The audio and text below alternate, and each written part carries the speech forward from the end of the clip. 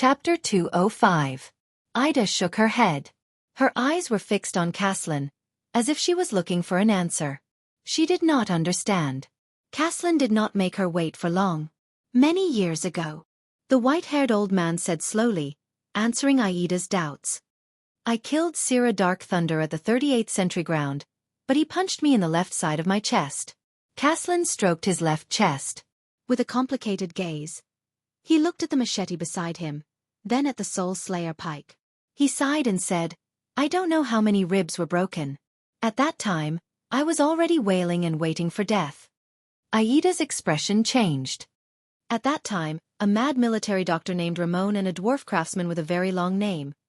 With a little luck, some tricks, and some creativity that I don't know whether it was from a genius or a lunatic, they snatched me back from the hands of the ferryman in Hell's River. Caslin laughed bitterly and knocked his chest. Asterisk clang. Clang. Asterisk a strange sound came from his chest. It did not sound like a human tissue. This sound... Ida was stunned. Her eyes slowly widened. Caslin sighed and told the truth. Those two guys used specially made metal to replace and straighten my poor ribs. God, that pain tormented me for a whole year. There was a moment of silence between the two. Then, after Ida recovered from her shock, she found her long-forgotten breath. The elf's astonishment was written on her face. Her pupils slowly narrowed. Metal ribs? How did they do it? Impossible. The human body is fragile. It's impossible for it to withstand the pain, be it controlling bleeding or dealing with broken bones. Caslin inhaled in pain. His lungs were like broken bellows, emitting terrifying gusts of wind. I don't know. Cough, cough. Caslin coughed violently and spat out a mouthful of blood. I heard from the mad military doctor that they used some forbidden methods. Anyway, after that, they were taken away by the people from the secret room and disappeared without a trace. Ida closed her eyes and frowned fiercely. So. She shook her head regretfully in cold sweat. My machete had clearly cut into your chest, but it was stuck in those metals. That's why I couldn't kill you just now. Caslin let out a desolate laugh. Yes. If you had used a narrower dagger, you would only need to pierce my blood vessels, and I would be dead. But you just had to use such an exaggerated curved machete. The old man shook his head. His eyes filled with subtle emotions. Ida did not say a word. She lay on the ground, unable to move. She only exhaled helplessly. It was also because of that accident that my lungs were severely injured. It's still torturing my breathing to this day. I don't know how much longer I can live. Caslin breathed painfully and coughed up blood. I won't be able to hold on for much longer if I fight for a few more minutes. Aida's expression changed again. Her mouth formed an O shape. What? She endured the pain and tried to straighten her body. She widened her eyes in an exaggerated manner. If I had known. Caslin gave her a wry smile and nodded. Ida did not seem to have any self-awareness as a loser. She exhaled regretfully and fell back to the ground with a thud. She looked aggrieved. Yes. If he had known earlier, he would have continued to drag it out. Why did he have to put all his eggs in one basket? And your psionic ability really broadened my horizons. Caslin patted his chest. After coughing for a while, he sneered. Fortunately, when we met just now, I didn't think about this past. Otherwise, you would definitely be prepared. Ida looked as if she had nothing left to live for. She shook her head subconsciously. You're also very smart, little brat, she said listlessly. You only left two thoughts in your mind, live and kill him. Then you left everything to your instincts, so that my telepathy could not read anything. Caslin's smile froze. He lowered his head, his white hair fluttering behind his head. That's not smart, he said flatly. His eyes were dim and his tone was downcast. Caslin closed his eyes and said slowly, In the cruelest battlefield, you will only have these two thoughts. Ida raised her eyebrows. Is that so? The elf seemed to be looking for something to ignore the sharp pain in her shoulder. She puffed up one side of her cheeks and exhaled out of boredom. Then she said quietly, Although you're young, only in your 60s, but you seem to have a lot of battlefield experience. Battlefield? This time, Caslin's voice was firm. That's hell. It's a boundless hell that turns normal people into monsters. There are only two types of people there. Dead people and people who are about to die. On the ground, Ida rolled her eyes. Caslin seemed to have improved a lot. He said in a low voice, "Thank you. Even though I don't remember it very clearly, that feeling just now was like returning to those hells. I had to face 4 to 5 different and terrifying opponents in the blink of an eye. It forced out all of my potential once again." Ida snorted softly. 4 to 5 opponents? He could even sense all of this. Ida looked at the sky and asked weakly, "Wrath of the Sea, right?" Caslin's eyebrows twitched. He seemed a little surprised. A few seconds later, the old man smiled faintly. "You've noticed. I always thought that my power of eradication was very hidden. When I was serving in the army, everyone thought that it was the thawing of glaciers." Ida nodded listlessly. "Wrath of the Sea, a rare power of eradication. It increases your strength and speed very little, but it can give you extraordinary reflexes and allow you to deal with any unforeseen circumstances in an instant." "Just like the sea." Caslin sighed and said affirmatively, "No matter how terrifying the waves are, the sea will always be the same. It will not sway for 10,000 years. Ida shrugged. But this movement affected the heavy injury on her right shoulder, causing her to grimace again. "Although it's a little different, that brat Kira also has the same power of eradication." Ida panted and gritted her teeth. "I only remembered it when you swept that spear." Caslin's expression changed again. "Prince Kira?" There was a hint of agitation and excitement in Caslin's tone. To be mentioned in the same breath as the legendary enemy of the wolves, what an honor. But Ida only pulled a long face. Like a child who refused to admit defeat, she lay on the ground and shook her head desperately. "Damn it! If I didn't recognize it, I wouldn't have decided to take the risk and cut him." She stopped shaking her head. With a pitiful expression, she said mournfully, "Exchanging injuries for lives and breaking out of a deadlock, this is the best way to face Kira and the Wrath of the Sea." Caslin smiled faintly and nodded slowly. As expected, the sacred elves who rose to power through war and slaughter are different from the conservative white elves. Even if you give up your psionic abilities, you're still a terrifying warrior. Caslin glanced at Ida and sighed. "After all, you're not a bunch of people who only know how to shoot arrows." "I'll accept your compliment, brat." Ida exhaled in boredom. The two of them were silent for a few seconds. "And you actually know the enemy of the wolves from 100 years ago. The so-called immortals' experiences of hundreds and thousands of years are indeed no joke," Caslin said slowly. "Instructor Ida, may I be so bold as to ask your age?" "Age?" Aida's eyes widened. Her eyeballs darted around. "Wait, let me do the conversion." In that instant, Aida's gaze suddenly became profound. "Age," she said flatly.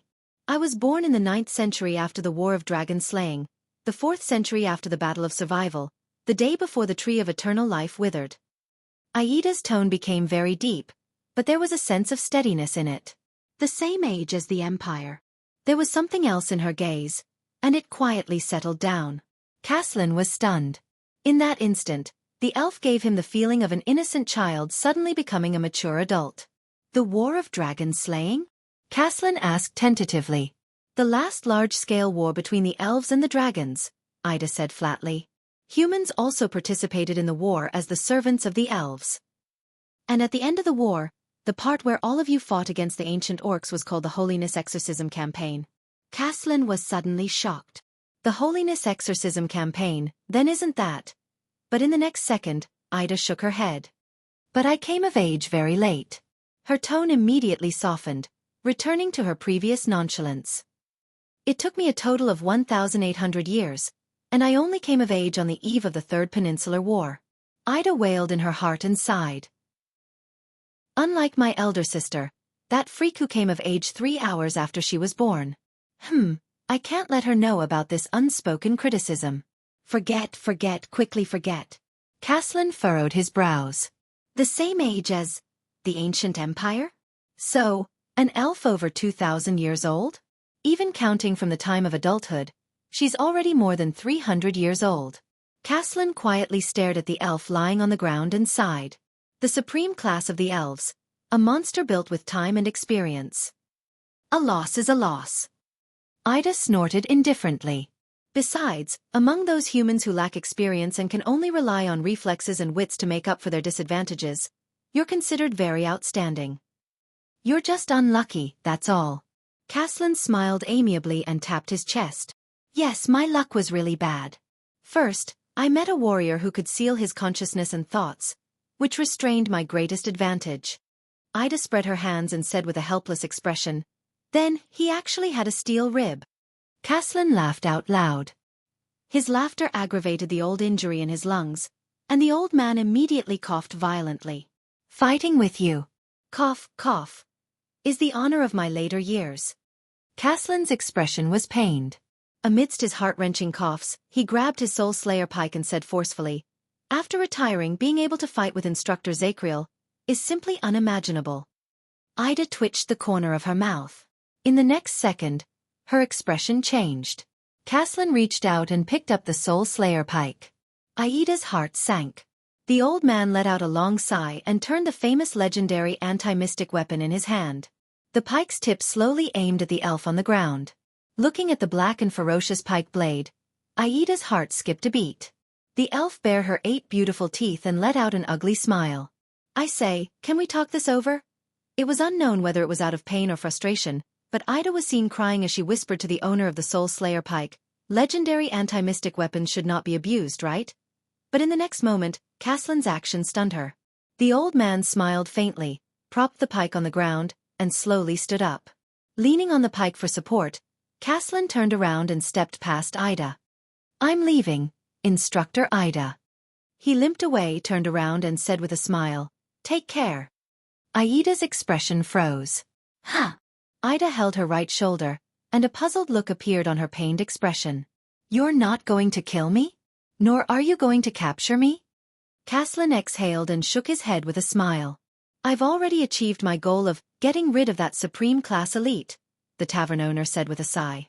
"And you've already lost your ability to fight and can't affect the situation. That's enough." Aida's eyes widened.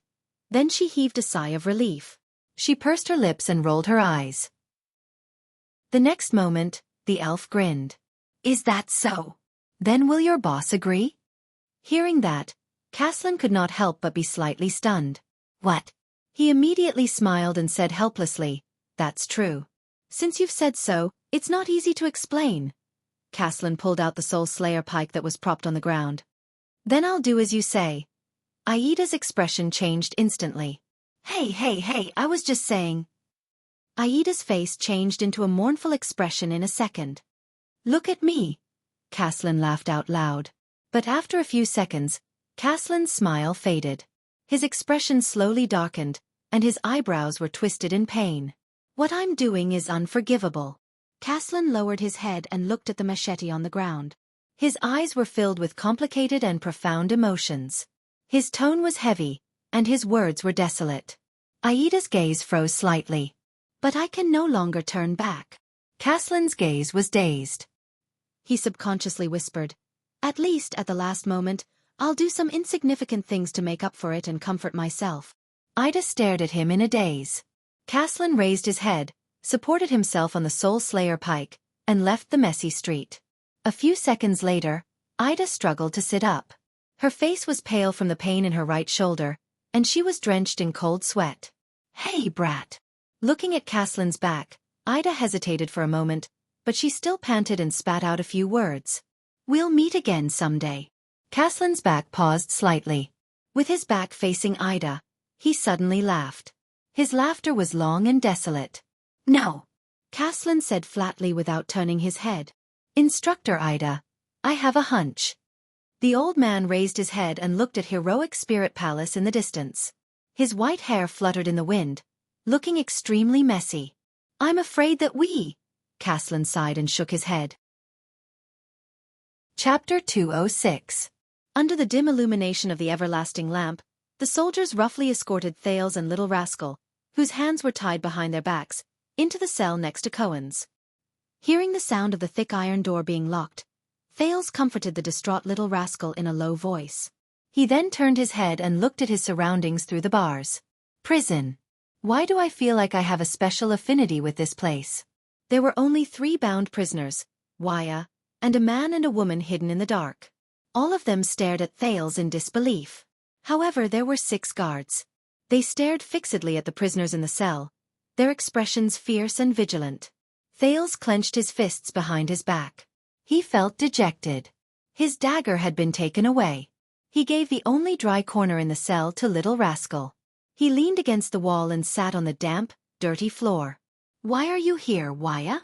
Thales looked cautiously at the young man in the cell opposite him and asked solemnly, "Where are Putray, Ralph, and the rest of the diplomat group? Could they all be?" Wuxia's face darkened. "The mute, Lady Ida, and some soldiers were sent to search for you, Your Highness." The prince's attendant's face was covered in scratches and bruises. His clothes were also torn. As for Mr. Putray, he should still be waiting for our news in Heroic Spirit Palace. Thales frowned and began to think. No talking. A tall guard who seemed to be the leader walked to their cell with his hand on his saber. His tone was unpleasant. "Do you want me to teach you how to shut up?" Wuxia looked at him resentfully and clenched his teeth. Thales ignored him. The second prince raised his head and continued to ask, "Then how were you captured?" Wuxia was about to answer, but he was interrupted. Asterisk clang. Asterisk amidst the piercing sound of metal scraping against metal. The guard had already unceremoniously pulled out a section of his sword.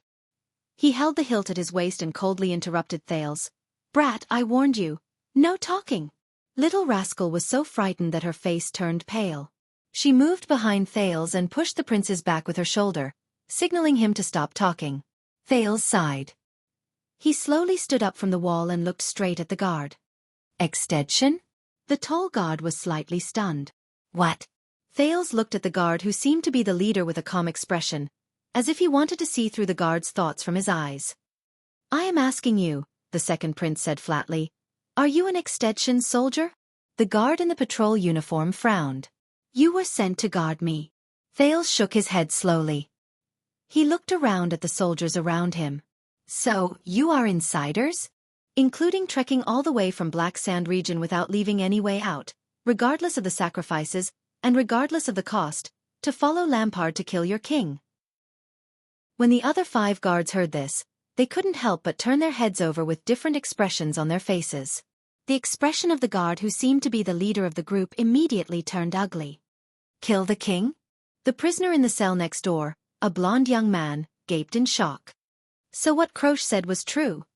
"Shut up, Cohen," a young girl in the opposite cell interrupted coldly. Thales heard a familiar female voice. His heart skipped a beat, and he looked at the young girl. "She is." The atmosphere in the cell became solemn. "You." The leader of the guards had a gloomy expression. His eyes were filled with complicated emotions, and his eyebrows twitched. "You know nothing, brat. But you know it yourself." Thales stared straight into his eyes without flinching. "When you picked up your weapons and walked into Dragoncloud City, when you saw the king's body, did you feel at ease and without any obstacles?" Thales stared straight into his eyes without flinching. The 2 guards looked displeased. They turned their heads one after another and no longer looked at Thales. "Enough," conceded Prince. The leader of the guards noticed his subordinate's actions. His expression changed, and he looked like he was struggling. "If you think that by doing this I am not asking anything of you." Thales shook his head slightly and sighed. "Perhaps all of you were forced to obey orders. But you are, after all, Northlanders. And Northland shouldn't be like this." The guard's expression froze, and complicated emotions flashed past his eyes. Thales raised his head again. He looked at the leader of the guards with clear eyes. "I only ask for one thing." The leader of the guards pursed his lips and stared at Thales with a slight frown. "Before I am executed as a murderer." Thales sighed. His expression was gloomy. "Let me talk to them for a while." The leader of the guards' gaze froze in the air. His hand pressed and pressed on his sword, which was half unsheathed. A few seconds later, as if he had snapped out of his daze, he turned his head to look at his colleagues and subordinates.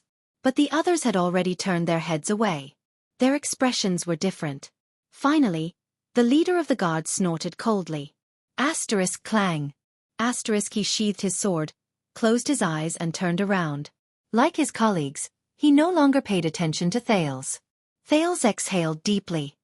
"Thank you, Northlander," the second prince said sincerely with a weary expression.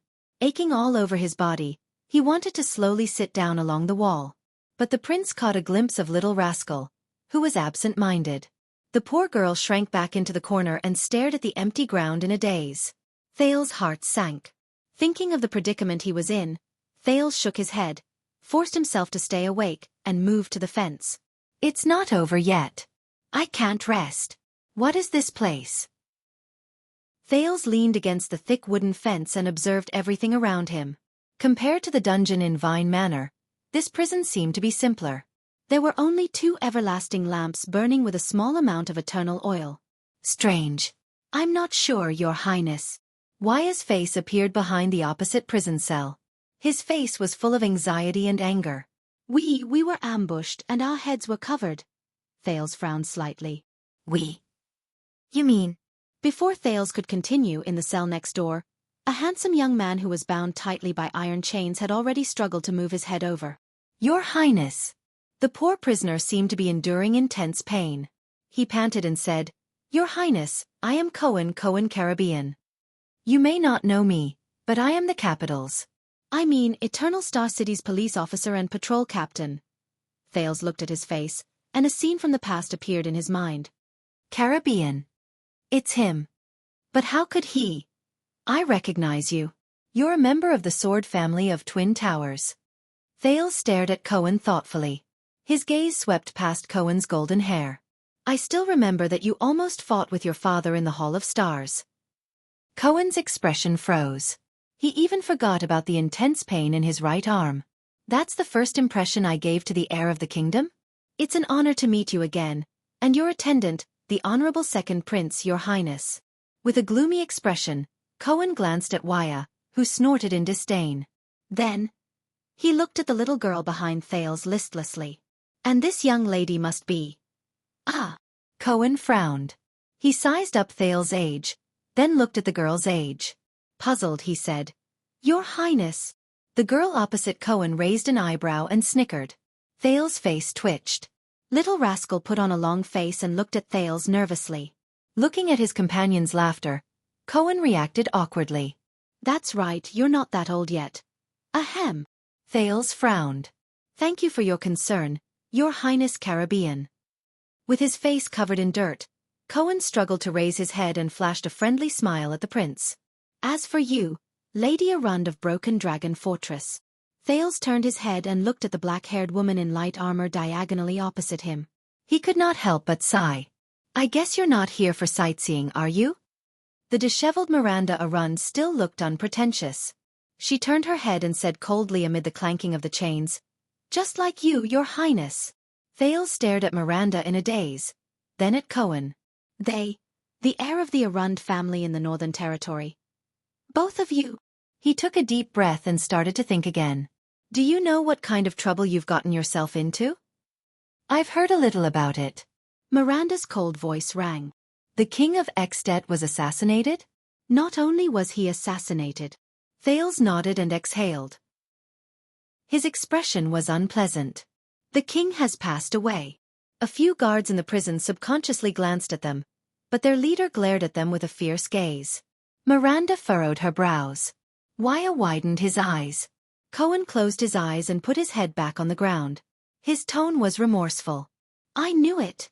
In the corner of the prison cell, little rascal recalled the scene of King Nuvan's death and shuddered slightly. So, the swordswoman's voice continued to ring through the bars. What exactly happened? Thales glanced at little rascal and sighed softly.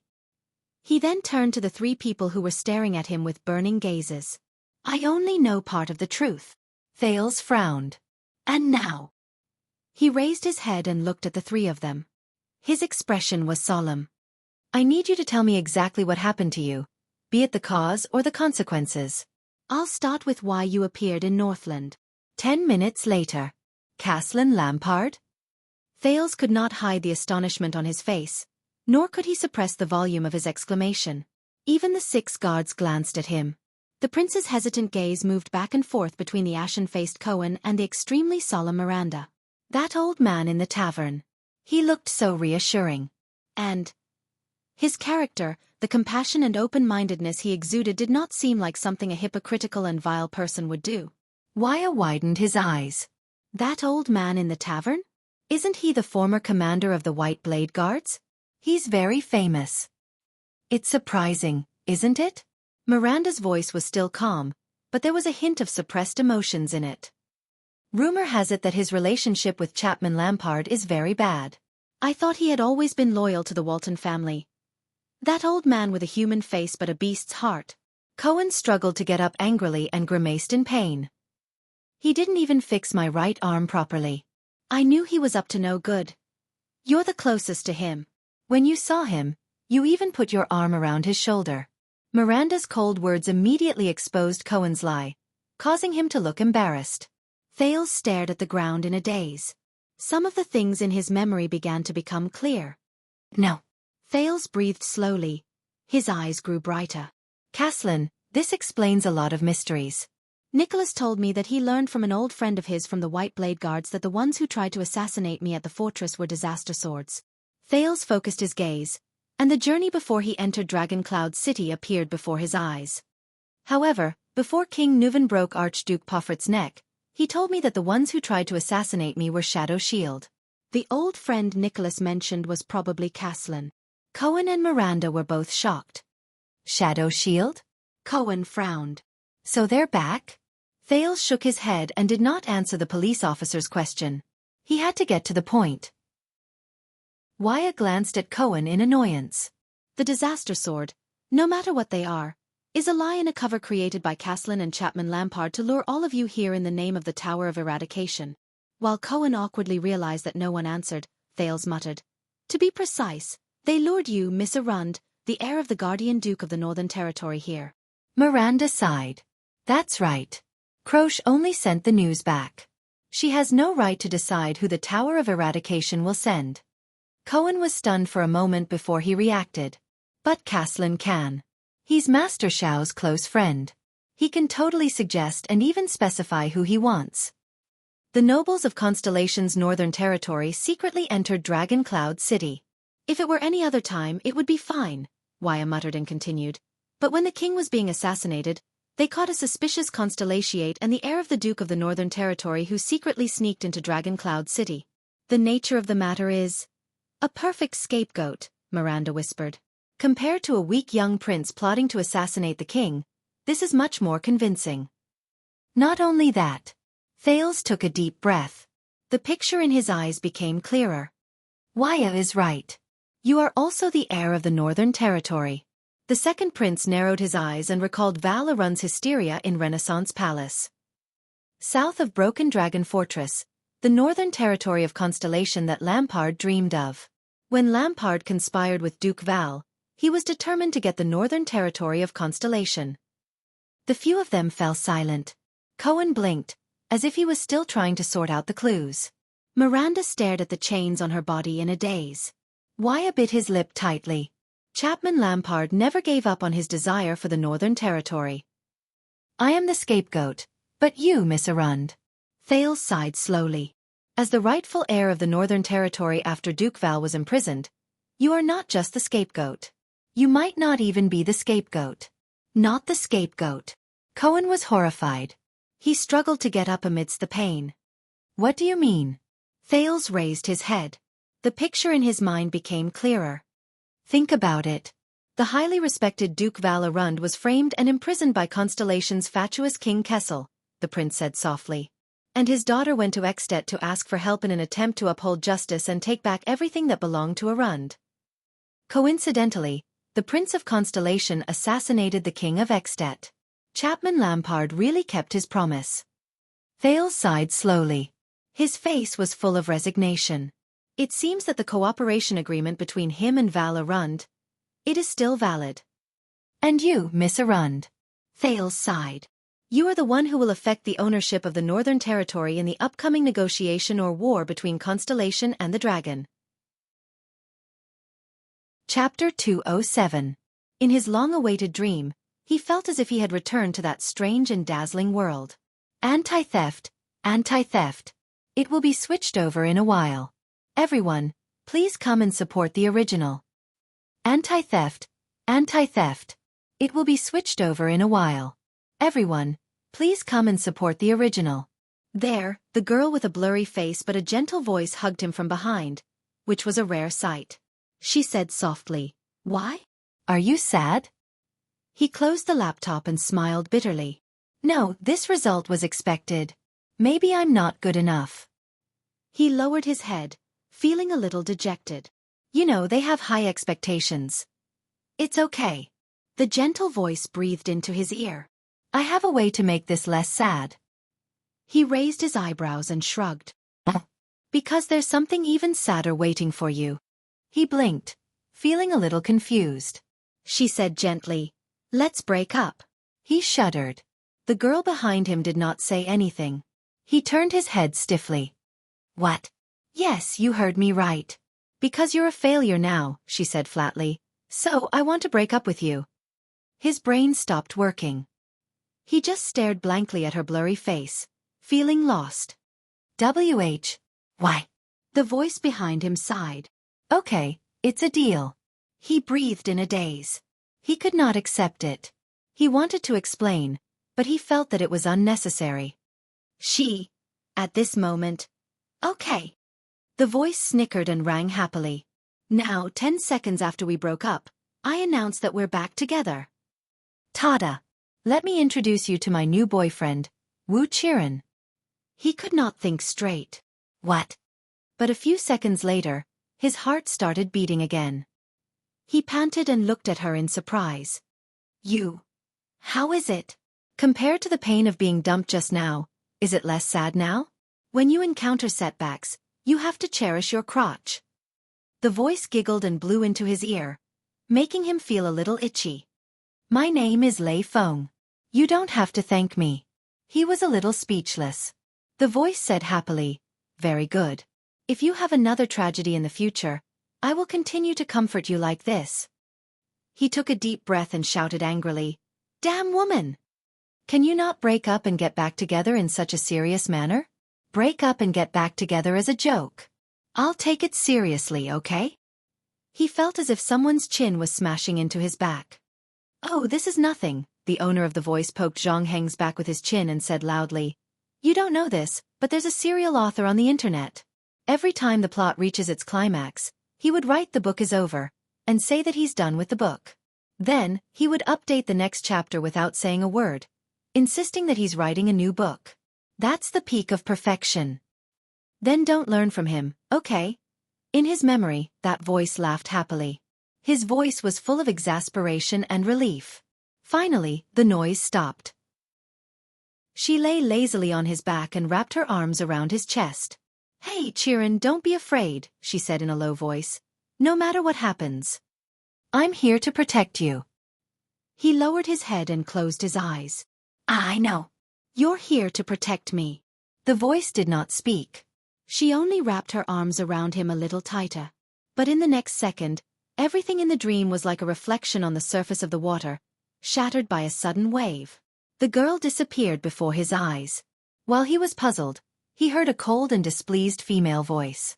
The tone was low and contained an inexplicable emotion, making his hair stand on end. "I'm watching you. I warned you." In the next moment, Thales woke up with a start. He gasped for air. That voice. That voice. At this moment, a hand was placed on his shoulder. Thales turned his head, still in a state of shock. It was Gu, the man who had just shaken him up from his sleep. The Far Easterner squatted beside him and looked at him with a displeased expression. Little Rascal stood beside him with a sleepy face. "Wake up, Prince of Constellation," the butcher said flatly. "The person you're looking for is here." "So soon?" Thales forced himself to stay awake, temporarily suppressing the scenes in his dream. He rubbed his eyes and got up from the cold ground. He has a lot of connections, so it didn't take long.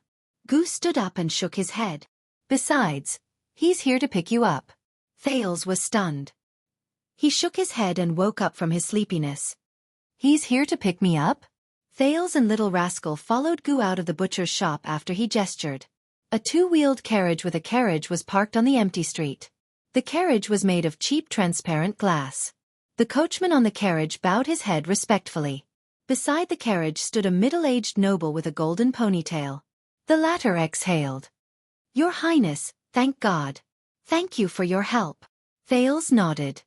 Time is of the essence. Please get on the carriage immediately. The middle-aged noble was obviously relieved when he saw Thales. He took off his hat and bowed to Thales. After we entered Armor District, we were interrogated by a patrol team. Although they acted very well, I can swear that they were definitely not from the city. They were not even locals. Thales nodded with a solemn expression. Of course, they are from Black Sand region. Lampard has been planning this for a long time.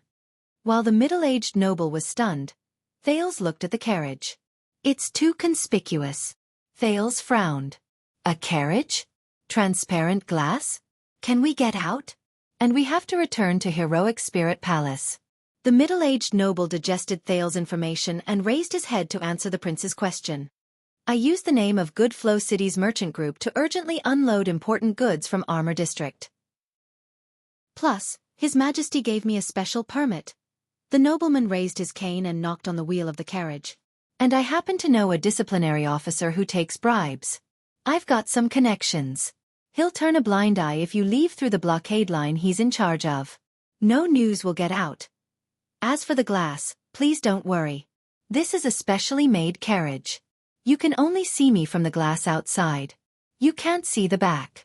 If necessary, you can hide in the dark compartment. Thales stared at the carriage and exhaled. Then let's go. He raised his head and looked at the blonde noble from Camus Union. Marquis Shiles Bamra. Shiles nodded. He opened the carriage door and his gaze lingered on Little Rascal who was hiding behind Thales. This is... He narrowed his eyes. Little Rascal shrank a little in fear. My maid. She saved my life on the way. I can't leave her behind, Thales said calmly. Very well, then let's talk on the way. Shiles did not ask any more questions. I also need to hear your explanation of what happened. Thales and Little Rascal boarded Shiles' carriage. Shiles sat in front while they hid in the space behind him. They could not be seen from outside the carriage at all. Just as the carriage door closed, Thales poked his head out. No matter what, thank you, Mr. Gu. The Far Eastern man tilted his head and looked at him with a strange expression. He flashed an inexplicable smile. No need to thank me. Gu rubbed his hands and smiled mysteriously. Go and thank Caslin. Thank him for the 6.5 loaves of bread he gave me back then. That's enough. Gu turned around and walked to his butcher shop. 6.5 loaves. I see. Thales smiled. The carriage door closed and started moving. Shiles watched Gu's figure disappear behind the door. He frowned and said, How did you get involved with the famous intelligence peddler in Dragon Cloud City? An accident. Thales said briefly. A lucky accident. Now, it was time to get down to business. The carriage drove through the streets. He raised his head and looked at Marquis Shiles in front of him. Please tell me, are Heroic Spirit Palace and the other districts still in Dragon Cloud City, still under the control of the Walton family? Marquis Shiles frowned. Before I entered Armor District, everything was normal, from the White Blade Guards, the palace guards to the patrols, and even the officials. Of course, when the king left the palace with his team, the calamities wreaking havoc and the great dragon descending again, some of the guests, including the archdukes, became emotionally unstable. But Prime Minister Leespan tried his best to calm them down. But, he changed the topic and said in a low voice, my informants in the disciplinary hall and the channels of my peers told me that His Majesty has not shown up, nor has he given any orders. Only a few White Blade Guards have appeared after resisting the calamities, but they have found nothing. Everyone from the chief garrison officer to the disciplinary hall is anxious. Not long ago, the Prime Minister was still discussing whether they should ignore the king's ban and send a large number of patrols into Shield District. Thales breathed a sigh of relief. So, Heroic Spirit Palace and Dragon Cloud City are generally safe? Safe. After we met the patrols who interrogated us, I was skeptical about this. Shiles shook his head and said worriedly, First of all, you have to tell me, what happened to Shield District after the calamities wreaked havoc? What about His Majesty? And how did you appear here? Thales took a deep breath. He looked at Marquis Shiles, who had turned his head around, and enunciated each word clearly. He enunciated each word clearly. King Nuvan was assassinated. He died. Shiles froze on the spot. His expression changed subtly, rising and falling along with the bumpy carriage. The murderer is a man with the surname Charlton, and the person who hired him is Lampard. Thales finished his sentence quietly. Little Rascal looked at them timidly. So, it seems that this is true. After a while, Giles came back to his senses. He stroked his gloves and cane and said subconsciously, "The king is dead.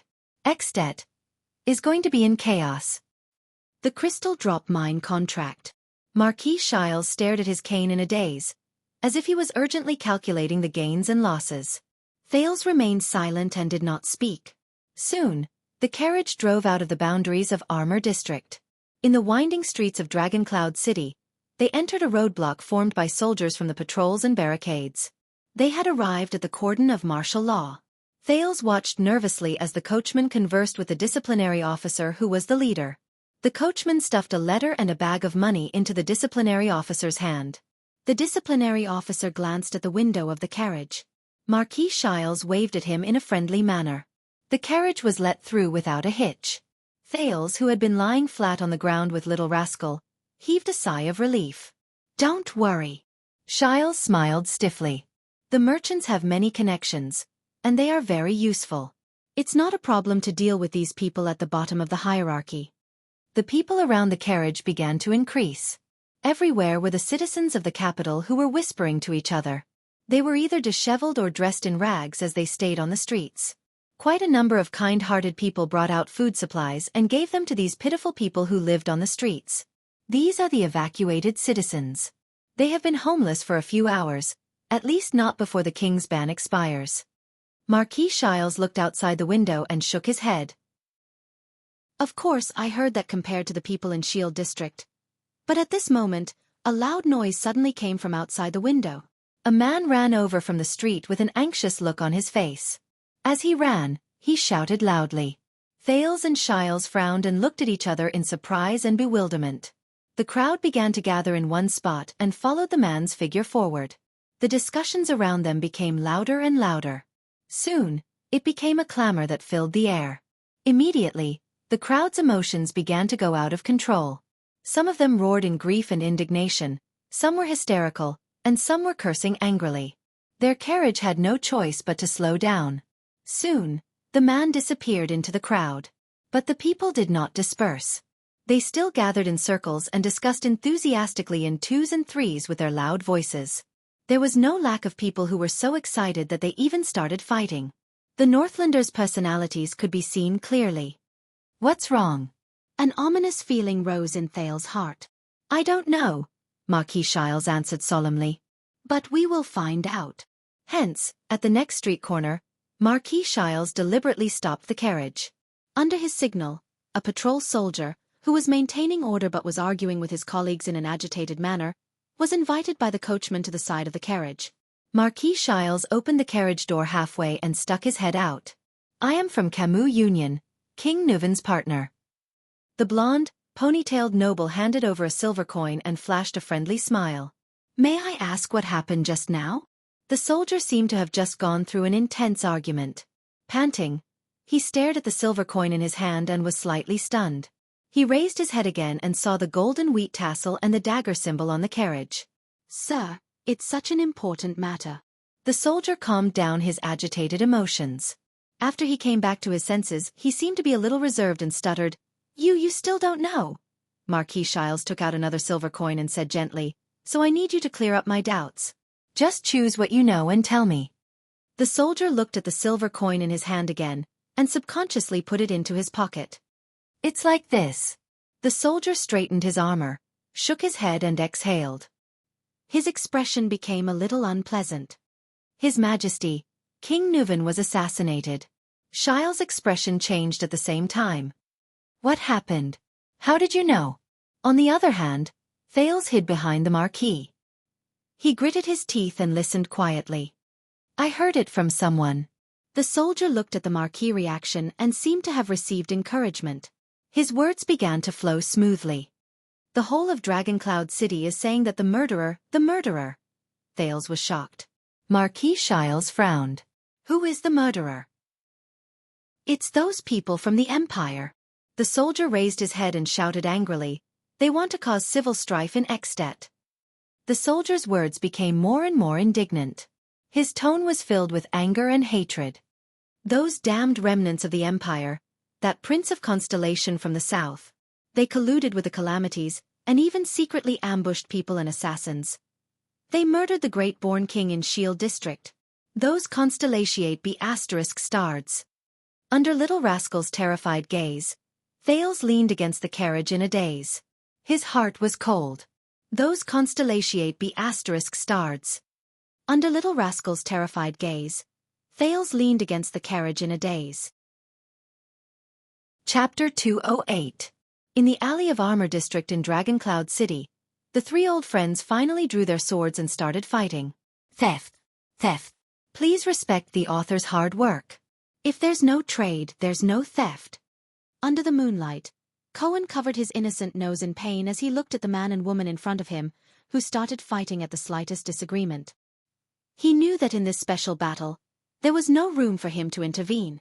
Miranda probably wouldn't allow him to intervene either. His nose was the proof. Fortunately, compared to before, Miranda's hands were now able to control their strength. Cohen turned his attention back to the battlefield and saw that Miranda was the first to swing her sword. The tip of her sword was aimed at Raphael's chest. Raphael's thin sword instantly appeared in his left hand. Using offense as defense, he slashed at Miranda's throat with a speed that was faster than his opponent's. However, it was as if Miranda had predicted her opponent's next move. The blade of her sword naturally changed direction, and as it spun, it slashed at Raphael's left hand.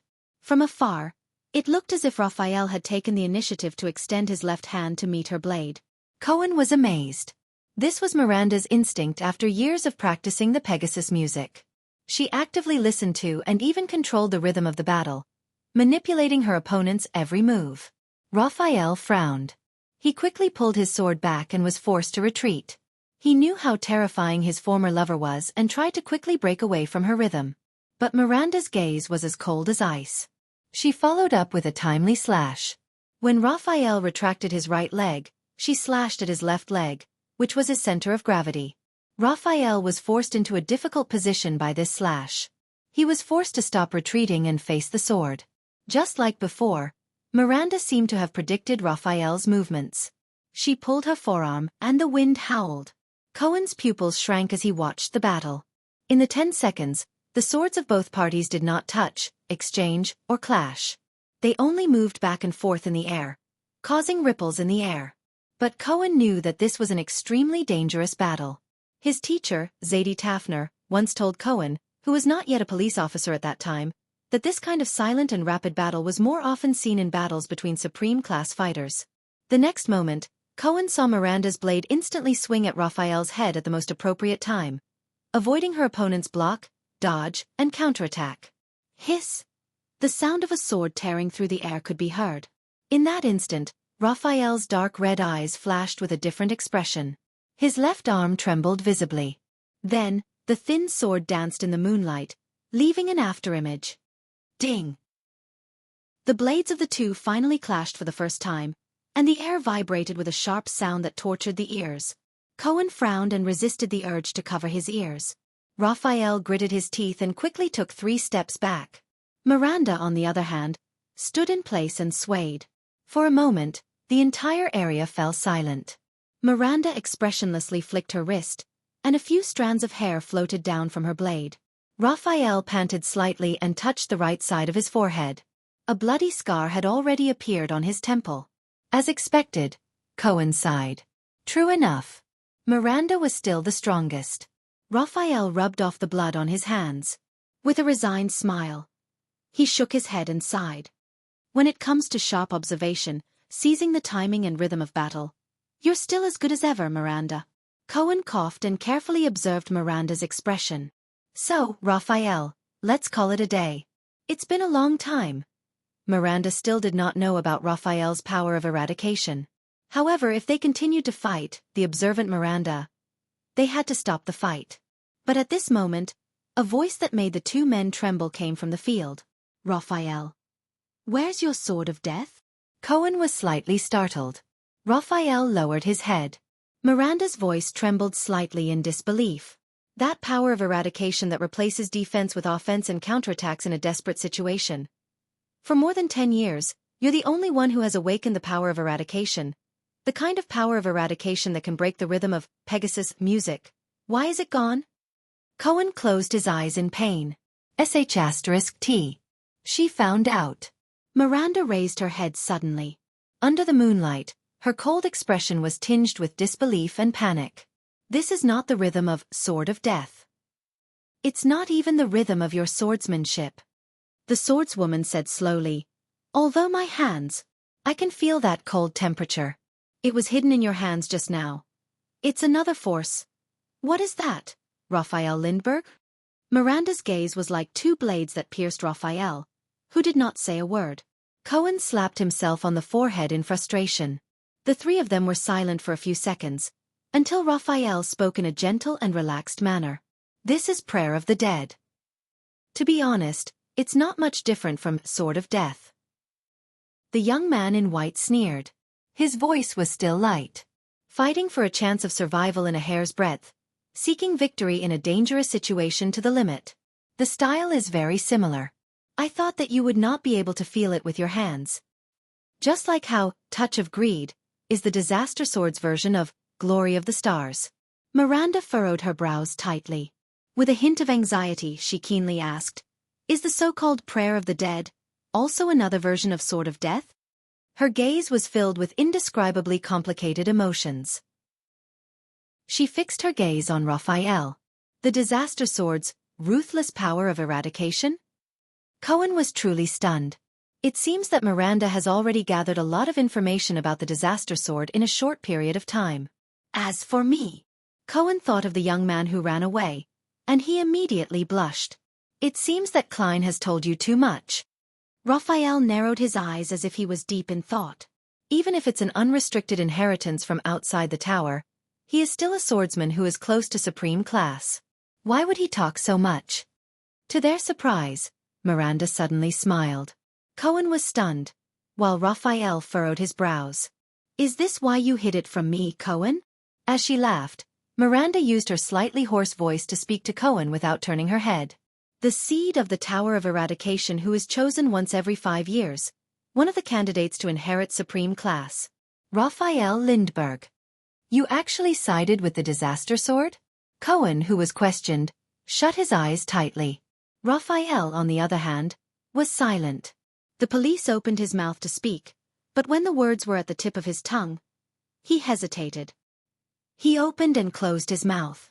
In the end, he still lowered his head and turned his words into a sigh. In the next second, Miranda's figure flashed, and her sword struck out once again in a graceful manner. This time, her sword was not aimed at Raphael's vital points. Instead, it went straight for the blade in Raphael's left hand. Cohen revealed a puzzled expression. Attacking the enemy's weapon was not a normal battle strategy. But what surprised him even more was that Raphael, who had been smiling all this while, actually had a drastic change in expression because of this seemingly harmless strike. Asterisk clang. Asterisk the two swords collided for the second time, but there was no follow-up. Miranda's sword retreated upon contact. Miranda stared straight at Raphael, as if she had forgotten everything around her. Raphael, on the other hand, stared at Miranda with a pale face, as if he had been struck in his most vital spot. Only Cohen scratched his head and looked at the scene in confusion. Strange, this strike didn't cause any damage, right? Why are the two of them reacting so strangely? Then Miranda's voice came leisurely. The reason why the Sword of Death disappeared is because of this? Arun's daughter's voice trembled unexpectedly. 3 years. 3 years. It's him. That's the reason? Him. The young man in white, Raphael, stared blankly at Miranda. His expression was complicated. Mira. She still found out. Their first meeting after 3 years. She found out. He lowered his eyes. In the next second, the swordswoman raised her head abruptly and yelled agitatedly, Raphael, you arrogant idiot! Raphael didn't say anything. He just looked at her calmly. Cohen stared in shock at Miranda, who seemed to have lost control of her emotions. What's wrong? Wasn't she a strong and independent, strong woman just a moment ago? How did she become a grief-stricken ex-girlfriend?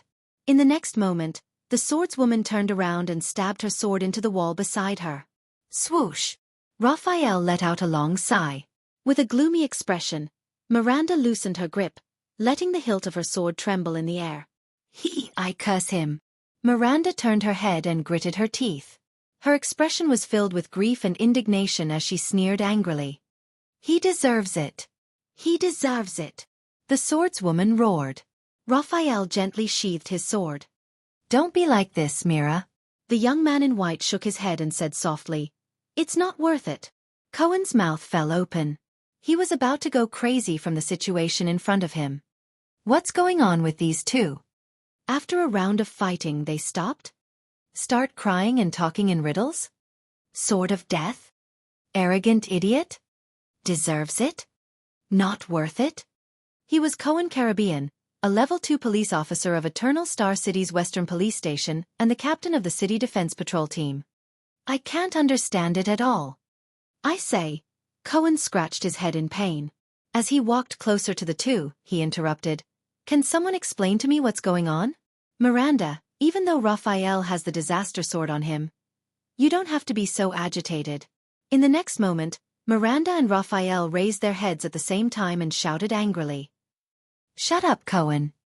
Miranda's face was filled with rage. Not now, Cohen. Raphael's face was as cold as ice. Cohen, who was interrupted by the two at the same time, paused in mid-air with his mouth wide open. He stared at them innocently and at a loss. He raised his hands, smiled apologetically, and took a step back. All right, you guys talk. The police officer, who was completely unaware of the situation, silently cursed in his heart. People like me who aren't smart enough shouldn't participate. Damn couples. After Cohen's interruption, the three of them were silent for a while. Two of them were immersed in complicated and subtle emotions, while the third sighed in boredom. So, Miranda adjusted her emotions, lowered her head and sneered, The death of the sword cleansing can't come back, right? Just like you? Raphael understood what she meant. He sighed softly, and his gaze was complicated. The death of the sword cleansing originated from the chaotic period of war during the era of multiple kings. The young man in white shook his head emotionally. A brave and loyal great knight was betrayed by the king he served, and his reputation was ruined. The great knight's son escaped from the siege. He washed the blood on his father's sword by the river, and swore to take revenge, Raphael said flatly.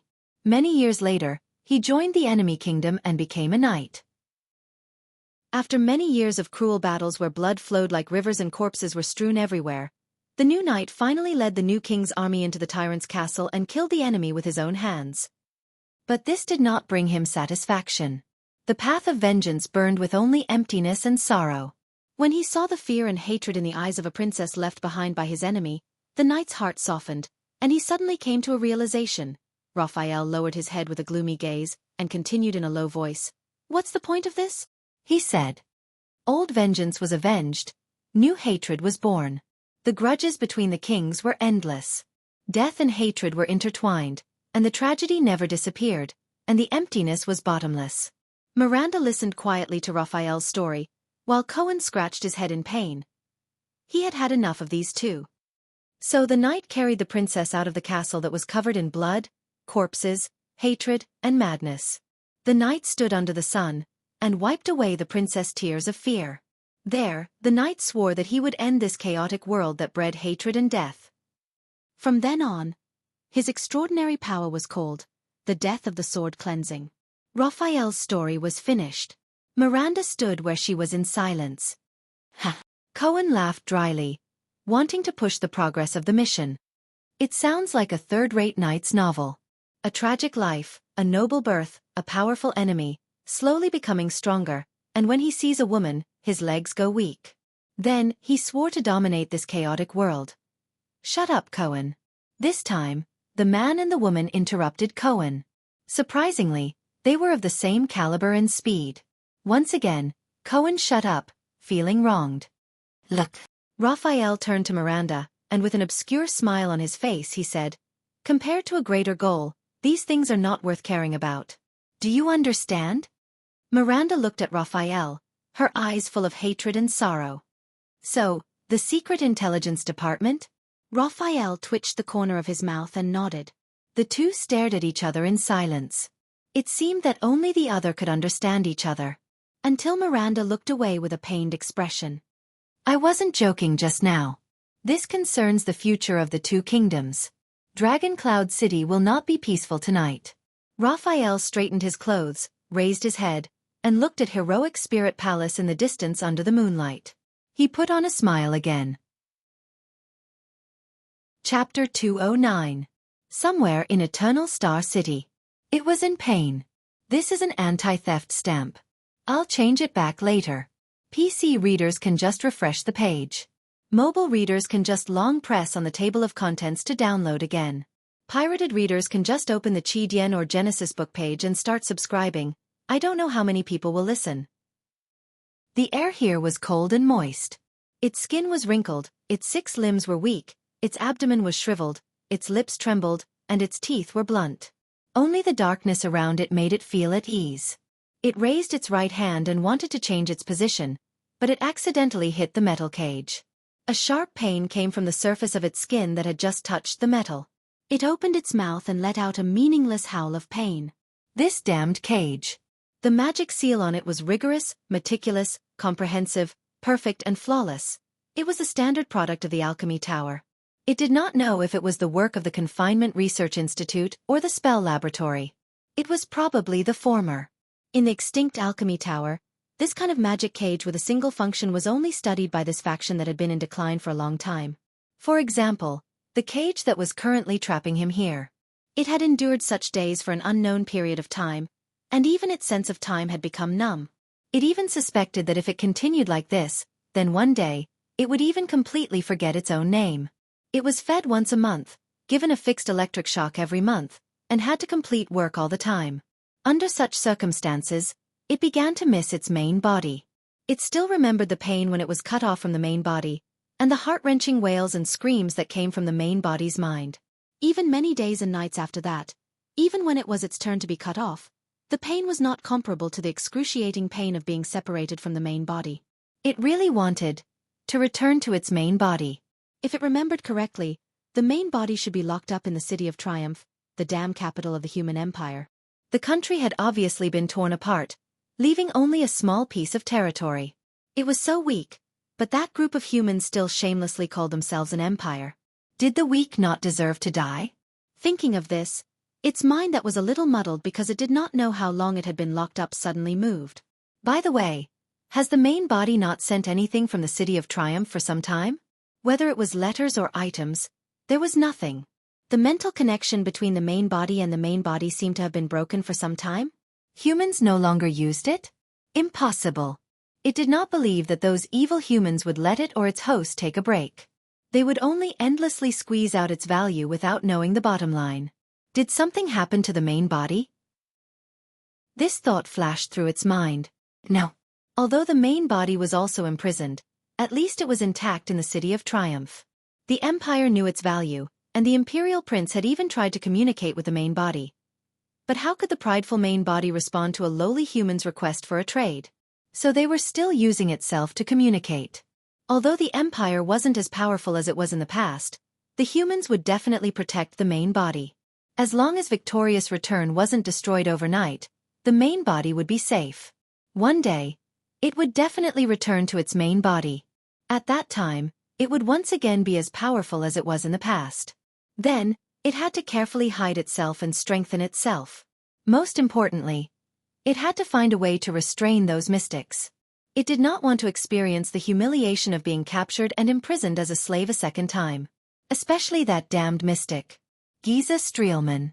If the human outside the cage had not mentioned this name recently, it would have almost forgotten about it. It gritted its teeth with hatred. In front of that mystic, the feeling of its flesh boiling and blood exploding, the feeling of groveling at the other person's feet was something it would never forget. At this moment, a familiar swelling sensation came from its abdomen. It's here, it thought. The humiliation of being a slave and being forced to work as a slave surged into its heart once again. It did not know which severed limb it would be this time. At the top of the metal cage, the bell rang violently and urgently. Asterisk clack. The metal cage door opened. It used all its strength to roar at the cage door, trying to express its hatred and malice. The sharp pain of being pricked attacked it again.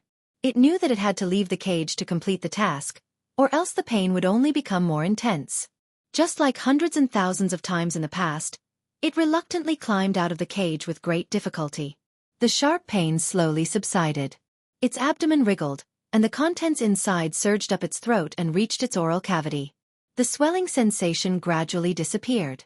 It opened its mouth full of fangs and spat out a piece of paper in the darkness. Another piece of paper. It thought in annoyance, these stupid humans, can't they send something interesting over next time? The piece of paper was grabbed by a young man in a white robe and violently pulled out of its oral cavity. Rude humans. The sharp pain appeared again. It howled in pain, and at the same time, it knew that it should return to the cage. With a heart full of humiliation and pain, it climbed back into the cage. The pain disappeared. The young man lit a lamp. The dazzling light made it grimace, and it raised its claws to cover its 8 pairs of eyes. Light. The thing it hated the most. Fortunately, after the young man saw the piece of paper clearly, he immediately extinguished the lamp. In the darkness, in its field of vision, the young man in a white robe put down the piece of paper in his hand and spoke in a much more solemn voice than usual. Things are somewhat beyond our imagination. An old and hoarse voice rang. It remembered this voice. During the years when it was brought away from the City of Triumph, many humans were in charge of managing its cage, but this old voice seemed to have been in charge for a longer time. First, the prince was intercepted by Lampard at the border, but it seemed to be a daunting experience without any real danger. Now, the diplomat group is heading to Dragon Cloud City under Lampard's escort. You know that I don't care about this, the old and hoarse voice said faintly. What about that homicidal maniac? Giza Streelman did not follow our plan to surround Ramon with Blood Bottle Gang, even though we used various channels and hinted to them countless times about Ramon's importance to the Brotherhood, the young man said quietly. Giza Streelman. The nerves all over its body were stimulated by that familiar name again. My enemy. The Mystic. The enemy of life that rampaged through flesh and blood. What happened? The old and hoarse voice rang again. It made its public appearance. According to our informants in Broken Dragon Fortress, Giza seemed to have endangered Prince Thale's safety on the way, the young man said. The sound of a cane hitting the ground rang in the darkness. The old voice sounded doubtful. According to the previous report, wasn't the Night Queen the one who intercepted His Highness? Is that why she requested help from Broken Dragon Fortress? Yes, but the information has been updated. It seems that things have become a little more complicated. The young man raised his head and revealed a smile that no one could see clearly in the darkness. The Blood Mystic appeared for the Dark Night Black Coffin in the hands of the Blood Clansman. It opened its eyes abruptly. During the years when it was separated from its main body, it had experienced too much numbness and chaos, but its memories with its main body were still preserved in its mind. Dark Night. What a familiar term. Where did I hear it before? There was silence. The old and hoarse voice did not reply. I remember that thing is on the list of legendary anti-mystic equipment. But judging from your reaction, it is indeed an extraordinary item, right? The young man in white raised his eyebrows. You know, if we send a message and arrange for manpower now, we might be able to intercept the Night Queen. The air in the darkness seemed to have frozen in an instant. Don't ask. That coffin is not something we can touch.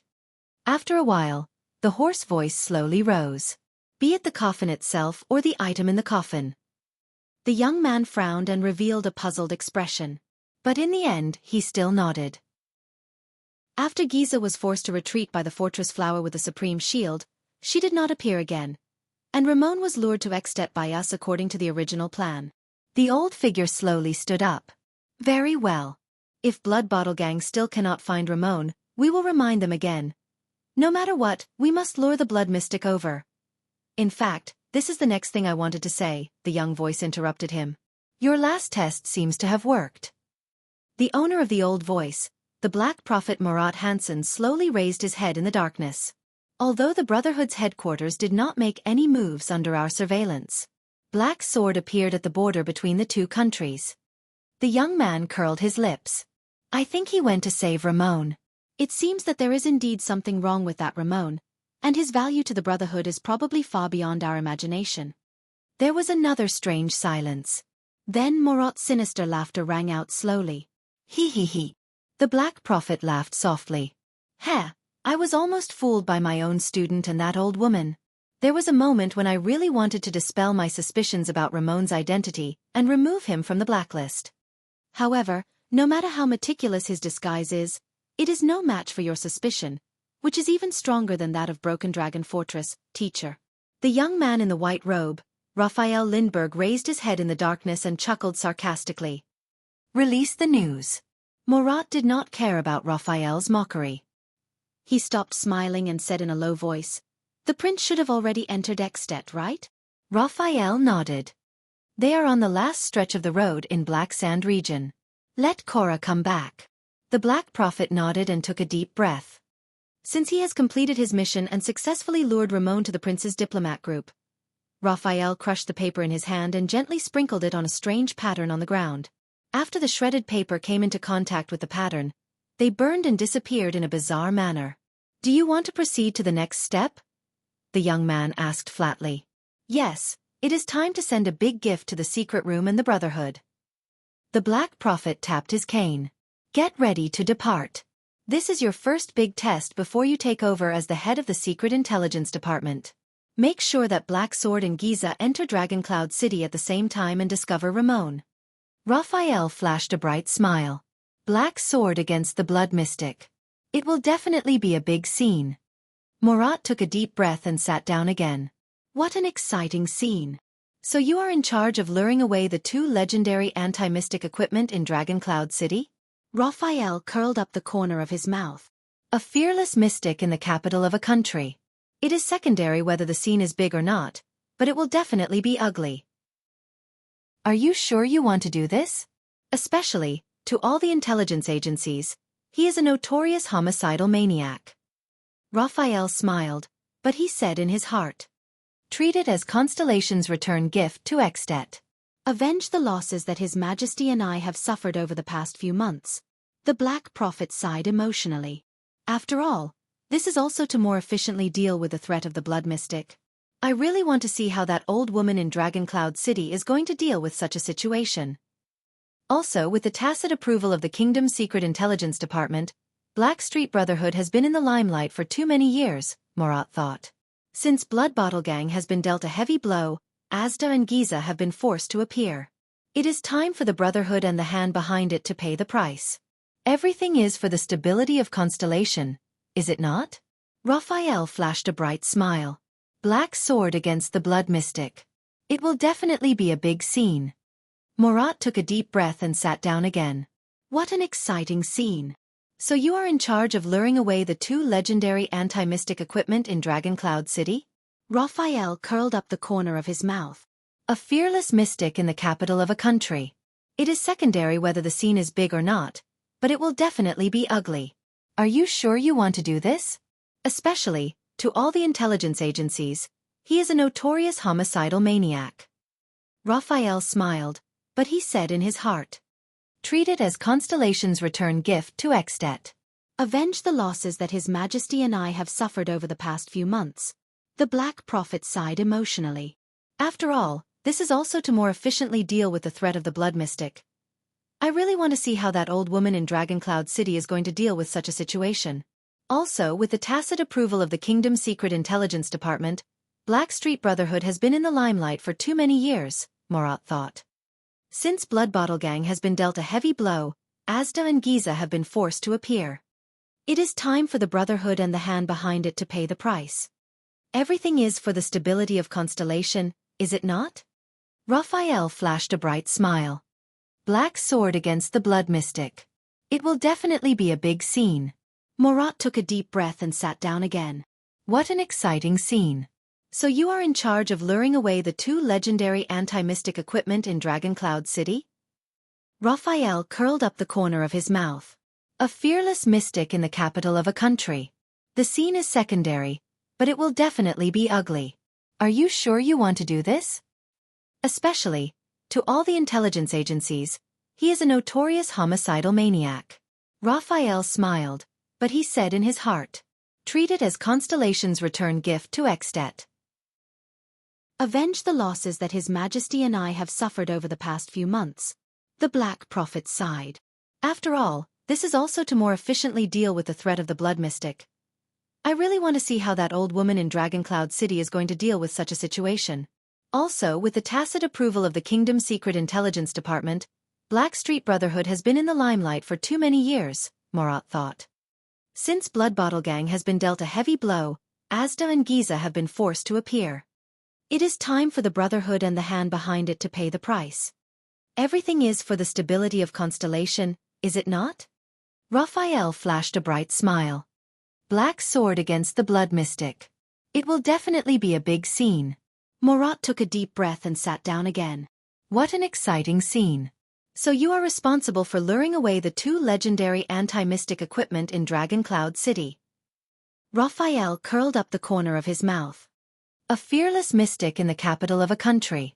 The scene is secondary, but it will definitely be ugly. Are you sure you want to do this?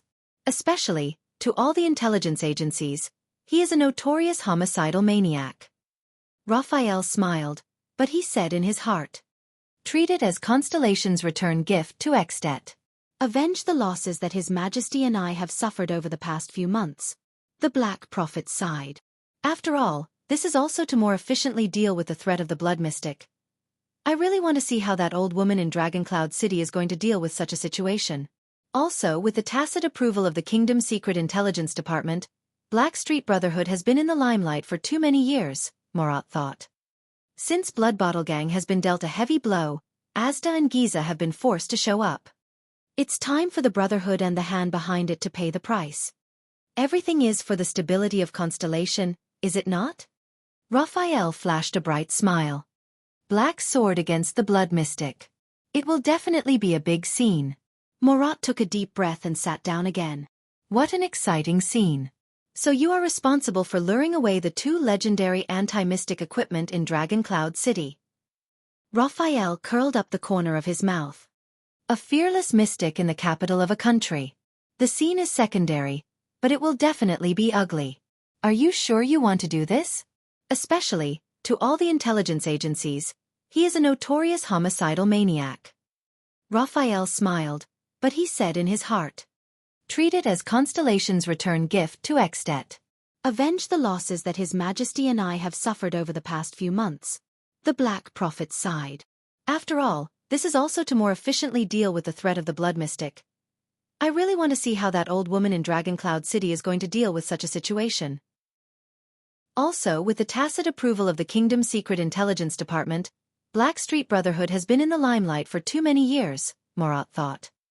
Since Blood Bottle Gang has been dealt a heavy blow, Asda and Giza have been forced to show up. It's time for the Brotherhood and the hand behind it to pay the price. Chapter 210. Somewhere in Eternal Star City. It was in pain. Guard against theft. No rush. I'll change it back when I wake up. The air here was cold and moist. Its skin was wrinkled, its limbs were weak, its abdomen was shriveled, its lips trembled, and its teeth were blunt. Only the darkness around it made it feel at ease. It raised its right hand, wanting to change its position, but inadvertently hit the metal cage. A sharp pain came from the surface of its skin that had just touched the metal. It opened its mouth and let out a meaningless howl of pain. This damned cage. The magic seal on it was rigorous, meticulous, comprehensive, perfect and flawless. It was the standard product of the Alchemy Tower.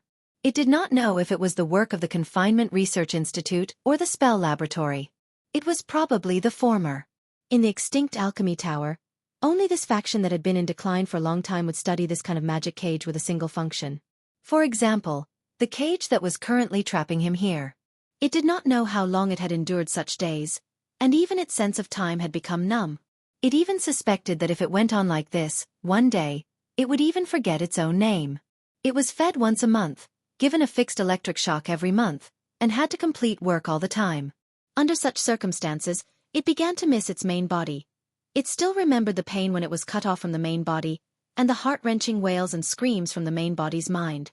Even many days and nights after that, even when it was its turn to be cut off, the pain was not comparable to the excruciating pain of being separated from the main body. It really wanted to return to its main body. If it remembered correctly, the main body should be locked up in the City of Triumph, the dam capital of the human empire. The country had obviously been torn apart, leaving only a small piece of territory. It was so weak, but that group of humans still shamelessly called themselves an empire. Didn't the weak deserve to die? Thinking of this, its mind, which was a little muddled because it did not know how long it had been locked up, suddenly moved. That's right. Hasn't it been a while since the main body sent anything over from Victoria City? Whether it was letters or items, there was nothing. The mental connection between the main body and the main body seemed to have been broken for some time. Humans no longer used it? Impossible. It did not believe that those evil humans would let it or the main body take a break. They would only endlessly squeeze its value without knowing the bottom line. Did something happen to the main body? This thought flashed through its mind. No. Although the main body was also imprisoned, at least it was intact in the City of Triumph. The Empire knew its value, and the Imperial Prince had even tried to communicate with the main body. But how could the prideful main body respond to a lowly human's request for a trade? So they were still using itself to communicate. Although the Empire wasn't as powerful as it was in the past, the humans would definitely protect the main body. As long as Victoria's return wasn't destroyed overnight, the main body would be safe.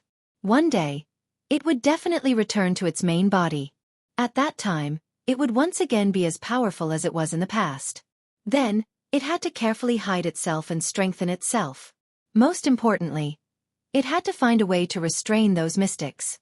It did not want to experience the humiliation of being captured and imprisoned as a slave a second time. Especially that damned mystic, Giza Streelman. If the human outside the cage door had not mentioned this name recently, it would have almost forgotten about it. It gritted its teeth with a heart full of hatred. It would never forget the feeling of its flesh boiling and exploding in front of the mystic, the feeling of groveling at the mystic's feet. At this moment, a familiar swelling sensation came from its abdomen. It's here, it thought. The humiliation of being a slave and being forced to work and be driven away again surged into its heart. It did not know which limb it was this time. The bell at the top of the metal cage rang violently in a timely manner. Asterisk clack. Asterisk the metal cage door opened. It used all its strength to roar at the cage door, trying to express its hatred and malice. The sharp pain came again, as if it was being pricked.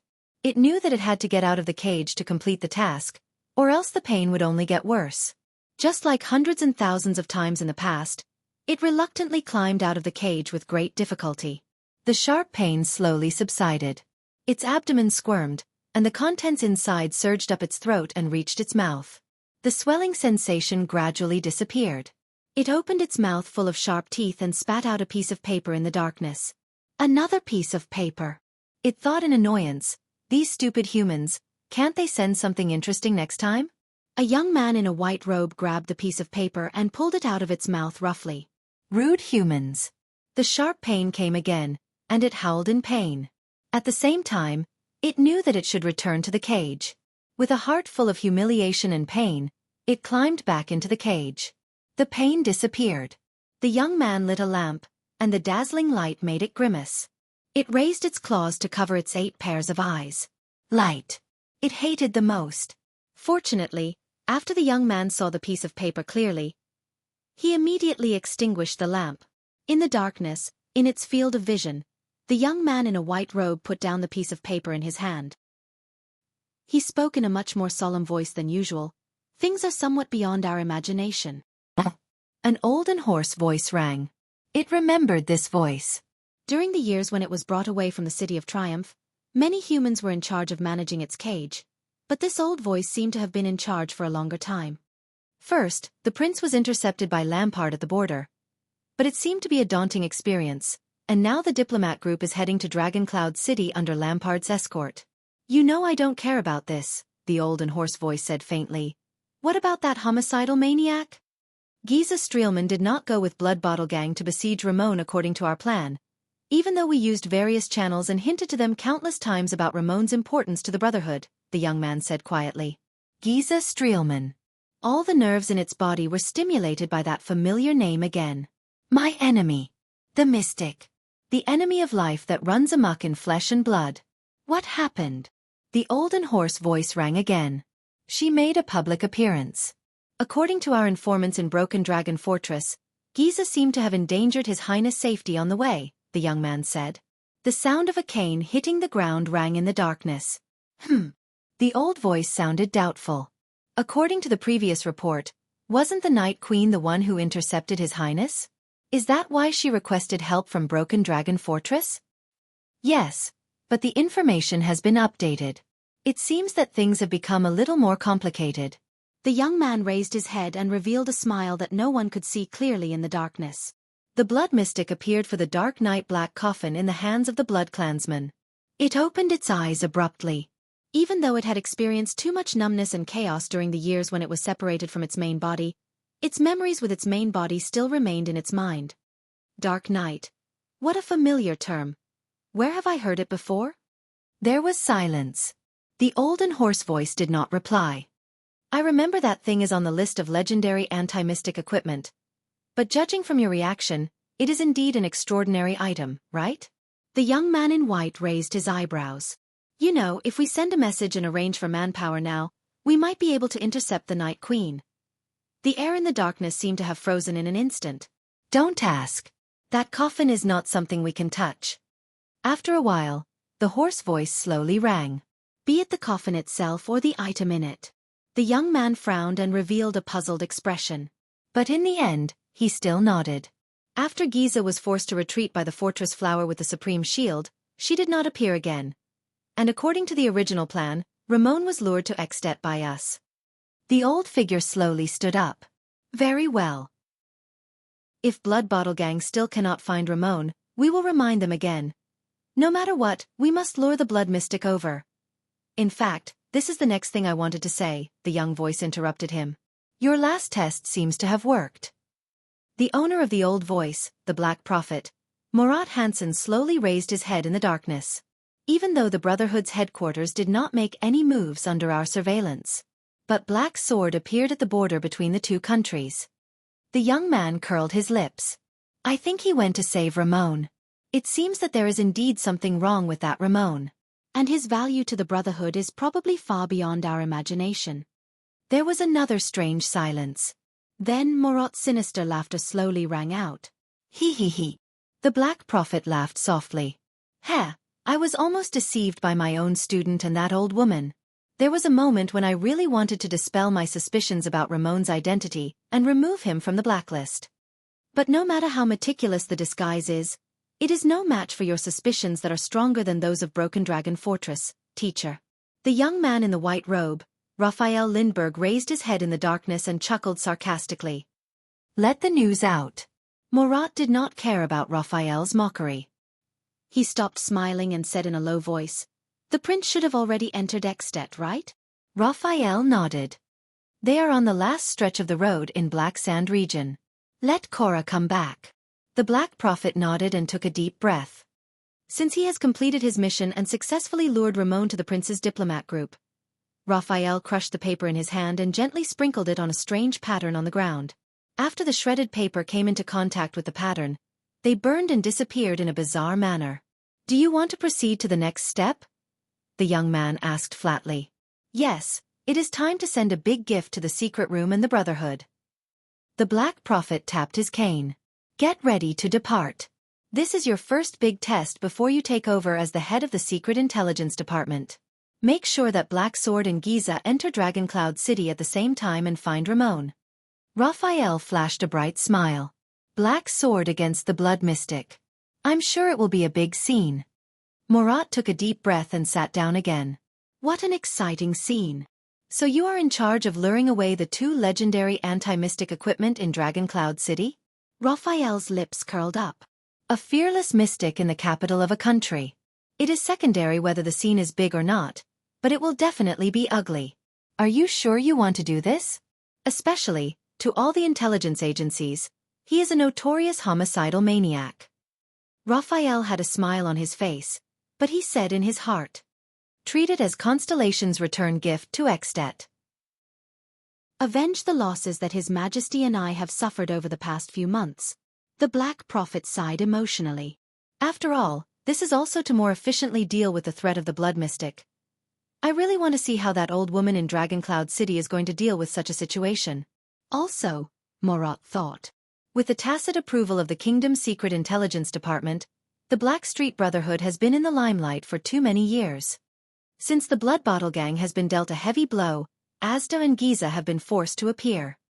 It is time for the Brotherhood and the hand behind it to pay the price. Everything is for the stability of Constellation, isn't it? Somewhere in Eternal Star City. It was in pain. The air here was cold and moist. Its skin was wrinkled, its 6 limbs were weak, its abdomen was shriveled, its lips trembled, and its teeth were blunt. Only the darkness around it made it feel at ease. It raised its right hand, wanting to change its lying position, but inadvertently bumped into the metal cage. A sharp pain came from the surface of its skin that had just come into contact with the metal. It opened its mouth and let out a meaningless howl of pain. This damned cage. The magical seal on it was rigorous, meticulous, comprehensive, perfect and flawless. It was the standard product of the Alchemy Tower. It was not known whether it was the work of the Confinement Research Institute or the Spell Laboratory. It was probably the former. In the extinct Alchemy Tower, only this faction, which had been on the decline for a long time, would study this kind of single-function magical cage. For example, the cage that was currently trapping it here. It did not know how long it had endured such days. Even its sense of time had become numb. It even suspected that if it went on like this, one day, it would even forget its own name. It was fed food once a month, given a fixed electric shock every month, and had to complete work all the time. Under such circumstances, it began to miss its main body. Even now, it still remembered the pain when it was cut from its main body, and the heart-wrenching wails and screams that came from the main body's thoughts. Even for many days and nights after that, even when it was its turn to be cut, the pain was not comparable to the excruciating pain when it was first separated from its main body. It really wanted to return to its main body. If I remember correctly, the main body should be locked up in the City of Triumph, the damned capital of the human empire. The country had obviously been torn apart, leaving only a small piece of territory. It was so weak, but that group of humans still shamelessly called themselves the Empire. Don't the weak deserve to die? When it thought of this, its mind, which was a little muddled because it did not know how long it had been locked up, suddenly had a thought. That's right. Has the main body not sent anything from the City of Triumph for some time? There was nothing, whether it was letters or items. The connection between its thoughts and the main body seemed to have been broken for some time. Humans no longer use it? Impossible. It did not believe that those evil humans would let it or the main body take a break. They would only endlessly, without knowing the bottom line, squeeze its value dry. Did something happen to the main body? This thought flashed through its mind. No. Although the main body is also in prison, at least it is intact in the City of Triumph. The Empire knows its value. The Prince of the Empire even tried to communicate with the main body. But how could the proud main body respond to the lowly human's request for a trade? So, they are still using itself to communicate. Although the Empire is not as strong as it used to be, those humans will definitely protect the main body. As long as the City of Triumph is not destroyed overnight, the main body will be safe. One day, it will definitely return to the main body. At that time, it will be strong again, just like in the past. After that, it had to carefully hide itself and strengthen itself. Most importantly, it had to find a way to restrain those mystics. It did not want to experience the humiliation of being captured and imprisoned as a slave a second time. Especially that damned mystic, Giza Streelman. If the human outside the cage had not mentioned this name recently, it would have almost forgotten about it. It gritted its teeth with hatred. In front of that mystic, the feeling of its flesh and blood boiling and exploding, the feeling of groveling at the other person's feet was something it would never forget for the rest of its life. At this moment, a familiar swelling sensation came from its abdomen. It's here, it thought. The humiliation of being a slave and being forced to work as a slave surged into its heart again. It did not know which limb it was this time. At the top of the metal cage, the bell rang violently at the right time. Asterisk clack. Asterisk the metal cage door opened. It used all its strength to roar at the cage door, trying to express its hatred and malice. The sharp pain of being pricked came again. It knew that it had to get out of the cage to complete the task, or else the pain would only get worse. Just like hundreds and thousands of times in the past, it reluctantly climbed out of the cage with great difficulty. The sharp pain slowly subsided. Its abdomen squirmed, and the thing inside surged up its throat and reached its mouth.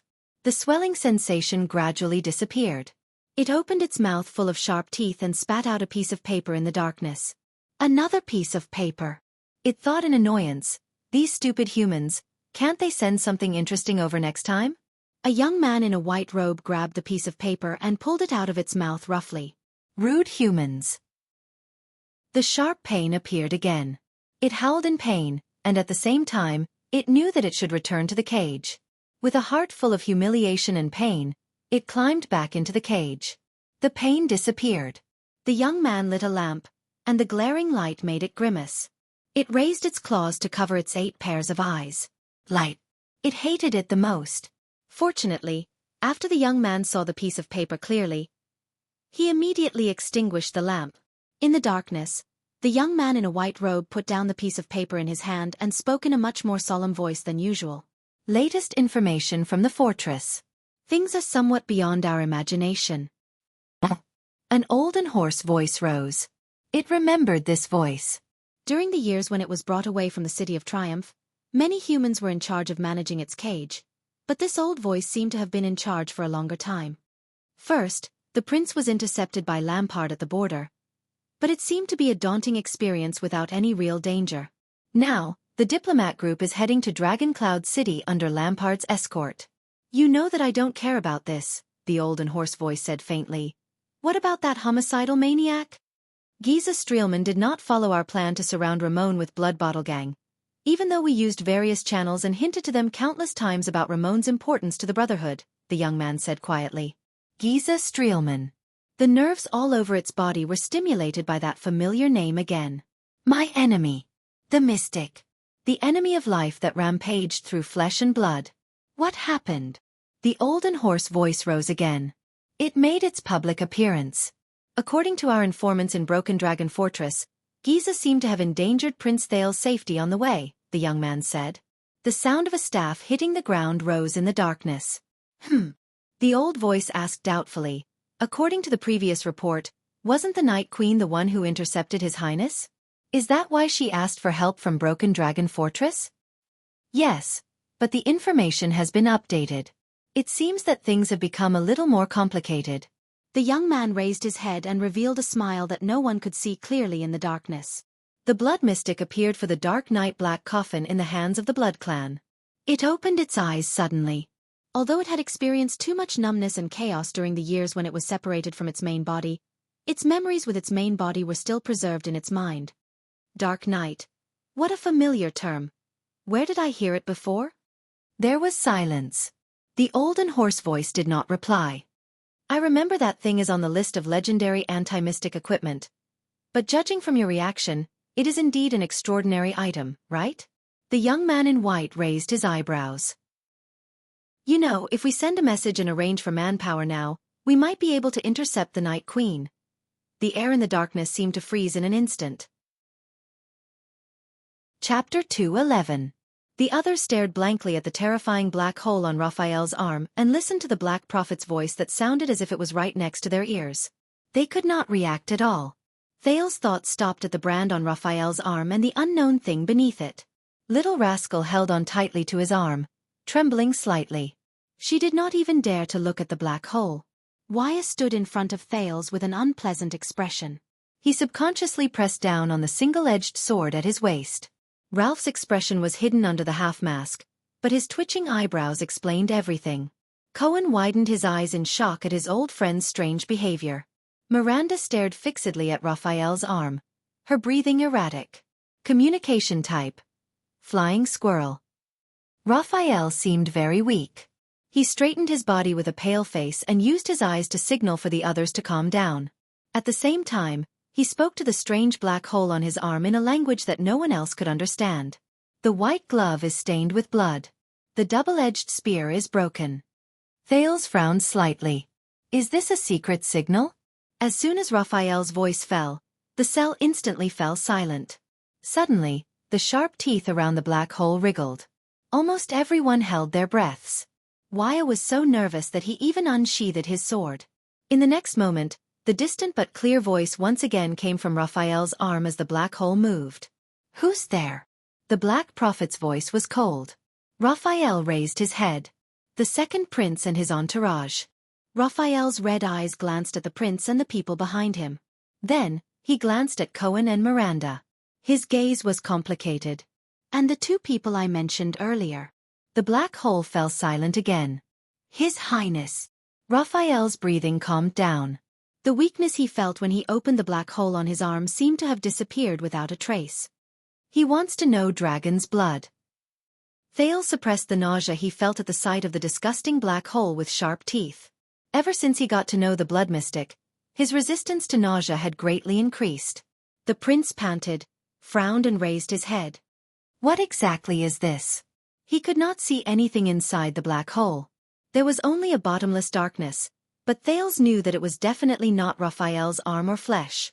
Under the dim light, the prince stared at the black hole in disbelief and asked the question on everyone's mind. Is that Murat's voice? Raphael gave him a deep look but did not speak. What answered him was the wriggling black hole. Your Highness, do you know who I am? A hoarse voice traveled into his ears, but the person he was talking to was someone else. Everyone turned to look at the second prince. Raphael nodded at him and aimed the black hole on his arm at Thales. Thales did not look at the black hole. Instead, he closed his eyes and inhaled deeply. He cleared his mind of all distracting thoughts and forgot about the unpleasant encounter in Mindy's hall. Of course, Lord Hansen. Thales opened his eyes and calmly said to the black hole, "It left a deep impression on me. I dare not forget it." The others looked at this scene with different expressions. The black hole wriggled again. Murat's hoarse and aged laughter came from inside. Don't be nervous, Your Highness. I am not by your side. The Black Prophet's voice was like a venomous snake's hissing, making people uneasy. Of course you can also pretend that I am by your side, if that makes you feel at ease. Thales flashed an awkward and ugly smile, even though he did not know if the Black Prophet could see it. So, what do you want to know? The Black Prophet said slowly. 15 minutes, Raphael reminded him quietly. Don't forget about their next patrol. What do I want to know?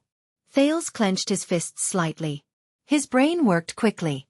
Scenes flashed before his eyes. Everything. He raised his head and said without hesitation, about Lampard's operation this time, about King Nuven's death. I want to know everything the Secret Intelligence Department knows. A chuckle came from the black hole. Cohen and Miranda looked at each other, their expressions extremely uncomfortable. All right. Finally, the Black Prophet's voice became clear, even though it was still unpleasant. Where should I start? Thales did not speak.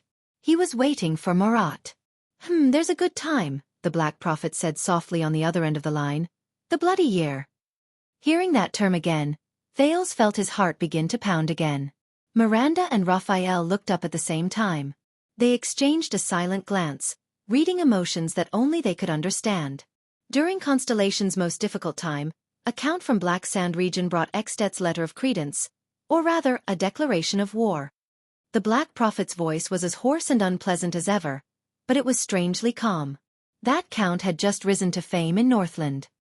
He followed the traditional and cruel Northland tradition, stepped over his brother's corpse, and seized the right to inherit the Archduke of Black Sand region. Thales felt Little Rascal's grip on his hand tighten slightly. When he announced Nuven's request to the entire court, when the Great Dragon and Constellation's war was inevitable, Murat continued, the late king detained the envoy from Extet. As the heir of Black Sand region, he was presumably very suitable as a bargaining chip in the war. Thales clenched his fists slightly.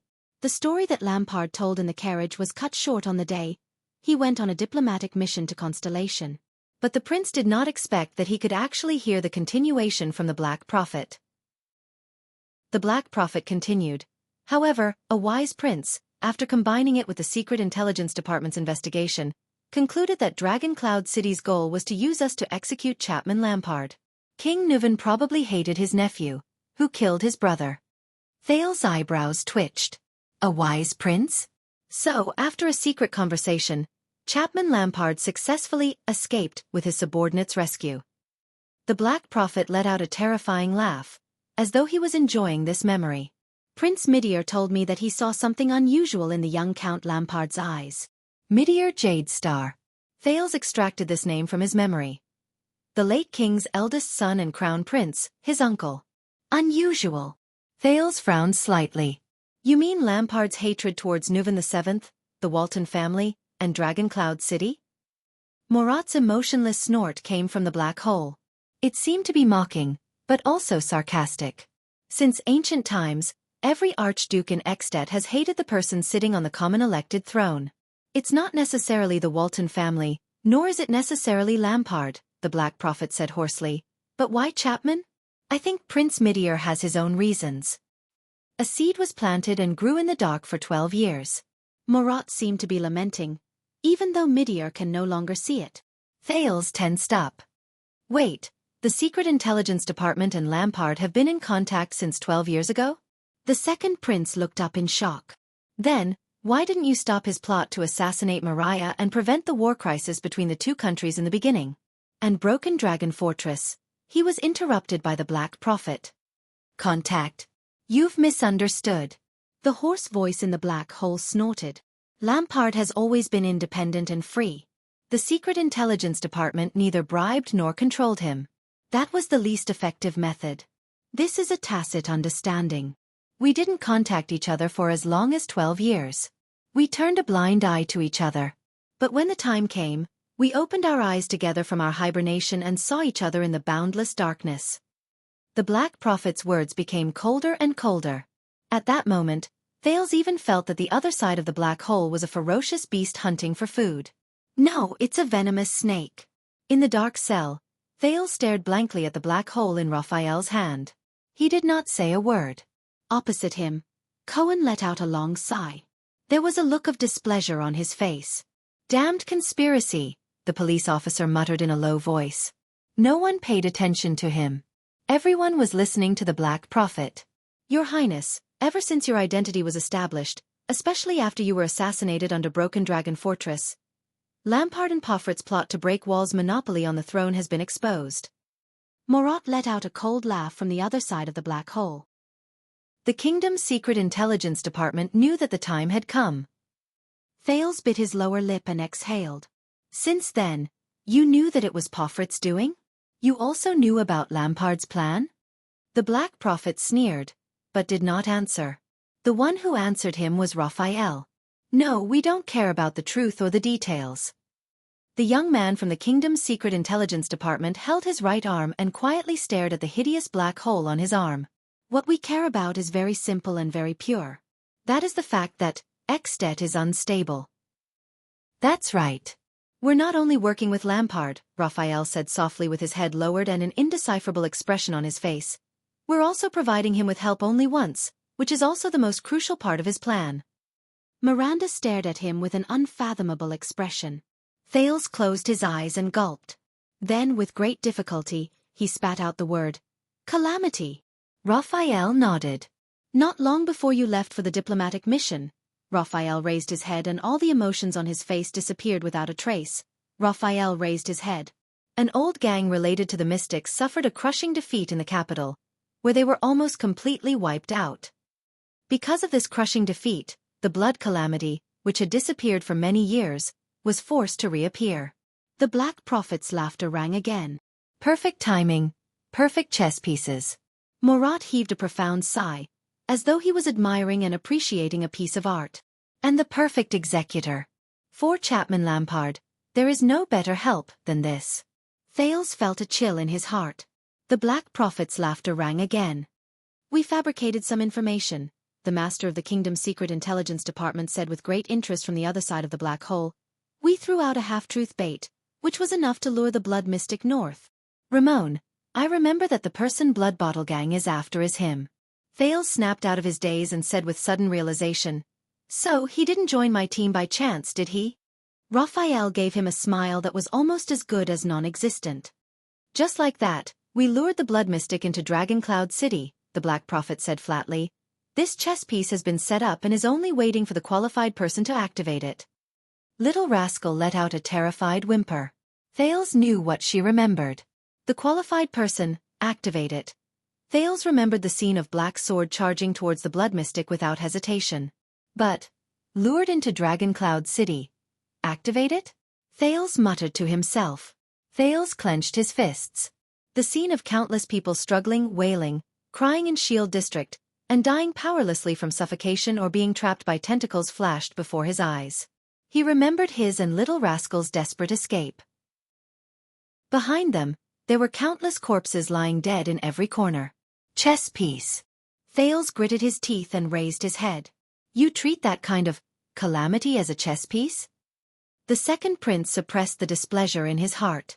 What gives you the confidence to think that you can control the legendary calamity and the power to destroy the world? Raphael turned and glanced at him. Confidence. Raphael snorted coldly. In all the recorded history, no matter how powerful the power, or how terrifying the existence, or even those monsters who can shatter the continent with a single thought, they are just noise for a moment, and smoke that passes by in the blink of an eye. No one has ever conquered everything with power. Raphael raised his hand and pointed at his head. So you don't have to blindly believe in power. This is the confidence of the Secret Intelligence Department. In front of a truly powerful person, even a calamity is just a chess piece. Thales shuddered violently. A truly powerful person. Thales raised his head. His eyes were filled with suspicion. Who told you these words? Raphael's eyelids twitched. He stared at Thales. But the young man still said quietly, "My teacher." Thales' heart skipped a beat. Go on, Miranda said. Her cold voice was especially prominent in the prison cell. How do you plan to use it, that calamity? The Black Prophet let out a low, hoarse laugh again. Last night, we activated the blood calamity as planned. Raphael took over the Black Prophet's words. King Nuvan soon received the news. A legendary monster is wreaking havoc in his city. Raphael glanced at the people around him, his tone returning to its previous indifference. This is all our work, to achieve two goals. First, to lure away and transfer away two powerful legendary anti-mystic equipment, he said coldly. Cohen frowned slightly. Lure away? Away from the calamity? Raphael looked at his old friend and revealed a mysterious smile. No, the young man from the Secret Intelligence Department said softly. Lure away from King Nuvan. Thales shuddered.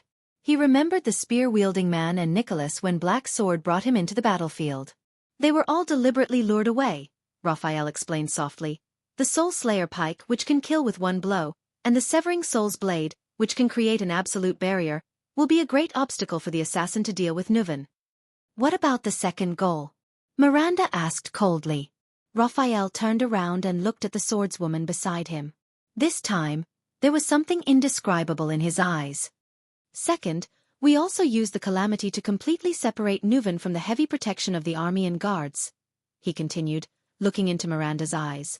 The more enemies there are, the stronger the blood mystic becomes. To deal with it, we have to give up our advantage in numbers. Raphael shifted his gaze away from Miranda and focused his eyes slowly. As we expected, King Nuvan ordered a curfew in the city without waiting for us to remind him. He ordered for the people to be evacuated, the patrols to be transferred away, and the militia to be strictly prohibited. The Black Prophet sighed faintly from the other side of the black hole. Thales could tell that it was a heartfelt sigh. In the past 30 years of his reign, King Nuvan has never been as weak as he was last night. Away from the protection of the army and armed forces, Raphael said softly. Leave the rest to Lampard. His voice faded away. The prison cell returned to silence. Cohen, who could no longer hold it in, opened his mouth in disbelief. This is the truth behind the calamity's arrival in Dragon Cloud City? The police officer gritted his teeth. Thinking of the hearty big leather belt, he said hatefully, so many people died? They paid such a huge price. Just for, Raphael interrupted him. We racked our brains to lure the calamity to Dragon Cloud City. Of course, it's not so childish as to let it cause some trouble. The young man from the Secret Intelligence Department snorted coldly. Our goal was clear from the beginning. Nuvan's death. Cohen lowered his head and clenched his fists. His expression was indecipherable. The Black Prophet's words appeared again. With the help of an Archduke of Extet, we overthrew the common elected king's throne. For the first time in history, a Northland Archduke killed a sitting king. Raikaru's joint ruling pledge has never been trampled on so severely. Behind him, Thales felt Little Rascal shrink slightly. He did not know whether it was out of fear or pain. From now on, Extet will be plunged into endless chaos. The blood of the mighty great dragon spilled over Northland, dying. The dragon's wings that soared through the sky fell to the ground, never to rise again. Murat sighed softly, as if he was recalling the glorious years of the past. This is the top-secret plan that the Secret Intelligence Department has been working on for the past 12 years, starting from Prince Midiar's idea during the Bloody Year. Chapter 2:12. No one spoke. There was dead silence in the prison cell. Any other questions? The Black Prophet's cold voice rang out. No one answered. Until a crisp, childish male voice rang out. Yes. Everyone's gaze once again converged on Thales. But he did not speak immediately. Thales heaved a long sigh.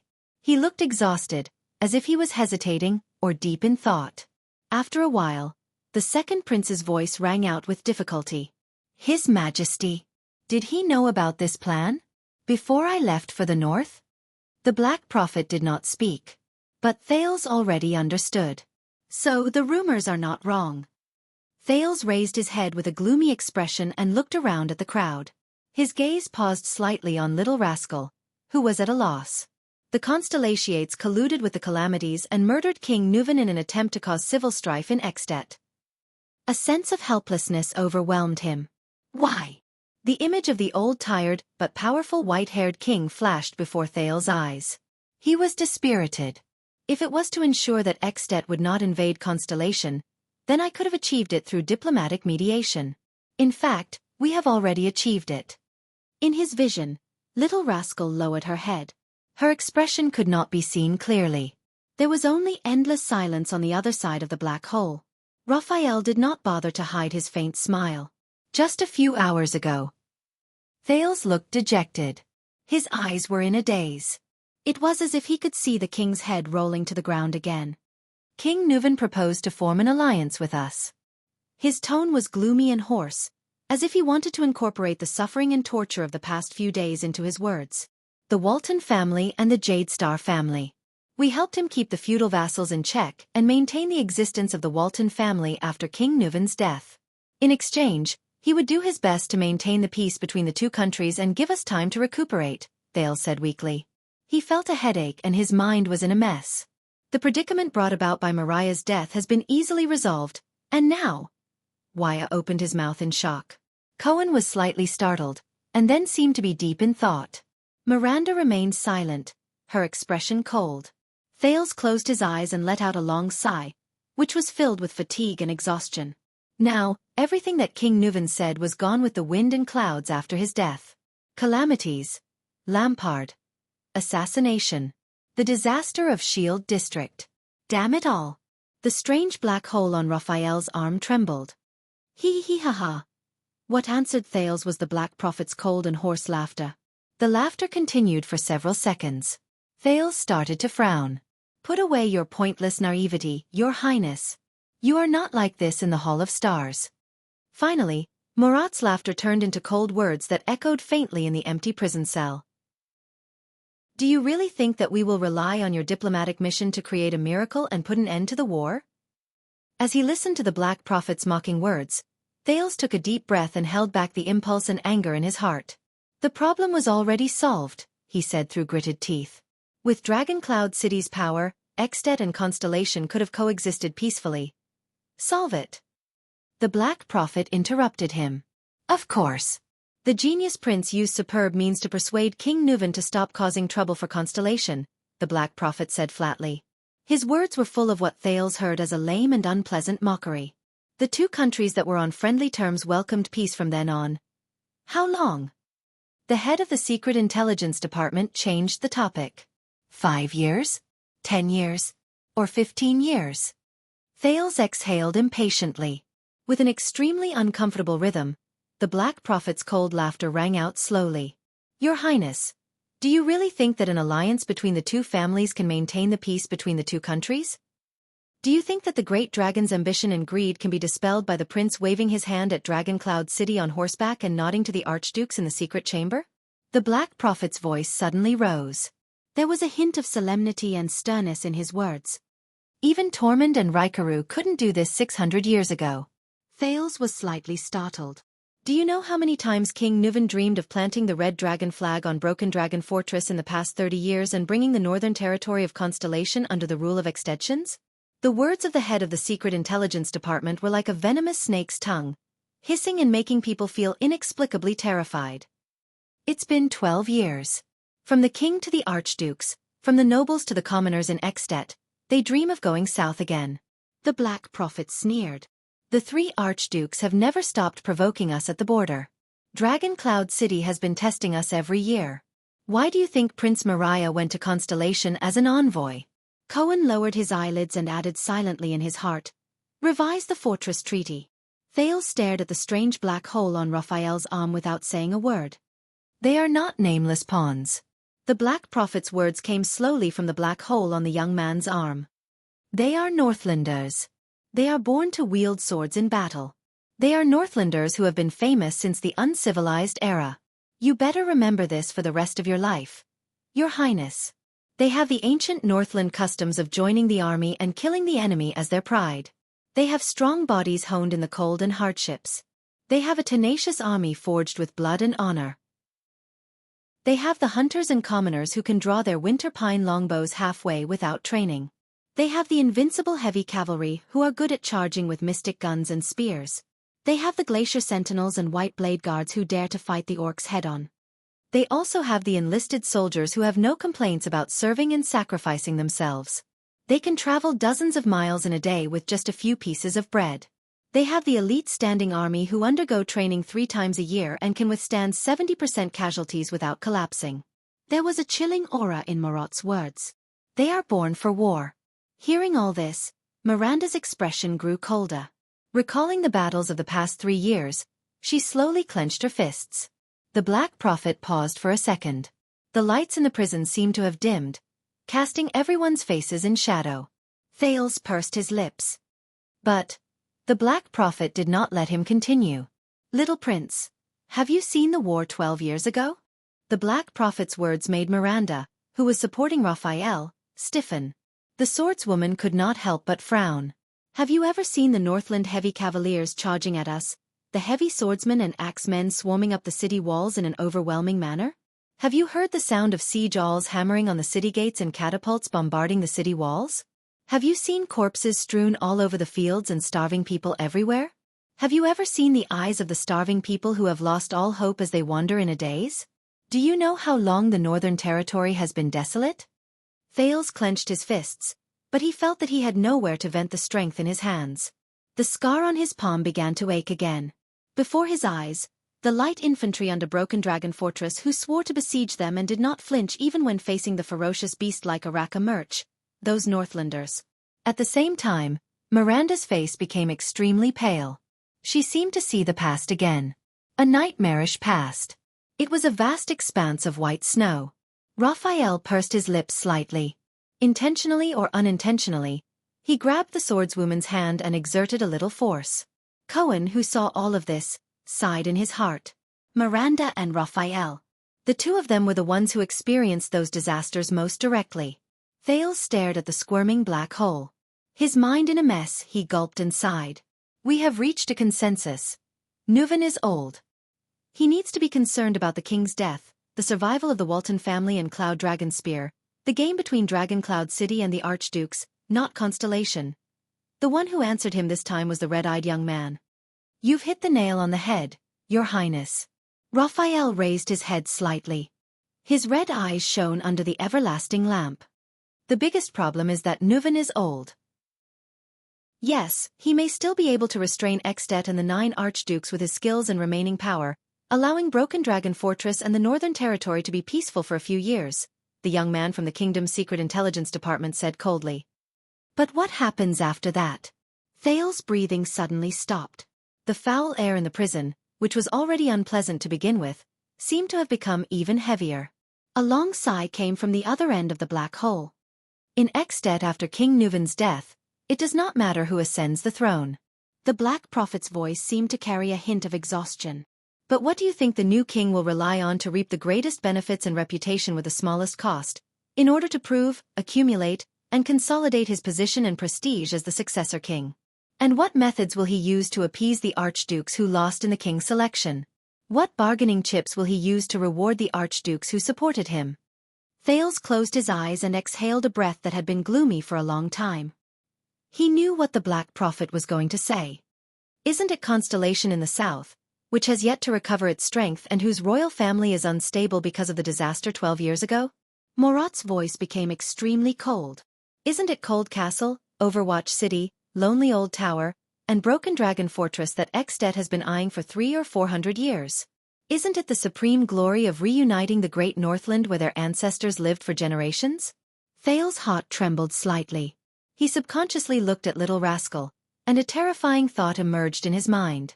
King Nuvan wanted him to marry his granddaughter.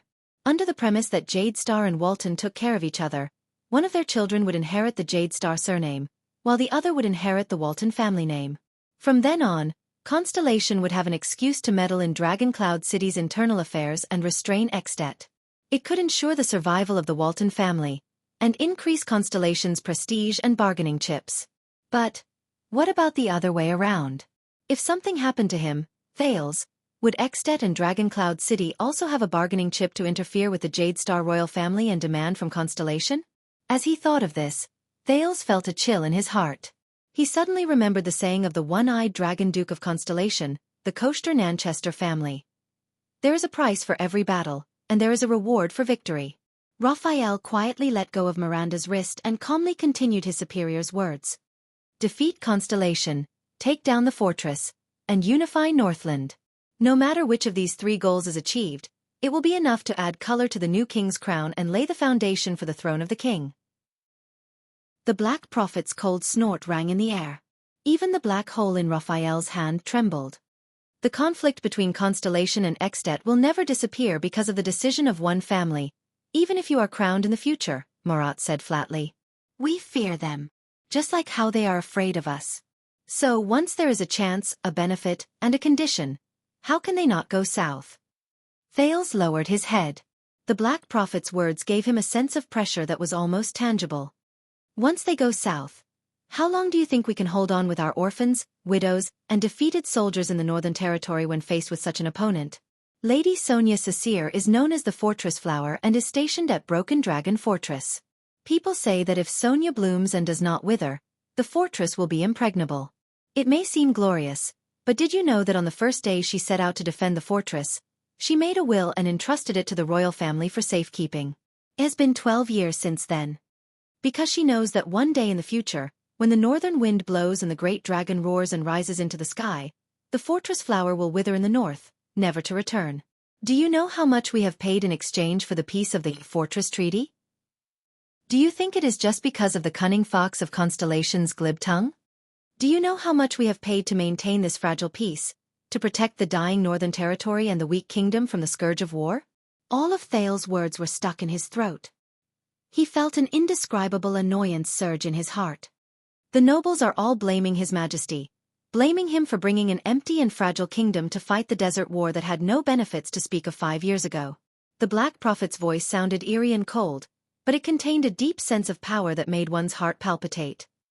However, those fat, short-sighted vermin will not know, and do not want to know, that if Constellation did not fight the seemingly crazy desert war after the Bloody Year, if we did not use a desperate victory to display our national strength, if we did not pay a terrible price to wash away our determination, if we did not use the skulls of the orcs and the altars of the barren bone people to prove that our swords are still incomparably sharp. When Cohen heard this, he suddenly understood. Wyatt even clenched the sword hilt in his hand so hard that it made cracking sounds. The Black Prophet's voice continued, I am afraid that as early as the winter 5 years ago, the born King Nuvan VII, who shrouded the entire northern sky and ruled over the entire Northland, would have torn up the Fortress Treaty and brought the Northlanders, armed to the teeth, to take back what they lost at the negotiating table. There would be no after, no dispute over the royal succession, and no day where you would be addressed as Your Highness. Do you think that after Nuvan, there would not be another king like this? Thales did not say a word. He only stared fixedly at the empty ground. Raphael nodded slowly. The young man continued the Black Prophet's words and said expressionlessly, and after 5 years, Extet gradually figured out our trump card. The Desert War's confusing and deterrent effect was no longer there. You saw it in the Hall of Stars. With just a slight poke from Lampard and Arund, the split between the royal family and the nobles made those Northland barbarians fearless. Why do we carry out dragon's blood? Raphael lowered his head and said calmly in the darkness, "This is the answer. This is also the meaning of dragon's blood. What we want is not just a few years of false peace. We don't want to live in fear every year. We don't want dangerous negotiations and confrontations." Raphael's face was pale and his pupils were blood-red. With a complicated expression, he bowed slightly to the prince. What we want is for the kingdom, which is in a disadvantageous situation, to not make things worse for the kingdom. We want peace and stability in the north of Constellation for decades, or even centuries, so long that Constellation can recover from the great damage of the Bloody Year. So long that your family's name and rule become stable again. So long that we can become powerful again and be fearless, just like in the past. With this goal in mind, even King Nuvan's life and death become insignificant. Thales raised his head. He had a realization. Lampard's actions signified the shattering of the myth of Extet since its founding. It proved that the so-called Raikaru Joint Ruling Pledge was just a piece of paper. The creed that Northland believed in was also powerless. Raphael smiled faintly. More importantly, an archduke openly committed regicide. Since then there has been a precedent. The earliest precedent was the mourning Archduke of Prestige Orchid Region, Tam N. Thales snorted weakly. His gaze drifted to Little Rascal, intentionally or otherwise. He was not the first. Little Rascal, who had not dared to breathe loudly since the beginning, raised her eyes and met Thales' gaze. However, all she could see in the latter's eyes was endless exhaustion and gloominess. Raphael frowned slightly. He stopped talking. "I understand now." Thales sighed. His own understanding surfaced in his mind. What you need is not revenge, rebellion, or even someone's death. After a deep sigh, the second prince continued their conversation. Instead, you need to tear off the disguise and whitewash of Raikaru's vow. You need to make the most deep-rooted conflict in Extet public, the opposition between the king and the archduke, and incite it into an unmanageable chaotic situation. For example, if an Archduke of Extet succeeded in regicide through violence and conspiracy, it would bring an unparalleled shock to the children of the Northern Wind and the Dragon. It would also bring a devastating blow to the Northland faith forged by Raikaru. It would break the principle that the 10 archdukes had scrupulously abided by for nearly 7 centuries. For example, under the legend of the founding of the country by the hero and the dragon, he would provoke the archdukes into thinking that they should not have. He would provoke their strange thoughts outside of the King's Selection Congress. He would provoke their other ambitions outside of the Joint Ruling Pledge. He would also provoke the greedy thoughts that they could only think about in their dreams during their 600 years in Extet. More importantly, and more urgently, there was Nuvan's death, Lampard's rebellion, and even the possible civil war in Extet that would follow. All of these would cast a shadow and precedent on the next king of Extet. It would also make the new king wary and suspicious of his 9 co-ruling archdukes. It would also make the archdukes suspicious of their common elected king. When that time came, King Nuvan's magnificent feat of gathering 7 archdukes and hundreds of thousands of troops to invade the south and cross Broken Dragon Fortress would no longer be so easy to achieve. Raphael nodded in affirmation of his words. Although he understood the reason for the Secret Intelligence Department's actions, Thales still could not feel happy. His heart was as heavy as ever, as if there was a sharp thorn in it, constantly making him feel uneasy. For some reason, Kessel's words appeared before his eyes again.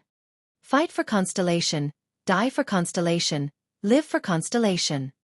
Thales shook his head, as if that could lighten his heavy mood a little. Obviously, he failed. Did the Secret Intelligence Department succeed? Thales finally sighed and asked the question he wanted to ask the most. If they succeeded, why am I here? The black hole shuddered again. The Black Prophet spoke. Out of Thales' expectations, this time, Murat Hansen actually asked a question. I am also very curious. What happened in Dragon Cloud City? Raphael's expression changed and became solemn. According to the plan, you should now stay in Heroic Spirit Palace and spend the night as Extet's distinguished guest under heavy protection. Then, when the vassals are at odds with each other after this, you should return to your country by virtue of your neutral status. the young man from the Secret Intelligence Department said with a slightly heavy tone. But for some reason, King Nuvan decided to leave Heroic Spirit Palace and even brought you out of the palace. So much so that you fell into Lampard's hands. Thale's heart tightened. The person who brought him out of Heroic Spirit Palace was not Nuvan. It was. He involuntarily glanced at Little Rascal. She had seen Asda. She had also seen Black Sword and their confrontation. What else? The prince asked calmly, intentionally or unintentionally skipping over this question. Apart from that, Raphael raised his eyebrows slightly, our plan also ran into some accidents. There are still 10 minutes before the time you mentioned. Marat's cold and hoarse voice was still unpleasant. Tell me about it. Raphael's gaze became solemn as he looked around at the crowd. Countless undecipherable thoughts flashed across his eyes. Finally, these thoughts converged into 3 words, which he softly uttered. Calamity. Chapter 213. Lampard stuffed a ball of roasted meat into his mouth while staring at Thales, making Thales uncomfortable. The Anti-Theft Chapter. Please support the original. Respect the author's work. You're calmer than I thought, the Archduke said slowly. Thales sighed. Perhaps. He walked to the table, climbed onto a chair and sat down. But in the face of an enemy who owes me hundreds of lives, I really can't think of any other expression. Even anger seems unnecessary. Lampard picked up a wooden wine cup and poured it into his mouth. His Adam's apple bobbed as he swallowed. The Archduke put down the wine cup, wiped the wine off with the back of his left hand, grabbed a piece of hind leg meat, and took a bite. According to the news from Constellation, you really don't look like a 7-year-old child. When life is not easy, you have to learn to mature earlier. Thales shrugged. Eat up, this is good venison. Lampard pushed a plate of roasted meat over. The Prince of Constellation can't starve to death in my military camp. Thales stared at the crudely made plate of roasted meat and frowned. You've got guts. Your counterattack was indeed beyond my expectations, Lampard said coldly. Who made this decision? Maybe I should reward him properly. He ruined all my years of planning. Thales pulled the plate in front of him, drew his dagger without looking up, and started cutting the meat. Lampard raised his eyebrows. This is your decision, Your Grace. Thales cut the venison and said calmly, You killed half of our men on the first day I stepped into Extet's borders. You forced us to choose the path that was most disadvantageous to you. How long have you been standing here looking at the fortress opposite you every day? 2 weeks? 3 weeks? I guess it's not easy to maintain the supplies, food, and lodging for more than 10,000 people. Thales shrugged. I'm really worried about Black Sand Region's finances. He picked up a piece of venison the size of a thumb and put it in his mouth. It tastes good. Lampard stopped eating and drinking. He stared straight at Thales with a fierce look in his eyes.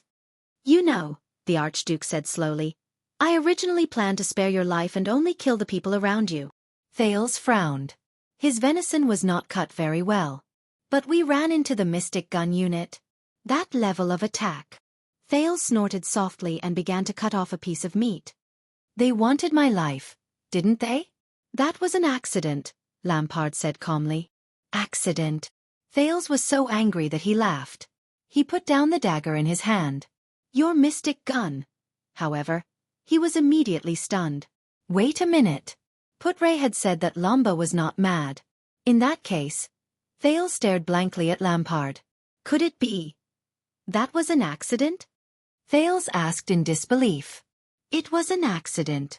Lampard placed his arms on the table, his eyes burning. Thales closed his eyes and exhaled deeply.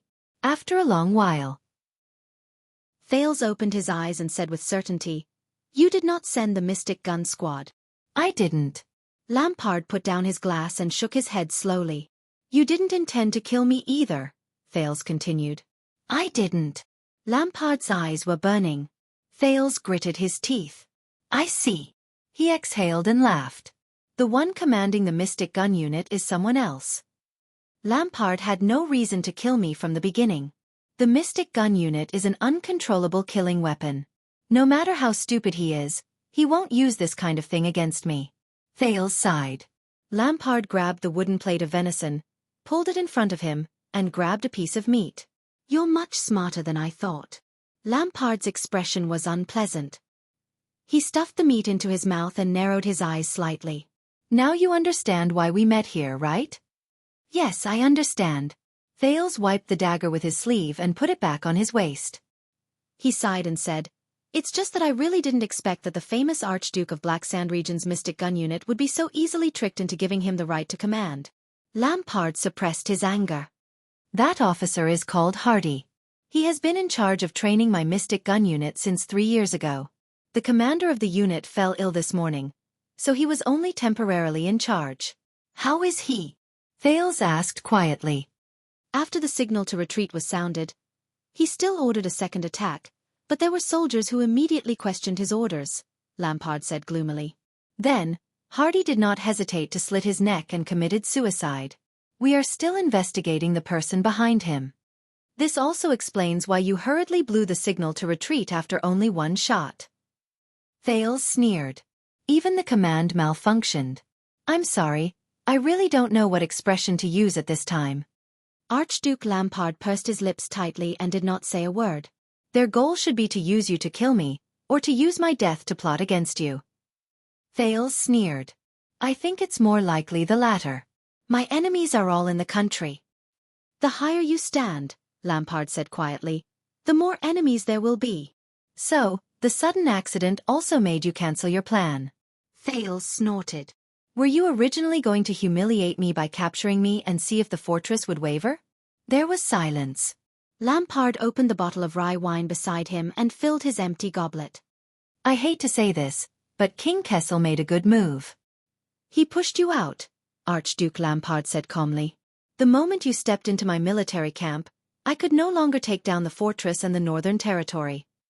And the oath he made in Renaissance Palace was equivalent to forging a suit of armor for you with the ownership of royal power. Lampard raised his goblet and said quietly, if you die in Ekstedt, no matter who did it, the neighboring Black Sand region will only suffer. So once you realized that you could not take down Broken Dragon Fortress, and realized that there were actually people eyeing you covetously, you immediately changed your attitude and wanted to rope me in. Thales said coldly. Lampard drank a mouthful of wine expressionlessly and said, Kessel's oath dispelled some people's desire to take your life, but it also aroused the ambition of others to take your life. Today's mystic gun is just the beginning. We have a common enemy lurking in the dark, whether it is for the throne of Ekstedt or the throne of Constellation.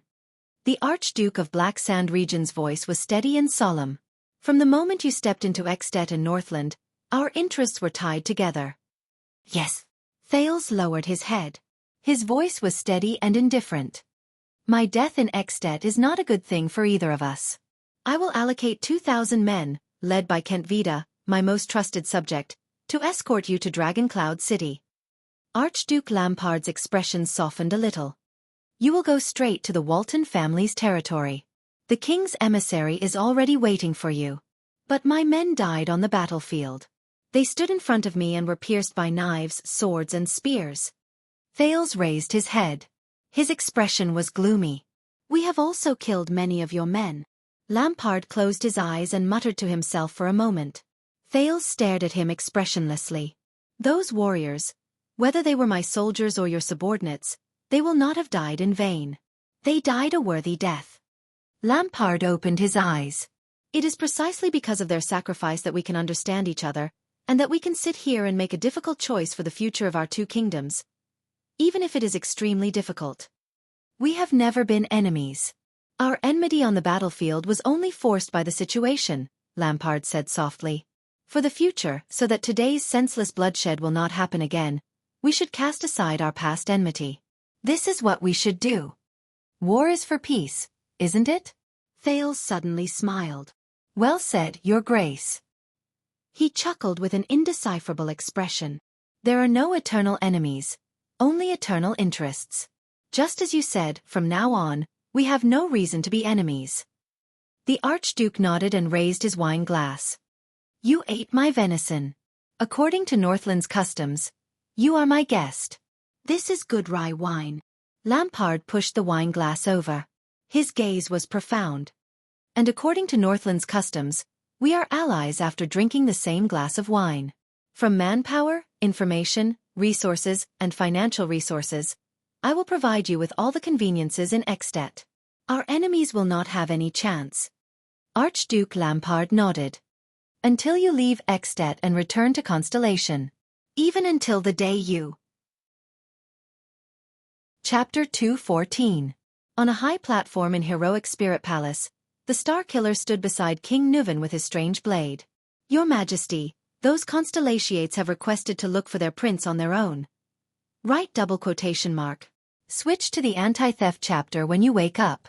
King Nuvan propped himself up on the platform and narrowed his eyes as he looked down at his city.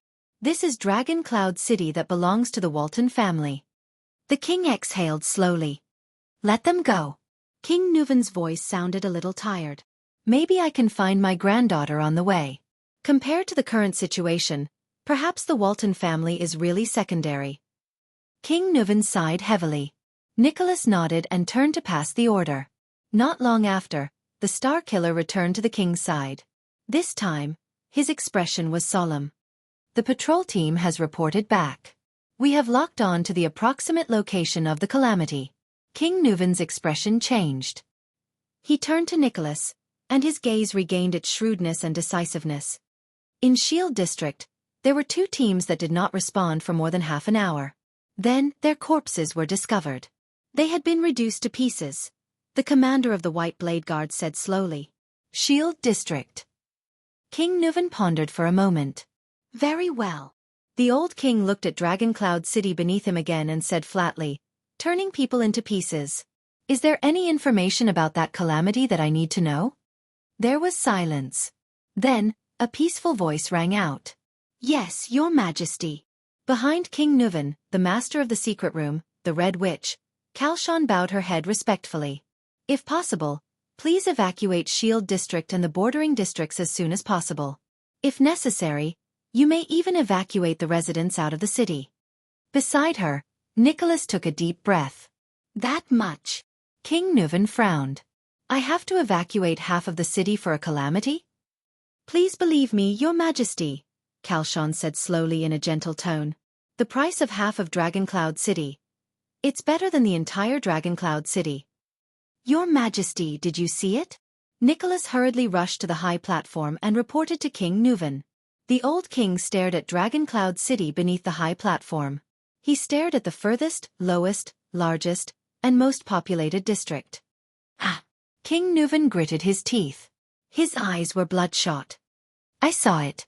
Just now, a giant blood-red monster suddenly appeared there, followed by countless tremors and screams that could be heard clearly even in Heroic Spirit Palace.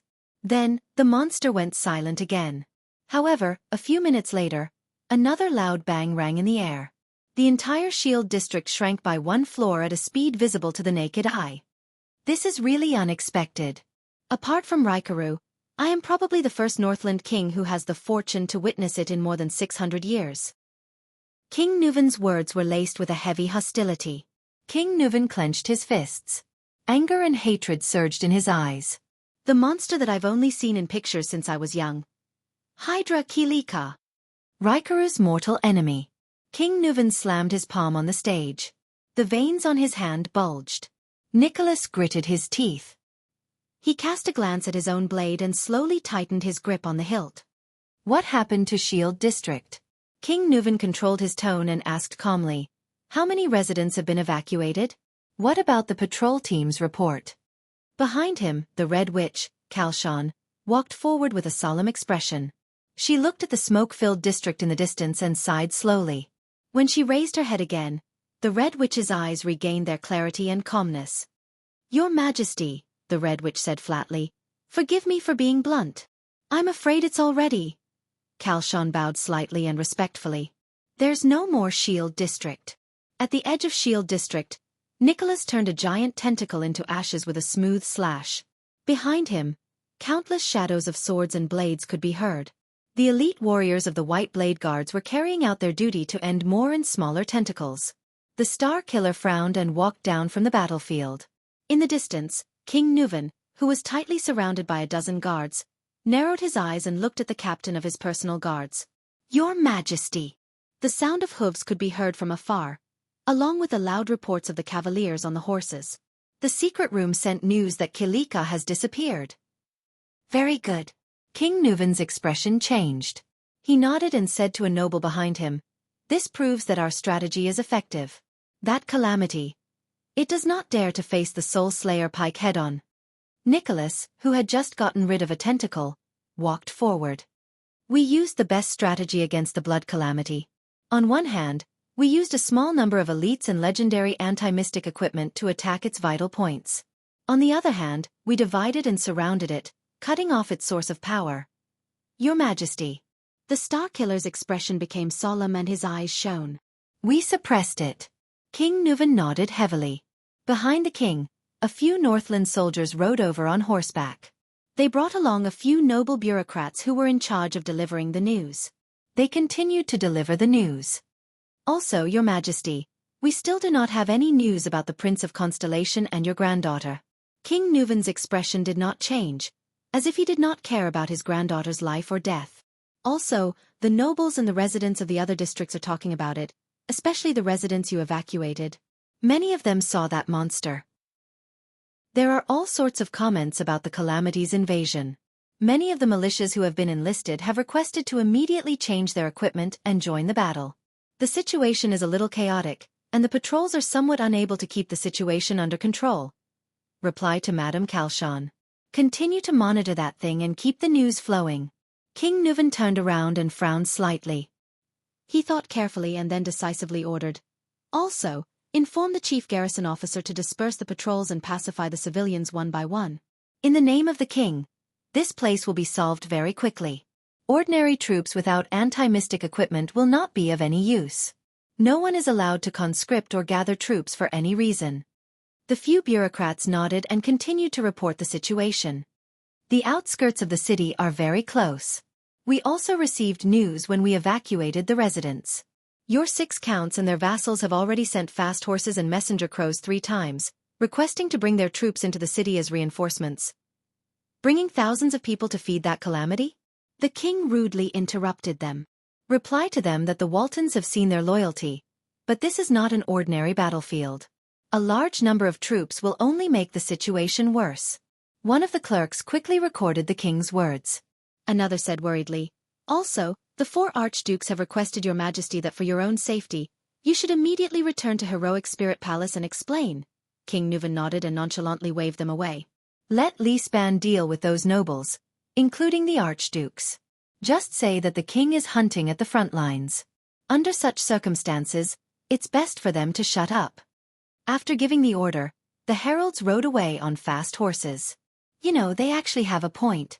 You should stay in Heroic Spirit Palace, Your Majesty," the Star Killer said calmly. The king shook his head. "Almost all the White Blade Guards have been mobilized, and we can't summon troops into the city. Staying in the empty Heroic Spirit Palace with 4 archdukes and their personal guards with ulterior motives?" King Nuvan snorted coldly. "Your king just killed an archduke not long ago. I think I know which option is safer." Nicholas nodded and shook off the blood on the severing soul's blade. At this moment, "Your Majesty, boss, look." A White Blade Guard pointed at the sky and shouted. In the night sky, a spark flew high up into the sky above Shield District. What followed was a sharp sound. The White Blade Guards shuddered in unison. "A signal arrow. This means..." Nicholas' gaze shifted. "It's the first group from the east. They found a big guy that's hard to deal with. We have to immediately..." At the same time, a similar spark bloomed in the sky from another direction. At the same time, there was a sharp whistle. King Nuvan frowned. 2 places. But in the next second, a third signal arrow rose from afar. At the same time? That's not right. King Nuvan stared at the sparks and frowned. "We've strictly assigned the routes. We've divided them into 2 directions, east and west, and gradually encircled them from the edge of Shield District. While the 1st and 5th groups are clearing the route in front, the troops at the back should not have encountered the big guy." Just as he spoke, a 4th signal bolt appeared not far away. Nicholas' expression changed drastically. "There are so many signals at the same time. There's only one explanation, Your Majesty." A few seconds later, Nicholas panted and said, "A new monster broke out from the ground, so other than the 1st and 5th groups, the others have also encountered it." He could not finish his sentence. Asterisk bang. A loud rumble was heard. In the smoke and dust, a blurry and indistinct gigantic creature appeared in the center of Shield District, swinging its countless tentacles. Everyone present stared at the monster, the multi-headed snake, Kilika, dumbfounded. How could this be? King Nuvan gritted his teeth. Looking at the nightmare monster that had reappeared, he took a deep breath and looked at the warriors around him. It's such a big target. Isn't it afraid of the Soul Slayer Pike's ability? Glee Ward he. King Nuvan stopped talking. The old king's expression was unpleasant. He had obviously realized something. There was a few seconds of silence. Then, Nicholas put the severing soul's blade into the scabbard on his back and slowly crouched down. He tightened the straps on his legs and nodded solemnly. Your Majesty, I request that we depart immediately. The Star Killer regained his extreme calmness. He said softly, "We must slow down the work of clearing these tentacles. I think I need to bring the severing soul's blade to save Glee Ward as soon as possible." Everyone present stared at the monster, the multi-headed snake, Kilika, dumbfounded. How could this be? King Nuvan gritted his teeth. Looking at the nightmare monster that had reappeared, he took a deep breath and looked at the warriors around him. It's such a big target. Isn't it afraid of the Soul Slayer Pike's ability? Glee Ward he. King Nuvan stopped talking. The old king's expression was unpleasant. He had obviously realized something. There was a few seconds of silence. Then, Nicholas put the severing soul's blade into the scabbard on his back and slowly crouched down. He tightened the straps on his legs and nodded solemnly. Your Majesty, I request that we depart immediately. The Star Killer regained his extreme calmness. He said softly, "We must slow down the work of clearing these tentacles. I think I need to bring the severing soul's blade to save Glee Ward as soon as possible." Everyone present stared at the monster, the multi-headed snake, Kilika, dumbfounded. How could this be? King Nuvan gritted his teeth. Looking at the nightmare monster that had reappeared, he took a deep breath and looked at the warriors around him. It's such a big target. Isn't it afraid of the Soul Slayer Pike's ability? Glee Ward he. King Nuvan stopped talking. The old king's expression was unpleasant. He had obviously realized something. There was a few seconds of silence. Then, Nicholas put the severing soul's blade into the scabbard on his back and slowly crouched down. He tightened the straps on his legs and nodded solemnly. Your Majesty, I request that we depart immediately. The Star Killer regained his extreme calmness. He said softly, "We must slow down the work of clearing these tentacles." Chapter 2:15. At that moment, Thales figured out many things. Outside Dragon Cloud City, Nicholas once told him that the king's men were investigating within Constellation and found clues about the Disaster Sword's assassination of Mariah. Furthermore, the assassination attempt on Thales at the fortress was also related to the Disaster Sword. The two clues combined and implicated Archduke Pofret. But Miranda and Cohen had already confirmed that the Disaster Sword was just a cover to lure them here. In other words, the information obtained by the king's men was also a lie. It was an excuse to draw King Nuvan's attention to Pofret. The problem was, who in Extet was qualified and capable of being King Nuvan's eyes and ears, investigating cases on his behalf and sending back fabricated information? And now, Thales looked at the red-robed lady before him with a complicated gaze. He watched her cross her hands and stand calmly and kindly in front of the thick door. Not only that, why did Lampard's grand operation not alarm Dragon Cloud City? Why could his army enter the city without anyone knowing? Why could he easily find so many connections? Thales took a deep breath and brought his attention back to the present. Raphael stood in front while Cohen and Miranda stood on his left and right. The young man from the kingdom's secret intelligence department was no longer as indifferent as before. Instead, it was replaced by intense vigilance and solemnity. "I thought it would be someone coming to change shifts or patrol, but..." Cohen looked suspiciously at the Red Witch, who had a faint smile on her face. He carefully whispered, "The situation is bad, right?" "Who is that old lady?" "Very bad," Miranda replied softly behind Raphael with her hand on the hilt of her sword. "I think that's the Red Witch." Cohen did not speak anymore. His eyebrows furrowed again. Thales tightened his grip on Little Rascal behind him and felt the slight tremble in her palm. He took a deep breath and told himself to stay calm. If the Red Witch is involved, that means… Madame Calchon. Raphael looked at the old woman before him coldly. No wonder I was able to sneak in so easily. You knew I would come, so you set up a trap. Calchon looked at him quietly and suddenly grinned. I've been dealing with the kingdom's secret intelligence department since I was 8. The old woman's expression was peaceful and her eyes were calm. I know you all too well. Raphael's expression changed slightly. Thales frowned. 8 years old? Is child labor popular in the darkroom? He cursed silently. As for you, you are still too young, little friend, the Red Witch said plainly. If it were Marat, he would have noticed something was wrong when he entered the city. Raphael did not speak. Her red eyes trembled slightly, but the tension on her face did not relax in the slightest. Having been exposed to the secret intelligence department for many years, he was deeply aware of the terrifying power hidden in this seemingly frail old woman before him. Damn it! Cohen tilted his head, the corners of his mouth twitching slightly. That's the Red Witch?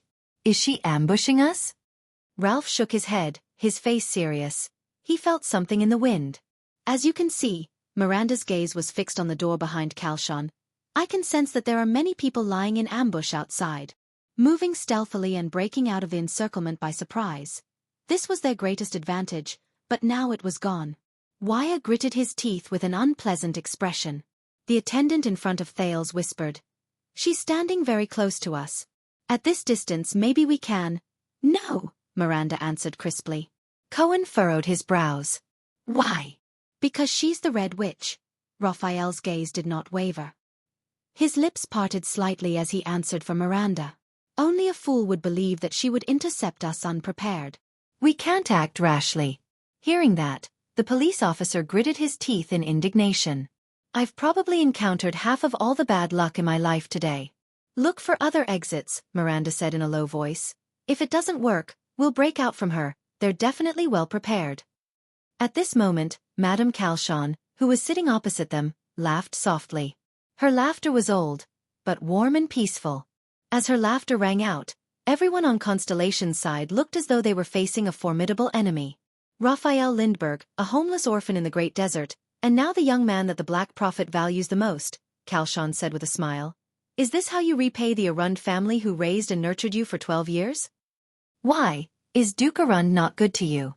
Why did you betray him? Raphael did not move. Thales' expression changed. He glanced at the other two people worriedly, but Miranda did not seem to notice, while Cohen looked puzzled. But you also know, look at your eyes. Calchon sighed and continued, as though she felt sorry for Thales. You can never become one of them. In Thales' eyes, Raphael's back was still unmoved. But from his half-cut sleeve, the prince noticed that the tendons on Raphael's wrist tightened slightly. He's wavering, a voice whispered in Thales' heart. And you, Miss Arund. The Red Witch turned her head and looked at Miranda, revealing a mother's loving gaze toward her daughter. Have you ever thought about it? Miranda was startled. Why Raphael? Why him? Calchon said slowly. Why did the Black Prophet choose him, who has no power or influence, instead of any noble with a bright future? The cold-looking swordswoman could not help but frown slightly when she heard this. Don't listen to her. Raphael turned sideways to face the Red Witch, his expression as though he was facing a great enemy. Don't listen to even a single word. Look at your father. If you still care about the Northern Territory and don't want this precious land to be taken away by despicable means, Northland girl, Extet will always open its doors to you. Northland belongs only to Northlanders. The Red Witch smiled at her.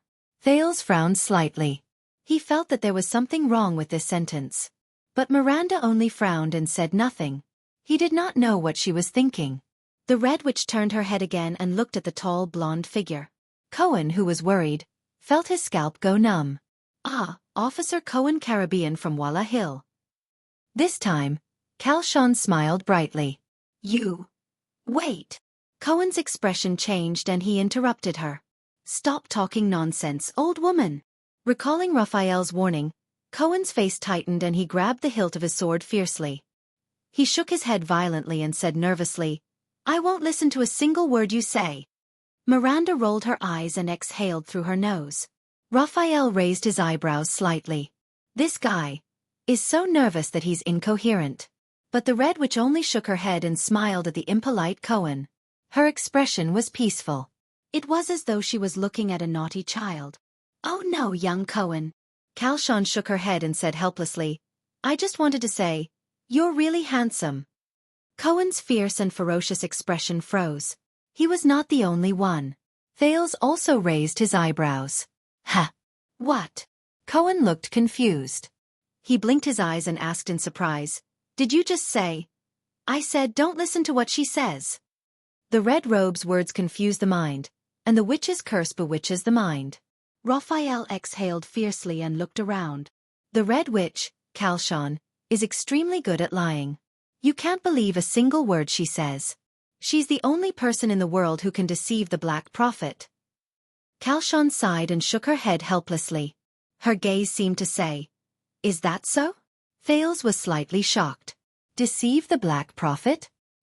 He remembered his confrontation with Marat in Mindy's hole, Marat's psionic ability, and the time he barely passed the interrogation with Yodel and Serena's help. And the Red Witch can actually deceive that old man in black? Isn't that the nemesis of Marat's psionic ability to detect lies? Cohen, on the other hand, was completely stunned. Wait a minute. She lied. Cohen blinked and was a little puzzled. He turned his head and said, "But she just said I'm handsome." Miranda and Raphael turned their heads together and shouted angrily at the same time. "Shut up." Cohen had no choice but to shut his mouth resentfully. "God, I have a feeling." Why sighed. "She can reduce our morale by half with just her mouth alone." Ralph mumbled indecipherable words. Thales did not speak. He only stared at the Red Witch with a numb scalp. She was clearly alone, but at that moment, the second prince felt that even if all of them were tied together, they could not compare to one person on the other side. There are no other exits. Miranda retracted her gaze from the corner and shook her head. What do we do now? Cohen exhaled and whispered in dissatisfaction. Do we just wait? I'll stall for time. All of you slowly spread out. Raphael curled up the corners of his mouth slightly. Thales did not know how he managed to practice his ultimate skill of speaking without moving his lips. He said, look for an opportunity and attack together. See if we can capture her. According to rumors, the Red Witch's abilities are not high. Raphael narrowed his eyes. But be careful, she may be carrying equipment similar to the alchemy ball. Okay. Wait, what do you mean by rumors? It literally means, according to rumors. However, in the next moment, Thales became the next person the Red Witch spoke to. Prince Thales. The old woman looked at the prince with a complicated expression. Her expression was one of pity. It is my honor to see you again. Thales' expression changed slightly. Of course, it would be my honor as well. If I wasn't in prison and you weren't on Lampard's side. Your Highness. Raphael shook his head slightly at Thales and narrowed his eyes. Lies. Thales nodded. The second prince kept repeating Raphael's words about the witch's curse in his heart to remind himself to be careful. Compared to the time he faced the Black Prophet in Mindy's hall, compared to the feeling Marat gave him, compared to the huge pressure that made his nerves taut all the time, this old woman gave him a vague sense of unease, which made his hair stand on end and made him feel inexplicably terrified. Especially the panic and apprehension he felt about what she was going to say next. Xiaofan sighed and shook her head at him with a sincere expression. The wrinkles on her face moved slightly, as if she was very helpless. I'm really sorry, but since you've already come to the kingdom of the Great Dragon, since you'll be returning to prison in a while, you may never be free again, the old woman said mournfully. Do you have anything else to say? Do you want me to bring it to her? Thales frowned slightly and secretly became vigilant. Who else could it be? Xiaofan sighed. Her expression was subtle and there was a smile on her lips, as if she was recalling something. Of course it's beautiful and intelligent. Madame Theranjarana. Chapter 2:16. Thales took a deep breath and stared at the Red Witch in front of him. Even though Asda had answered his questions about being a mystic, Thales still had many doubts about his own physique. His primary suspect was still his mysterious mother, especially after hearing the Queen of the Sky's baffling words. The second prince's chest heaved slightly. Why did you mention this name? She's lying, Thales thought. The Prince of Constellation's first middle name was a rare name. It was not a secret. Kalshan's eyes narrowed into slits as she flashed a gentle and friendly smile. At the banquet, you talked about a mother's pain of longing for her son. Kalshan opened her eyes slightly and looked at Thales with an amused gaze. Of course she wanted to repay you. The Red Witch's gaze flickered and she enunciated each word meaningfully. In the same way. Thales clenched his fists slightly. God. She knows something. At least she knows that's my birth mother. Prince Thales. Thales was slightly startled. He raised his head and looked at Raphael. The latter shook his head slowly with a solemn expression. Please remember, no matter what she does or says now, it's all for her own purpose. If you need answers, the Secret Intelligence Department is always at your service. We have enough information in our treasury. Thales turned his head. His gaze swept past Miranda, who had a heavy heart, Raphael, who had a solemn expression, and Cohen, who had a puzzled look on his face. He frowned, took a deep breath and nodded. That's right. At least not now. Kalshan sighed slightly. Sometimes I admire Marat's ability to teach his students. The old woman turned her gaze and looked straight at Raphael. Every one of his students is so outstanding, be it those who are loyal to him or those who are his enemies. Raphael snorted coldly. Miranda slowly walked to the left of the Red Witch, while Cohen moved to the other side. In the face of such an obvious action, Kalshan seemed to be completely unaware. This made Thales even more uneasy. Prince Thales. The Red Witch's gaze became fierce, which was rare for her. Remember my advice at the banquet? All the difficulties you have experienced are nothing compared to Marat's.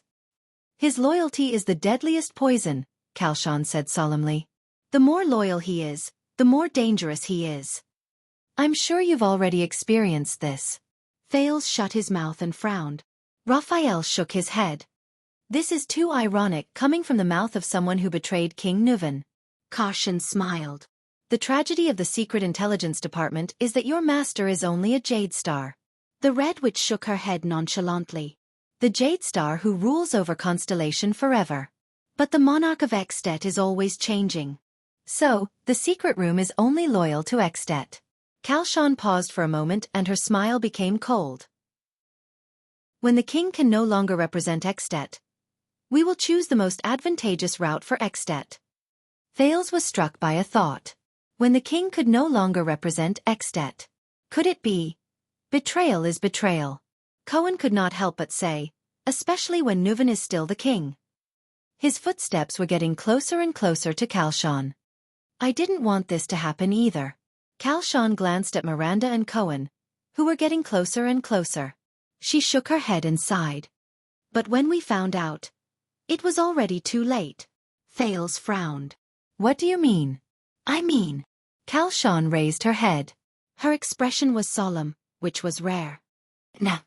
The Red Witch's voice suddenly rose. At the same time, she retreated hastily. Cohen and Miranda were startled. Asterisk boom. Asterisk before anyone could react, a huge explosion came from above their heads. It shook Thales so much that his entire body trembled. His ears rang. The ceiling was broken open. Countless stones poured down from above their heads, bringing with them gusts of dust. Amidst the flying dust, Thales coughed and instinctively raised his hand to shield his eyes. What happened? But before he could even react, he was pushed by Wuxia, who had quick reflexes, and fell backwards. Wuxia unsheathed his single-edged sword and slashed at the stones above their heads. A few stones were sliced open and smashed against the surrounding empty space and walls, bringing up even more dust and obscuring the figures of Raphael and the others. Thales and Little Rascal both lost their balance and fell on the ground a meter behind them. Forget about her. Raphael's anxious shout came faintly from the front. Return and defend. Ralph swung his remaining left arm and generated a cyclone, intending to scrape away the dust. But a sturdy figure in a military uniform descended from the sky. He landed in front of Ralph. In his blurry vision, Thales vaguely saw the figure calmly avoid Ralph's hidden blade. Ralph, on the other hand, flew to the side under the effect of his psionic ability. But in the next moment, the sturdy figure instantly exerted force and struck with his elbow. Ralph's figure paused heavily. Asterisk thud. Asterisk amidst the dust, The phantom wind follower's body flew backward and crashed into a prison cell. No! Wuxia's furious roar rang in his ears. The power of eradication surged into the attendant's sword-wielding hand. He stood in front of Thales and charged towards the figure in the dust. Amidst the endless pain, he swung his sword without any regard for the consequences. The wind from the sword brushed against his face. Thales had no choice but to close his eyes. Impulsive, a deep male voice rang. The sturdy figure did not retreat. Instead, he advanced towards the tip of Wuxia's sword. Wuxia's single-edged sword slashed into the enemy's shoulder. Asterisk clang. Asterisk the sound of the blade cutting through iron was heard. But the tall figure immediately swung his right arm, pressed it against Wuxia's neck, and gave it a forceful push. Asterisk thud. Asterisk Wuxia's figure flew backward, and his head hit the wall of the prison cell solidly. The attendant fell to the ground in defeat. Asterisk T. Thales gritted his teeth. As he coughed, he pulled Little Rascal, who was equally at a loss, to her feet. As soon as he looked up, he saw the tall figure in the dust. The enemy pulled Wuxia's sword from his shoulder armor, tossed it aside, and walked towards Thales. Thales did not have time to panic. He instinctively retreated. Asterisk clang. Asterisk Raphael appeared from the dust and swiftly swung his sword at the back of the enemy's head. His arm trembled, and a strange sound came from his muscles. The tip of his sword blurred, and it whistled shrilly in the air. The tall enemy suddenly turned around. As he turned around, a thin blade with a smooth arc was instantly unsheathed from his waist. Asterisk swoosh. Asterisk it was a blade rarely seen in the Western Peninsula. It was a light cavalry blade that shone with a golden luster. The moment the enemy drew his blade, Thales felt the air around him tremble, and it became hotter than ever before. The instant the temperature rose, it was as if someone had suddenly lit a fire in the air. It reminded him of the bombardment from the Mystic Gun. The enemy turned around and slashed at Raphael's blade. Asterisk sizzle. Asterisk the saber and long sword collided, but the sound produced was not the usual collision of metal, but a shrill sizzle. Raphael's blade broke in an instant. The broken blade hit the wall, and was immediately repelled. Ah! Raphael gritted his teeth and groaned in pain. His sword-wielding left hand was ablaze, and he was forced to retreat. In the dust, the enemy swung his saber nonchalantly. The blade was not on fire, but it strangely drew a string of sparks in the air. Thales watched in shock as the powerful enemy defeated the three of them in an instant. He was terrified. Miranda and Cohen appeared at Raphael's side at the same time, and their swords whistled. Miranda's sword wavered, as if she could change at any time, while Cohen's attack was fierce and powerful. The enemy did not panic. He lowered his left shoulder, and just like how he dealt with Wuxia and Ralph, he pounced on Miranda. That weapon was strange. She could not fight him head-on. Seize the rhythm and force him. Miranda's gaze shifted, and the Pegasus music was activated. The tip of her sword was aimed at the enemy's crotch. However, contrary to her expectations, the enemy did not even try to dodge. Instead, he went straight for her sword. Under Miranda's shocked gaze, her sword stabbed into the enemy's waist. Just as the blade was about to penetrate deeper, the enemy's waist trembled, and the blade slid out from his waist, bringing with it a gush of blood, but avoiding the vital parts. In the next second, the enemy lowered his body and rammed forward. His iron-like left shoulder slammed into Miranda's right chest. As the swordswoman staggered back and groaned, the enemy ruthlessly struck her with the hilt of his blade. Asterisk thud. Asterisk Miranda fell to the ground in pain from her chest and abdomen. Cohen's sword came from the enemy's back. The enemy snorted. Asterisk clang. Asterisk the blade pierced the point where the enemy's armor and arm guard met, and blood gushed out. Before the blade could pierce into his body, the tall enemy quickly turned around, and with the pressure from the two pieces of armor, he abruptly pulled the blade to the side. Then he swung his blade. But contrary to the enemy's expectations, Cohen was not affected by his strange movements. The police officer let go of the hilt the moment he turned around. Cohen pounced on the enemy with a fierce expression, and lowered his body to avoid the enemy's fierce blade. The police officer hugged his waist tightly, pressed down on the enemy's forearm, and exerted force with both legs. The enemy let out an "oh," as if he was very surprised. Asterisk bang. Asterisk under Cohen's terrifying impact, The two men fell to the ground together, bringing up another cloud of dust. Asterisk clang. Asterisk the enemy's saber fell from the sudden impact. Ah! Cohen, who was on top of the enemy, roared with a ferocious expression. He slammed his elbow down and hit the enemy's abdomen. Asterisk thud. Asterisk the enemy grunted. But Cohen was immediately grabbed by the shoulders by the enemy, and the enemy suddenly sat up. The enemy suddenly and forcefully headbutt Cohen's nose. Asterisk bang. Asterisk the police officer, who was seeing stars, was about to use his arms to break free from the enemy's chains. But the enemy reacted quickly and pushed forward. As Cohen staggered and regained his balance, he kicked out. Asterisk thud. Asterisk behind the two men who were fighting fiercely, Raphael swung his left shoulder a few times. With a strange sizzling sound in his arm, the flames on his left hand strangely extinguished. Raphael gritted his teeth and kicked the sword on the corpse of a guard, and moved forward with the sword.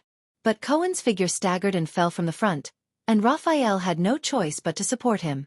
Miranda struggled to get up from the ground and joined them. The next second, Raphael's footsteps stopped, and he did not move. "What's wrong?" Cohen asked, clutching his abdomen and panting in pain. Raphael did not answer, but his expression was unpleasant. The smoke and dust dispersed. The tall figure had already picked up his golden saber again. His blade stopped at a little boy's throat. Behind them, little Rascal was trembling as she looked at the two of them. Miranda sighed. On the other side, Waya supported Ralph, who was coughing violently, and looked at the situation in disbelief.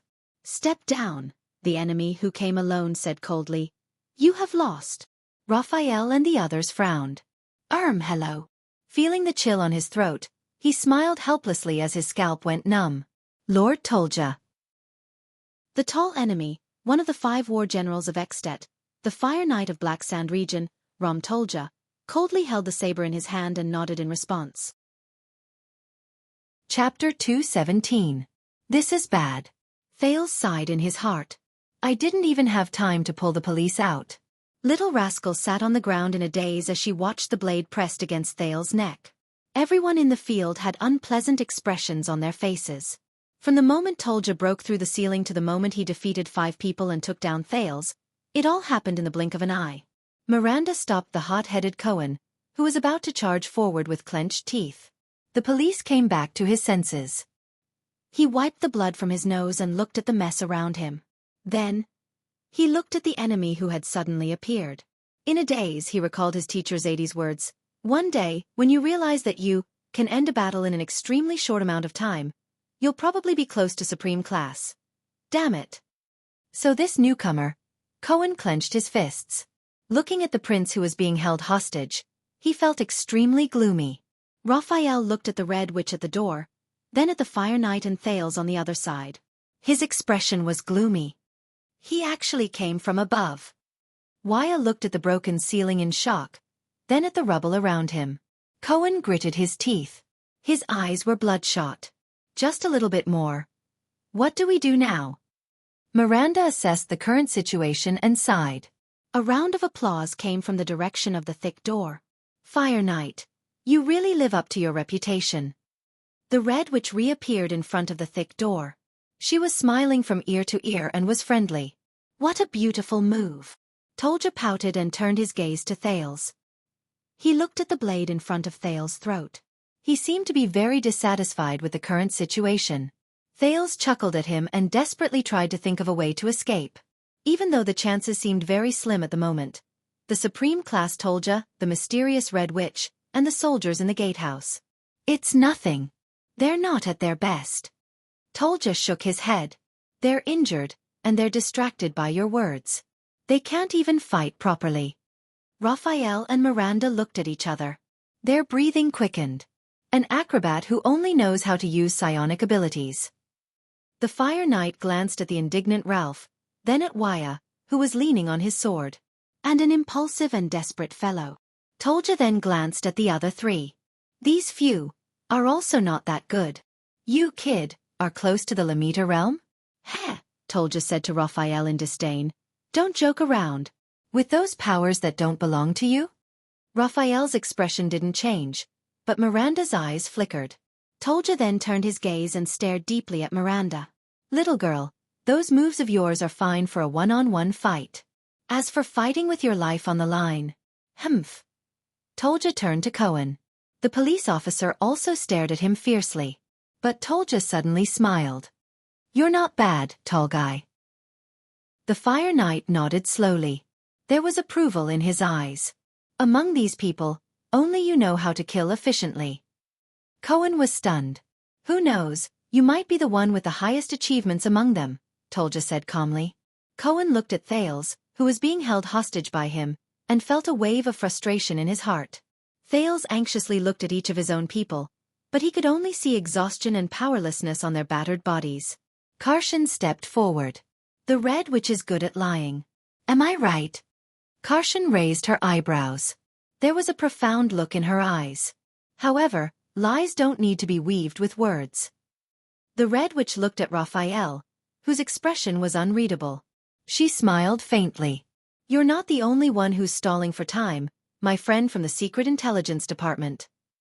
Tolja glanced at the 5 people around him and frowned. But, is it really necessary with just these few people? The Fire Knight shook his head with a disdainful look on his face. The soldiers can completely deal with all of them. Karshan smiled. There was no hint of impatience. First of all, the Red Witch said amiably, we want them alive.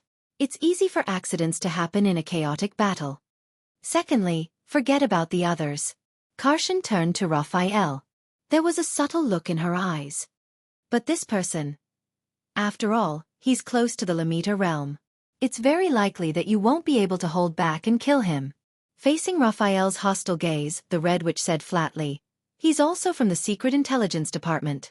He may have other means, such as the alchemy ball, or committing suicide before being captured. After all, it wasn't easy to force him to show himself. Raphael did not say anything. So, Karshan smiled again. Can you hand over the Staff of Constellation now, my dear Raphael? Raphael seemed to be a little tired. He staggered. Cohen wanted to support him, but Raphael had already put his hand on Ralph's shoulder before he could. Raphael leaned against Ralph's shoulder and panted a few times. Then, he steadied himself and stared at her. There was a subtle change in his expression. The Staff of Constellation is not with me, the young man from the Secret Intelligence Department said slowly. You don't have the Staff of Constellation? The Red Witch grinned. The wrinkles at the corners of her eyes rippled slightly. Without that equipment, how could Marat let you be in charge of the Blood Calamity? We don't have to rely on the legendary anti-mystic equipment to mobilize the Calamity, Raphael said coldly. Madame Karshan did not speak. She only stared at Raphael quietly. Your prince is right in front of you, the Red Witch said softly. You know that your choice will affect his safety, right? Everyone turned to look at Thales. Thales was stunned. What? My safety? But at this moment Thales frowned. With his back facing the Red Witch, Ralph moved his shoulder and broke free from Raphael's grip. The Phantom Wind follower quietly made a hidden gesture at him. Stall. Thales' heart skipped a beat. Stall? Thales frowned. Raphael. What is he waiting for? Raphael raised his head. I don't have that thing. Raphael's pupils narrowed. He still did not relent. Even if I did, I wouldn't give it to you. I see. The Red Witch's tone was calm and natural, as if she did not care. But in the next moment, her words made everyone frown. All right, Lord Tolja, the old woman in the red robe said softly. Please, cut off one of the prince's fingers for me. Thales inhaled sharply and widened his eyes. What? Raphael closed his eyes. Hey! Cohen could not hold it in anymore. He said in dissatisfaction, he's just a child. Kalshan curled her lips and raised her arms to her abdomen, revealing her wrinkled hands. He's a Jade Star, a descendant of the imperial family. That's enough. Tolja also frowned. His gaze lingered on Thales' hands, then he turned to look at the Red Witch, seemingly dissatisfied. Really? A little boy? A finger? Kalshan looked at the Fire Knight and suddenly burst into laughter. Of course I'm joking. Thales breathed a sigh of relief. The Staff of Constellation that can suppress most mystics. Kalshan shook her head helplessly. Then, A smile appeared in her eyes. How can it only be worth a finger? How about an eyeball? Thales shuddered again. He was almost cut by the blade. Hey, wait a minute. Thales quickly raised his hands, but Tolja immediately turned the blade. The surface of the blade pressed against his skin, and he felt a chill. Staff of Constellation, right? This time, he succeeded in attracting everyone's attention. Xiaofan turned her gaze to Thales. I heard that you are known for your precocious intelligence, Your Highness. The Red Witch flashed her kind smile again. But at that moment, Thales only wanted to stay as far away from that smile as possible. Xiaofan said kindly, perhaps you can convince him to cooperate with us for the sake of your body's integrity? Thales gulped. He turned his gaze to Tolja, who was staring at him coldly, and smiled awkwardly. The second prince looked at Raphael, but the latter only looked at his feet. Cohen nudged Raphael, but he still did not respond. Thales took a deep breath and looked at the Red Witch, putting on an expression that said, I'm very cooperative. Stalling for time. Right. The Staff of Constellation. The second prince looked at the blade in front of him, drenched in sweat. Actually, Raphael doesn't have it with him. Xiaofan stared at him without moving. Her eyelids narrowed slightly. Thales felt goosebumps under her gaze, but his face was almost numb from laughing. Is that so? Finally, the Red Witch sighed. Then you're going to lose one of your eyes. Thales was shocked. Xiaofan looked at Tolja and nodded gently. Really? Miranda said unhappily. Cohen clenched his fists and gathered the power of eradication. Xiaofan smiled with her eyes narrowed and shook her head at them. Hey, Madam Xiaofan. However, Tolja, who controlled Thales' life and death, sighed and looked at Xiaofan. He's just a child. Thales breathed a sigh of relief and looked at the Fire Knight gratefully. Is that so? Xiaofan raised her eyebrows and then smiled. Then forget it. Thales did not dare to move. He watched the interaction between the Red Witch and the Fire Knight. But I heard that Lord Tolja's knife technique is exquisite and subtle, and that you can cut a fly? The old woman smiled faintly. Tolja narrowed his eyes. The Red Witch said gently, Then why don't you show us? How about I cut off his right eyelash with my knife? Thales' heart clenched again. Right eyelash? Tolja snorted and looked at Thales. The knife in his hand slowly moved. It's not impossible. The golden blade grazed past Thales' eyelashes and finally stopped on his forehead. The blade gently touched his right eye, as if measuring its distance. Tolja snorted softly and his saber trembled slightly. Boy, don't blink, or you'll regret it. Feeling the coldness of the blade slowly grazing his face, Thales' heart skipped a beat. Damn it. Wait, I know. He could not take it anymore. Before Tolja's blade cut down, he shouted, I know where the Staff of Constellation is. This time, not only Xiaofan and Tolja, but even the people of Constellation looked at him. Tolja stopped the blade in front of his neck again. The people from the Secret Intelligence Department don't know, but you do? The Red Witch asked faintly. Her tone was filled with deep suspicion. Thales exhaled and blinked his right eye hard. After all, it belongs to the Jade Star royal family. Thales, who had recovered, smiled awkwardly. Besides, the Secret Intelligence Department did bring it, for the blood calamity. Xiaofan narrowed her eyes. Thales rolled his eyes and tried hard to think about the current situation. He had to come up with an excuse that she could believe so that he could stall her.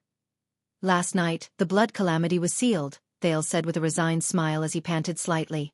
But I am certain that this is neither the Soul Slayer's pike nor the Star Killer's blade. The Red Witch frowned. That's right. When the Soul Slayer pike, severing Soul's blade, and their masters were found, the blood calamity had already been sealed for a long time. So, how do you know? Xiaofan asked slowly. Raphael's gaze changed. His expression was subtle. Because I know. Thales licked his lips and his brain worked frantically. There's someone else who got the Staff of Constellation. He was the one who sealed that calamity. Xiaofan's expression finally froze. Cohen and Miranda also looked at each other, bewildered. Who? She asked softly. The one who sealed the calamity? Thales took a deep breath and slowly uttered the answer he had thought of. A man. All alone. He's a strange swordsman. He gritted his teeth and said, he's holding a strange black long sword. Chapter 218. The first to react was Tolja. The Fire Knight's hand tightened slightly. Thales felt the coldness on the side of his neck deepen. The back of the golden saber was directly pressed against his skin. The second prince did not dare to move, fearing that Tolja would turn his hand around and turn his neck red. A strange black long sword? Tolja narrowed his eyes. A man with almost no special characteristics? Thales could only nod. Interesting. The corners of Tolja's lips curled up slightly. His eyes were filled with a strong desire to fight. An acquaintance. Raphael frowned and looked at Thales with a very complicated gaze. Black sword.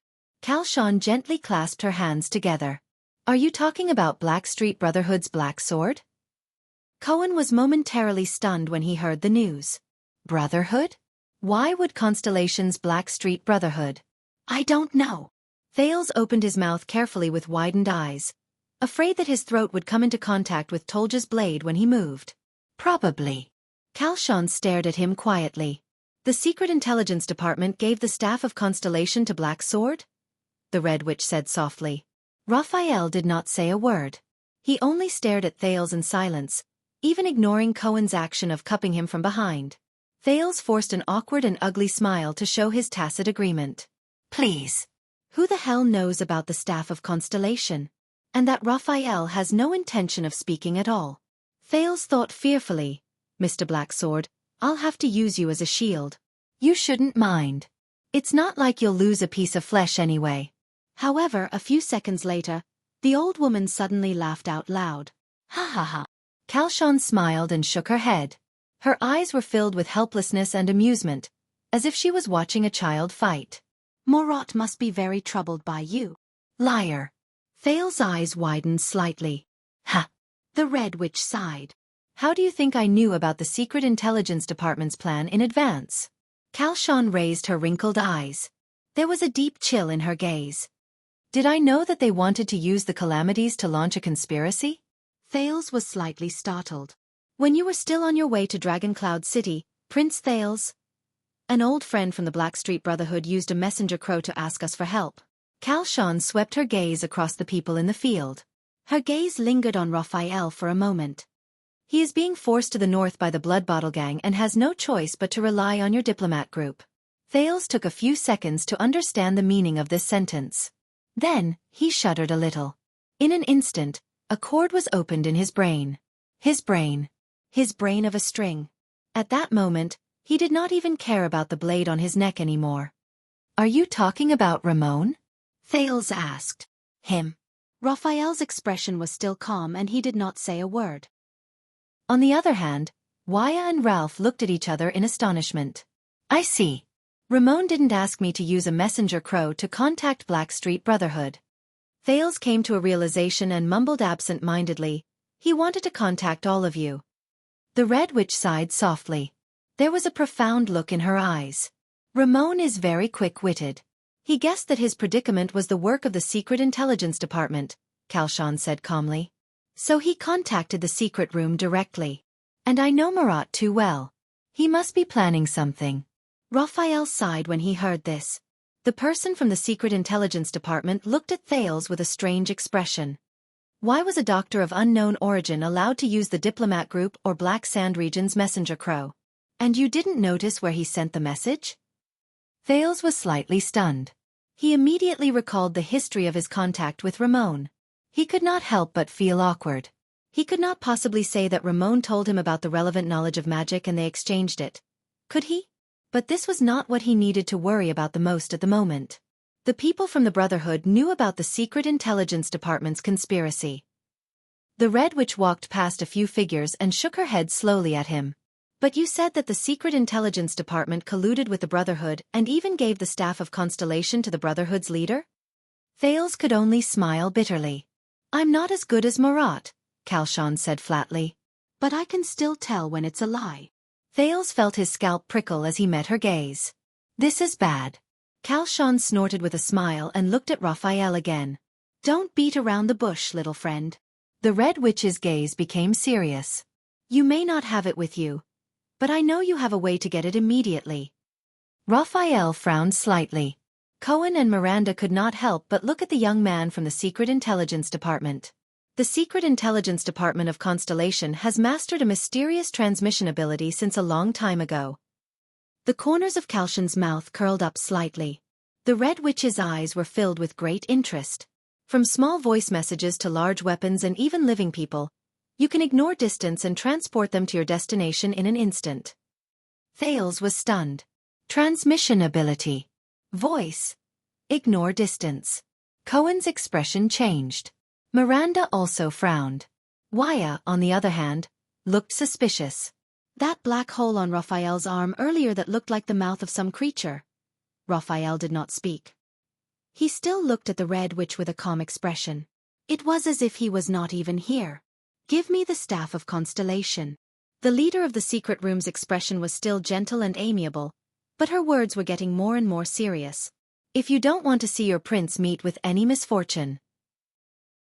Thales' face immediately turned pale. Tolja snorted coldly in dissatisfaction. At this moment, a soft voice that no one had heard for a long time rang weakly from the corner of the prison cell. It was filled with grievance and dejection. From a long time ago, a long time ago. Is that all you know? Everyone was slightly stunned. They then looked towards the corner where the voice came from. Thales could not turn his head because the back of the knife was pressed against his neck. But he was also shocked because he recognized the owner of the voice. The neglected little girl, Little Rascal, was leaning against the wall. Her face was pale as she trembled and looked at Kalshan. Aren't you from the secret room? Little Rascal bit her lower lip tightly. Her eyes were filled with pain and fear. The secret room is the shadow cast by the dragon's wings, Little Rascal murmured. But why? Little Rascal's expression changed, as if she had recalled the most unbearable memory. Why didn't you report to His Majesty? Little Rascal's eyes were filled with tears and her entire body was trembling. You just waited for the calamity, waited for the calamity. Watched them in Dragon Cloud City, watched everyone. Thales furrowed his brows. He remembered the people who ran for their lives, the people who suffocated in the air, the people who were separated from their flesh and blood, and the completely destroyed Shield District. Kalshan seemed a little surprised. She stared at the dirty little girl in the corner with a complicated expression. A few seconds later, she sighed deeply. I'm very sorry. To everyone's surprise, the Red Witch bowed slightly in Little Rascal's direction. Lady Alex Walton. Cohen's eyes widened abruptly. He stared at Little Rascal in disbelief. Miranda raised her eyebrows. Hearing this name, Little Rascal seemed to be startled. She looked at Thales with a panicked expression. But Thales still had the back of the knife pressed against his neck. He could not see her expression at all. Even if we know that Morat is behind this. The Red Witch's voice rang. The secret room is still at a loss, Kalshan said sincerely and sadly. The Secret Intelligence Department has concealed the news and their whereabouts too well. The Red Witch straightened her body and shook her head. It's too late. The Blood Mystic arrived in Dragon Cloud City a long time ago. We didn't know the Secret Intelligence Department's plan, and we had no way to defend ourselves. Kalshan's voice was low and her gaze was bleak. We could only watch the diplomat group get closer and closer. Little Rascal snapped out of her shock and fear. She clenched her fists and raised her trembling head. Then you should report this to His Majesty. The girl gritted her teeth hard. Tears could not stop flowing from her eyes. That's the king of all extensions. So many people died in Dragon Cloud City. He can definitely prevent these things from happening. The Red Witch raised her head abruptly. Her eyes suddenly lit up and she looked at Little Rascal solemnly. Our king? Madame Kalshan murmured softly and uttered the king's name. Nuvan Raikaru Kadian Walton? The person in charge of the secret room smiled faintly. Believe me, for the past 30 years, I've respected him immensely. She nodded. Her eyes were filled with respect and nostalgia. At least, during most of his reign, he was a good king. I'm already prepared to report this to him. Kalshan's expression changed and she uttered the next sentence. If he didn't hide it from me and planned to sell Dragon Cloud City to Constellation and betray Extet in order to continue his family. Everyone's expression changed. What? The shocked Cohen could not help but ask. Little Rascal's face was pale. She stared blankly at Xiaofan. Yes, my dear lady. The Red Witch sighed softly. I intercepted King Nuven's messenger crow to the Supreme King of Constellation. He wants to rely on the power of the nine-pointed star to save the cloud dragon spear that is in danger. He wants to use the marriage between you and the young prince to intimidate the new king. Xiaofan's gaze became extremely fierce. For this reason, he did not hesitate to let Constellation obtain a bargaining chip to meddle in Xtet's affairs. In the future, he even let an heir with Jade Star's blood take over the first territory of Xtet. Apart from Raphael and Thales, almost everyone widened their eyes. Even Tolja could not help but turn his head to look. Everyone's gazes simultaneously shifted to Little Rascal, then to Xiaofan, and finally to the second prince who was being held hostage. At that moment, Thales only felt complicated. The scene of King Nuven passing the ring to Little Rascal appeared before his eyes. My God! Cohen's mouth formed an O shape. He stared straight at Thales. Is this the truth behind King Nuven wanting to form an alliance with us, Your Highness? To let the descendants of the Jade Star royal family and the Walton family inherit the Archduke of Dragoncloud City? As the King of Xtet, the Red Witch shook her head slowly. He shouldn't have done that. There was only one thing I could do for Xtet. Raphael raised his head. A strange light flashed in his red eyes. So you went to find Lampard, he said softly. Xiaofan did not speak. She only looked at the enemies before her with a calm expression. Thales stared at the Red Witch in a daze. His mind was in a mess. This is the biggest joke, the second prince muttered subconsciously. So, your betrayal was not an accident. Because of this, you want King Nuven's life. Thales closed his eyes and sighed deeply. He felt physically and mentally exhausted. The Secret Intelligence Department and the Secret Room both want his life. You're practically working together. Under these circumstances, even if King Nuven has the army of Dragoncloud City as his backing and the White Blade Guards as a barrier, Thales silently uttered the next sentence in his heart. How can he not die? At that moment, he really felt very annoyed. Xiaofan snorted softly. Her expression was subtle. It has been hundreds of years, but the Secret Intelligence Department has always been silent. They quietly weave a night of shocking thunder in the deep clouds. The Red Witch's eyes were filled with a strange color, like a chess player who had just won.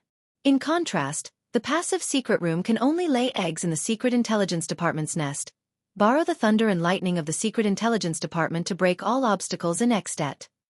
You want to see the Xtetian vassals fight like beasts, bleeding non-stop? Xiaofan smiled slightly. Then we'll let the fight end in the first round.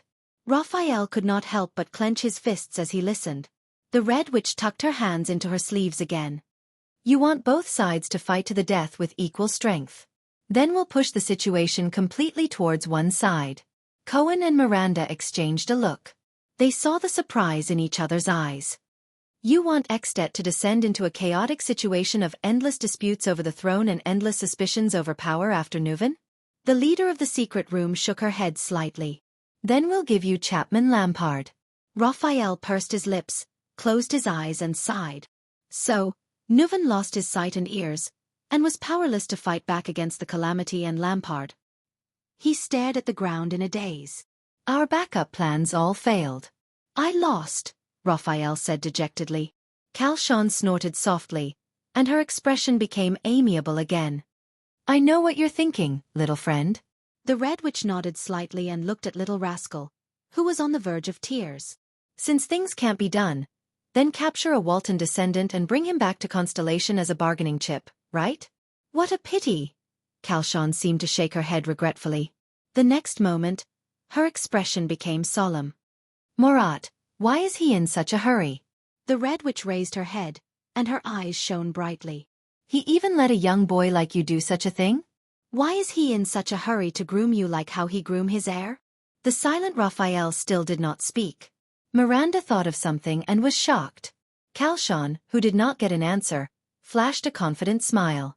She then spoke softly, her voice filled with exhaustion and dejection.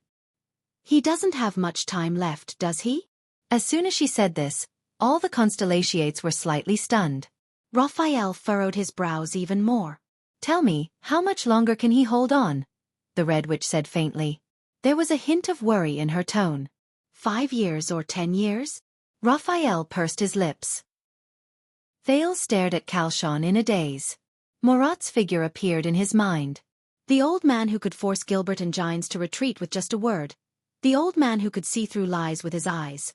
He actually...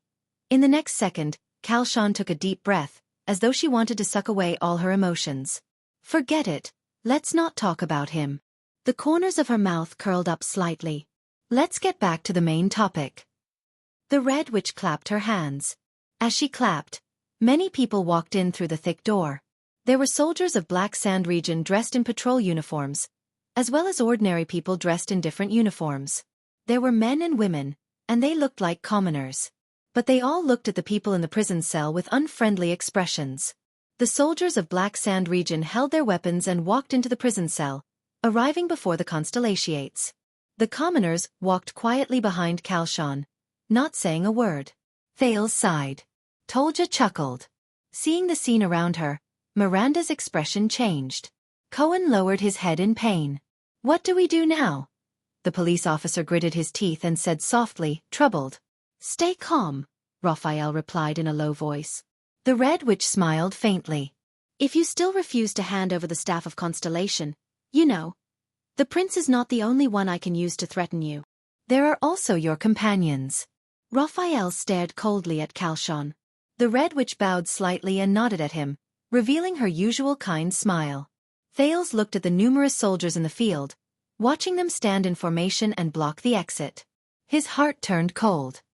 It's over. Now. He felt the chill on his neck and glanced at the indifferent Tolja. What should I do? But at this moment... boom. A deafening roar rang out. Xiaofan raised her head abruptly. Gravel and dust came crashing down from above her head again, stirring up a cloud of dust in the prison cell. The soldiers of Black Sand region unsheathed their weapons subconsciously. Before anyone could react, a few figures suddenly descended from the sky. Just like Tolja before this. The Fire Knight realized that something was wrong. He quickly reacted. Thales felt his arm tighten. Tolja grabbed his right hand tightly and controlled it in front of him. The dust was so strong that Thales could not open his eyes. He could only rely on his hearing to discern the situation in the field. As the figures flashed, countless sounds of fighting could be heard in the dust. The clashing of metal and the angry shouts of the soldiers rose and fell. Swoosh. Bang. Clang. Quick. Defend. Be careful. Retreat. Protect. In a short 10 seconds, accompanied by the sound of a few bodies falling to the ground, the chaotic sounds disappeared and the field gradually quieted down. The dust finally dispersed. Thales was still held tightly by Tolja, the blade never leaving his neck. The Fire Knight furrowed his brows and coldly observed the situation in the prison cell. The prince saw everything in front of him clearly. He was shocked. There was a big hole in the ceiling where the Red Witch had been standing just now. The soldiers of Black Sand region, including the people from the secret room, all retreated to the position of the thick door. They looked at the uninvited guests in front of them with nervous and surprised expressions. The invaders who had descended from the sky. They were more than 10 valiant warriors. Their gazes were fierce and their movements were agile. They were dressed in light gray armor and had machetes covering their faces. Some of them were even equipped with excellent arm shields and crossbows. At this moment, the invaders were in formation. They stood in front of the soldiers of Black Sand region, separating them from the constellatiates and Tolja in the prison cell.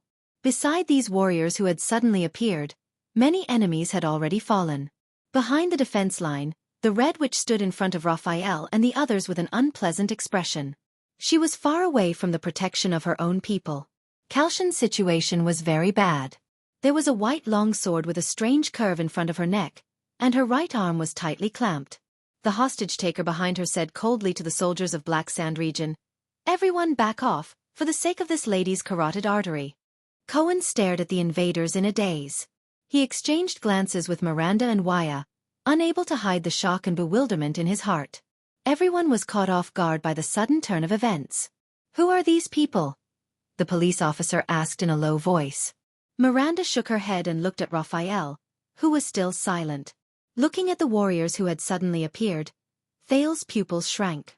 "Wait a minute. This attire." He carefully looked at the warriors' equipment, and then his mouth fell open in shock. Thales recognized these people. The silent confrontation lasted for a few seconds. Then the Red Witch, who was being held hostage, sighed. So the rumors are true. She retracted her gaze from the blade in front of her neck and said to the hostage-taker behind her, "As expected, you built an emergency secret passage in the gatehouse?" The Red Witch narrowed her eyes. She glanced at the invaders around her, and then at her subordinates, who had been forced to retreat outside the thick door, and said in a low voice, "You can even hide from the secret room." "I have really underestimated you." A low laugh came from behind her. "Snowblade and Dragon Wings. Since the day Xdet was founded, we have been mutually reinforcing and restraining each other." The hostage-taker revealed a pale face and leaned over to whisper into Kalshan's ear, "Being wary of the secret room's every move. This is what we should do." Raphael saw the newcomer's face, and he frowned. Under Miranda's and Cohen's surprised gazes, Raphael walked forward with an unfriendly expression and arrived beside Kalshan and the invaders. "You're late," the young man from the Secret Intelligence Department said coldly to the newcomer. "You almost got us killed." The newcomer raised his eyebrows, and his pale face moved slightly. "It takes some time to gather our scattered brothers." The newcomer's gaze went past Raphael. He looked at Tolja, who was holding Thales hostage, and fearlessly cast a provocative glance at the Fire Knight. "Hey, Tolja, it's all thanks to the noise you made. Otherwise, we would have had to search for you for a long time." Tolja frowned and let out a low, unfriendly growl from his throat. Thales stared blankly at the pale-faced man and could not help but breathe a sigh of relief. The newcomer raised his eyebrows, and his gaze lingered on little rascal in the corner. "Also, you better be polite." The pale-faced man shook the blade in front of Kalshan's neck. "After all, I'm saving your life." The Baron Bone Kid from the Secret Intelligence Department. Chapter 219. "Don't move, madam," Nicholas said coldly to Kalshan, who was in front of him.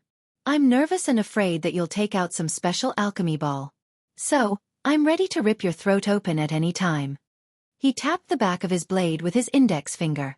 The Red Witch lowered her shoulders and fell silent. Thales stared at Nicholas, who suddenly appeared in surprise. He then looked at the other white blade guards. "Nicholas!" He stared at the Star Killer, who was holding the Red Witch hostage, in confusion. "Why are you?" But Thales did not manage to continue. Tolja's grip on his shoulder suddenly tightened, and Thales hissed in pain. When Wuxia saw the prince's condition, he was so angry that he tightened his grip on his sword. Tolja dragged the back of his blade around Thales' neck, forcing him to raise his head as high as he could. Thales observed the situation in pain. Tolja and he stood in the inner layer of the prison cell, and little rascal was still behind them. The Constellations stood in front of them, looking nervously at the prince who was being held hostage. Nicholas, on the other hand, stood behind the Constellations, restraining the Red Witch. Behind Nicholas were the white blade guards. They stood firmly by the thick door and stared at the soldiers outside with vigilance. "Beautiful move, Star Killer," the Fire Knight of Black Sand region said calmly to Nicholas. "But don't forget, I have an even more important bargaining chip." The Star Killer tilted his head and glanced at Tolja with a disdainful expression. "Then do it. Kill this prince." Nicholas snorted softly. "I've disliked him for a long time anyway." Thales widened his eyes. What? Tolja furrowed his brows. Nicholas swung the Severing Soul's blade on Kalshan's neck a little. It reflected the light from the everlasting lamp. He smiled faintly. "After you're done, perhaps they can give you a different nickname, such as..." The Star Killer's gaze swept past Thales and he grinned at the Fire Knight. "The second Star Killer?" Tolja glared at Nicholas fiercely, his eyes almost burning. "That's our prince." Cohen observed the stalemate. He exchanged a worried look with Wuxia and whispered, "Are we just going to watch? What else?" Miranda looked at Raphael, who was beside Nicholas, then at Tolja and Thales, who were behind them. She then swept her gaze over the white blade guards and their enemies, and sighed softly. "This is no longer our battle." At this moment, the Red Witch who was being held hostage spoke. "White blade guards, Xtet's Dragon's Imperial Guards," she said softly. "You're standing on the wrong side." Kalshan did not seem to have the slightest awareness of having a blade pressed against her carotid artery. She smiled naturally and smoothly. "Your opponents are the people behind you, the Empire." Nicholas raised his eyebrows slightly. The Red Witch sighed softly as if she was extremely regretful. It was their secret intelligence department who planned all of this, such as the calamity and the king's death. The expressions of the constellations, including Thales, also changed. All right. Xiaofan was right, Thales thought anxiously. The second prince glanced worriedly at the white blade guards, but their expressions were hidden behind their masks. Only a pair of cold eyes could be seen. Raphael, who was standing next to Nicholas, sighed softly. Oh, this problem. It's very complicated to explain. But now. He walked to the front of the two of them and looked at Nicholas seriously. He looked at the blade in his hand that was pressing against Xiaofan. Shouldn't we think of a way to escape first? Nicholas suddenly turned his head to look at the young man from the secret intelligence department. His gaze was cold. Raphael endured the piercing glare and put on a fake relaxed smile. You know, the heir of the Walton family is also here. Perhaps this is not a good time to chat, especially with the Red Witch who has countless lies. Nicholas looked at the innermost part of the prison cell. Little rascal was momentarily stunned before she realized that he was talking about her. She could not help but turn pale. If you really want to help, boy from the secret intelligence department, then don't block my way. Nicholas' eyes shone with a cold glare and his tone was stern.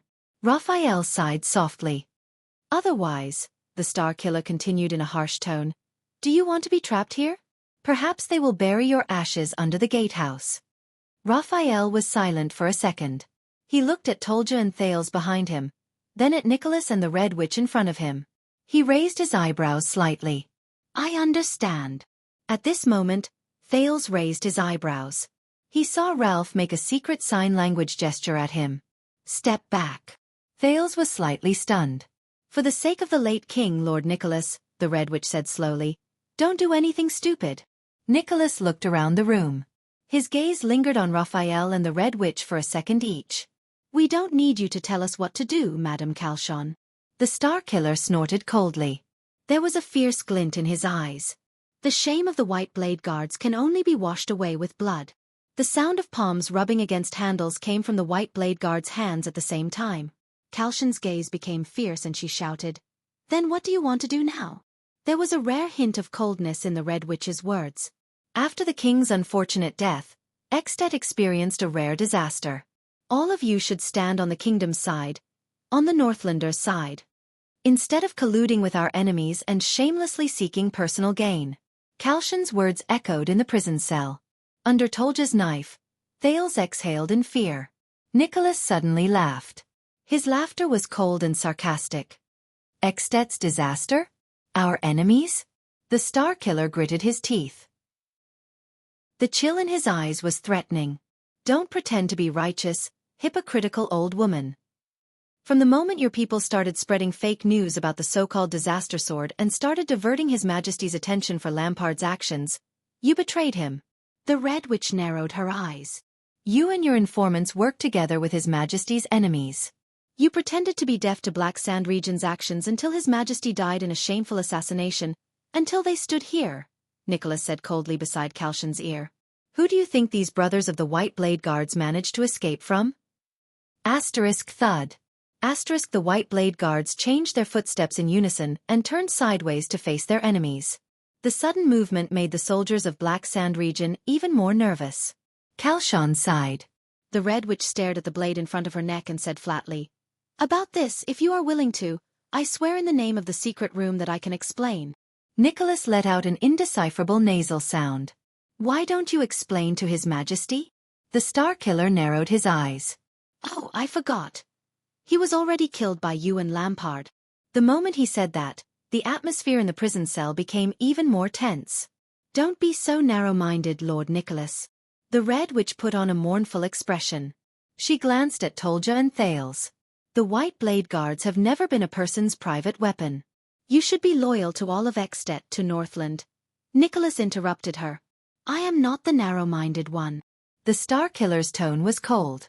If you and your secret room can't even be loyal to one person, then don't hypocritically claim that you are loyal to Extet. Madame Xiaofan furrowed her brows slightly. You. At this moment something strange happened. Nicholas pressed his left hand on Kalshan's back and pushed her out. Tolja's pupils immediately contracted. How, Raphael, who stood in the middle, suddenly pushed Miranda, Cohen, Waya, and the others away, perfectly avoiding the Red Witch's path. The shocked Red Witch was pushed towards Tolja and Thales, who were at the innermost part of the cell. Thales looked at Madame Kalshan, who was staggering towards them. He looked at the constellations who moved aside to make way for her. He suddenly understood. He remembered the conversation between Raphael and Nicholas just now. It was a planned exchange between the two of them. If you really want to help, don't block my way. Tolja watched in shock as the constellations parted and the Red Witch's figure drew closer. He hesitated for a moment. Then, Nicholas appeared behind Kalshan with a cold expression. Whoosh. The Star Killer's weapon stirred up a gust of wind. He did not hold back and slashed down towards the Red Witch's head. It was as if he was going to take her life right there and then. Tolja did not hesitate anymore. He still held on to Thales tightly as he charged towards Nicholas and the Red Witch. Clang.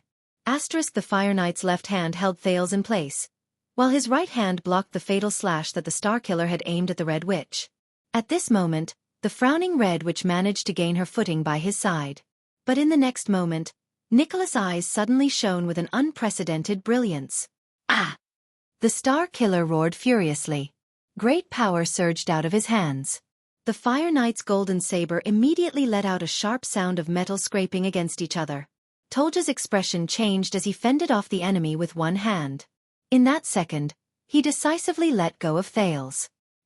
He gripped the hilt of the saber with both hands and blocked the great power that Nicholas had unleashed. Thales, who had broken free from the Fire Knight's control, did not care about anything else. He followed the signal given to him by Ralph, gritted his teeth, closed his eyes, and rolled backwards. He bumped into Little Rascal, who was supporting him from behind. The two of them crashed into the wall together. The disheveled Thales no longer cared about the situation in the field. He was thinking about the conversation between Raphael and Nicholas just now. They did not just say that one sentence. Do you want to be trapped here? Trapped here? The moment this thought appeared in his mind, Thales felt a tremor under his body. What's wrong? Little Rascal asked in surprise as she hugged him. He did not know how to answer. He did not have the chance to either. Bang. There was another loud sound of earth and rocks exploding. The ground under Thales and Little Rascal suddenly sank and cracked open. Again? The thought emerged in Thales' mind. In the next second, both of them sank into the cracked ground. He did not know whether it was Ralph's psionic ability or the effect of the explosion, but the air in the room began to howl again. Dust rose, blinding everyone's vision. Thales hugged Little Rascal tightly and shut his eyes. Bang. He felt a pain in his buttocks. Then, he and Little Rascal fell into a pile of soft sand. Everything around them was dark. Thales propped himself up with difficulty. Beside him, Little Rascal's coughing could be heard continuously. Above them, the sound of a fierce struggle came from the cell they had been in earlier. They were not the only ones who fell. Your Highness! A figure pulled him up. Waya's anxious voice traveled into his ears. Are you all right? Before Thales could answer, a dozen more figures fell from the sky and crashed into the sand. Amidst the flying dust, Thales covered his mouth and nose tightly. Enduring the pain in his buttocks, he pulled Little Rascal up. He felt gloomy. Why do these people like to play this game so much? Act according to plan. Let's go. Nicholas' voice came from the darkness. There will be backup at the end of the secret tunnel. Our men will bring up the rear. Before Thales could complain, he and Little Rascal were picked up by the waist by a tall and muscular figure, one in each hand. Little Rascal cried out in surprise. Damn it! Cohen's exasperated voice rang above Thales' head. It's too dark, I can't see the road clearly. In the midst of the chaos, the sound of bodies falling and the intense sounds of weapons clashing could be heard from above. Soon, the sounds were getting closer. Star Killer! Another loud crash was heard. The Fire Knight Tolja's furious roar came from behind them. Stop them! The intense sound of metal clashing could be heard. Throw a few torches down. It was the Red Witch's voice.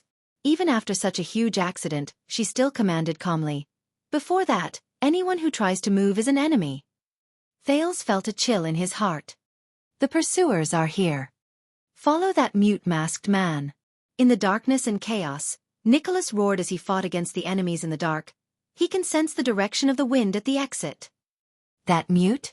The police officer took 2 steps forward and said impatiently, I can't even see where he is. In the darkness, Thales felt that Cohen's arm was about to choke him until he fainted. His Sin of Hell's river was activated without warning. Waves surged into Thales' eyes, and his surroundings were suddenly filled with strange colors. Shut up, big guy. Thales gritted his teeth and angrily knocked on Cohen's arm. Listen to me. The police officer, who was holding him, immediately froze. Thales forced himself to calm down. He found Ralph in the chaotic field of vision, the figure that was emitting a faint green light. He then said to Cohen, Take 5 steps forward. No, 2 steps for you, then turn left. Hurry up. Thales did not feel any movement. He anxiously urged, Don't just stand there. Cohen seemed to have come back to his senses. He followed Thales' instructions and took a step forward. Wow. The police officer carefully took a step forward. When he felt the solid ground beneath his feet, he asked in surprise, You can see? Thales was slightly stunned. Go straight ahead. As long as you eat more animal livers and fruits, Thales lied without batting an eyelid in the field of vision of the Sin of Hell's river. You can also find light in the darkness. In the darkness, Cohen nodded skeptically. Amidst his bewilderment, Cohen followed the path that Thales pointed out and ran after Ralph. The sounds of fighting behind them became more intense. In Thales' field of vision, a dozen of them followed Ralph and ran into a narrow tunnel in the dark. Nicholas! Tolja's furious roar came again. Don't even think about it. The next moment, a bright light suddenly shone from behind them, illuminating their surroundings. Thales narrowed his eyes and saw his surroundings clearly. The tunnel they were in was very narrow and full of dust. Even the ground was uneven and stony. Ralph took the lead, moving like the wind. Thales and Little Rascal were held in Cohen's arms, while Miranda and Wuxia followed closely beside him. Everyone was running nervously. The White Blade guards protected them closely behind them. Only the Star Killer and Raphael were nowhere to be seen. The light behind them grew brighter and brighter.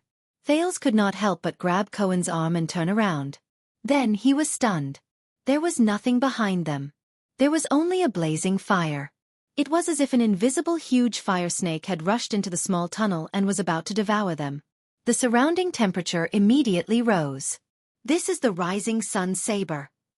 The Star Killer's furious roar came from behind them. Damn it, Secret Intelligence Department. If you don't want to be roasted, get out of the way. Amidst the fire, 2 figures appeared in Thales' eyes, which had been modified by the Sin of Hell's river. One of the figures emitted a light that was like countless needles, scattering in all directions.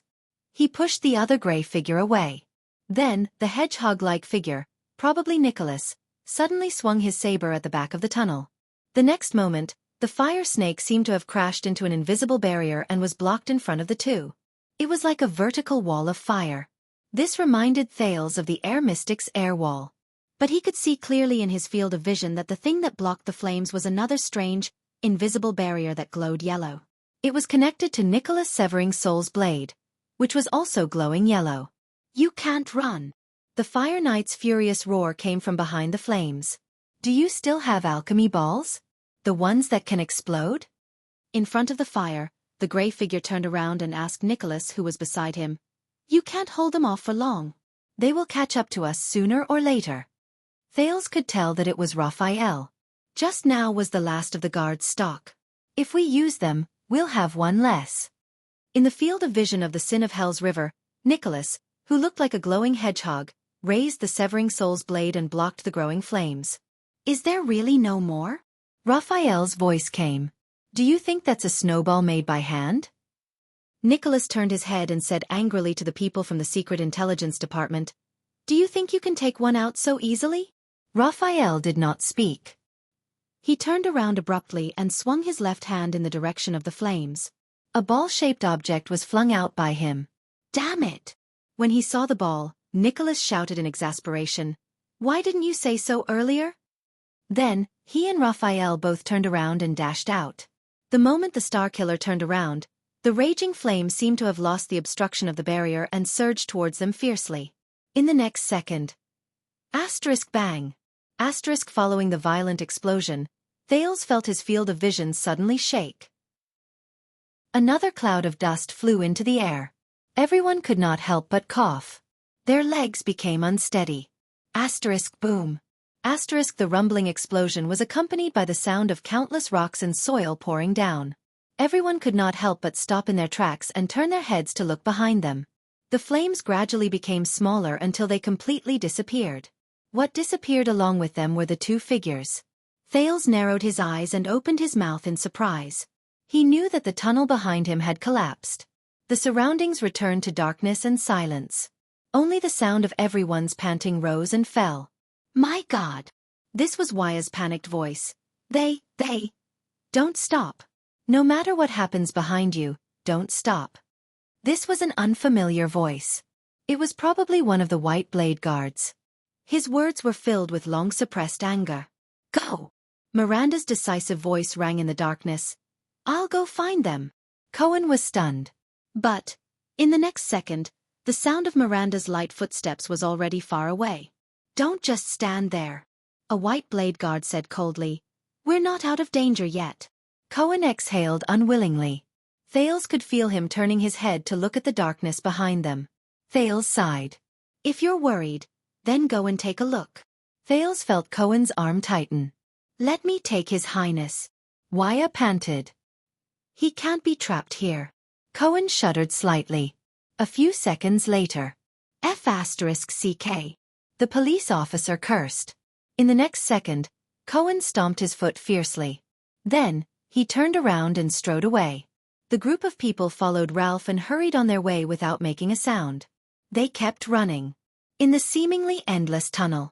Amidst the seemingly endless danger. In the bottomless darkness. Running toward the only way out.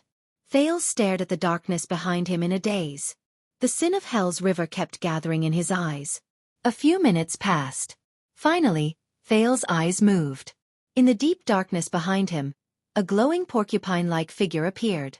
Then, a grayish figure appeared. And a figure that was emitting white light. Because there's only one, of course we have to be careful. Raphael's voice came faintly from the darkness. I don't have the habit of bringing the alchemy ball around. Nicholas, Raphael, and Miranda caught up with them. Oh my God! Cohen heard Raphael's voice. He turned his head and did not even care that he tripped. I thought you were really buried inside. Beside Raphael, the Star Killer mumbled something in a low voice. His voice clearly traveled into Thales' ears amidst the messy footsteps. He seemed to be saying, Miser. Thales breathed a sigh of relief. They escaped. All right. Nicholas' voice came. It was a lot calmer than before. There should be no more danger. After all, we're in the secret passage. The group probably knew that they had escaped danger. Their footsteps slowed down and they started walking. Thales and Little Rascal were put down. Thales leaned against the wall and subconsciously patted his chest. His mind was blank. He felt that he had passed another obstacle. Speaking of which, Cohen's puzzled voice came from the darkness. Why don't you light a fire? The police officer said impatiently. Do you have to run like a blind man? The ventilation here isn't very good, Nicholas said flatly. If you want to suffocate to death, of course you can. Cohen immediately fell silent. Right. In the darkness, Wuxia leaned against the wall and panted slightly. Isn't this gatehouse the line of defense to protect Heroic Spirit Palace? How can there be a secret passage to sneak in? The tunnel was silent for a moment. During the Third Peninsular War, Nicholas' voice came leisurely, the Night Wing King occupied the other districts. Only Axe District, this place, and Heroic Spirit Palace were left. When Heroic Spirit Palace was isolated and helpless, sealed off from all sides, and cut off from supplies, this was the last chance of survival the Northlanders dug out. Phew! Cohen exhaled. His tone was filled with the joy of escaping from a great disaster. Thank you, Night Wing King. You're so great. Everyone fell silent. Even if he could not see, Cohen could feel the Northlanders' murderous gazes in that instant. The sound of Miranda's elbow came from the darkness. And Cohen's pained cry. I was just... A few seconds later, the police officer's awkward voice rose. Just kidding. After the war, this secret passage became top secret. Even the secret room had to be kept a secret. Nicholas snorted in disdain. Only the commanders of the White Blade Guards of every generation knew about it. In the darkness, the Constellation's footsteps suddenly came to a halt. Even the White Blade Guards stopped in their tracks. Thales was stunned. Wait. The prince raised his head and looked at the needle-like figure in his field of vision. His tone was full of surprise and bewilderment. Are you talking about the commanders of the White Blade Guards of every generation? Nicholas said nonchalantly. Yes, what's wrong? Cohen sucked in a cold breath. Miranda, on the other hand, sighed. The commanders of every generation. Thales exhaled in pain. Was the commander before you also considered the previous generation? Nicholas' breathing instantly froze. Raphael sensed that something was wrong.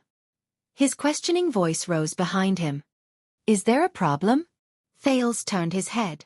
With the vision given to him by the sin of Hell's River, he looked at the front of the tunnel. It was pitch black in front of them. It was their only way out. Yes. In the darkness, Thales said weakly. And... Chapter 220. In the dark, Thales followed the fleeing crowd and walked anxiously. The White Blade Guards had already divided into 3 teams. One team went forward to scout for danger, and another team stayed behind to guard against possible pursuers. The last group of guards stood guard around them. Nicholas walked at the front of the team and sighed deeply in the dark. When did this happen? He asked hoarsely. No one answered him. Then, Miranda's voice came from the side. If I had to guess, the swordswoman said flatly, it was from the beginning. Nicholas was silent for a second. He might have just been tricked, the current commander of the White Blade Guard said dejectedly. You know, Black Sand Region fabricated information about the disaster swords and passed it to Caslin.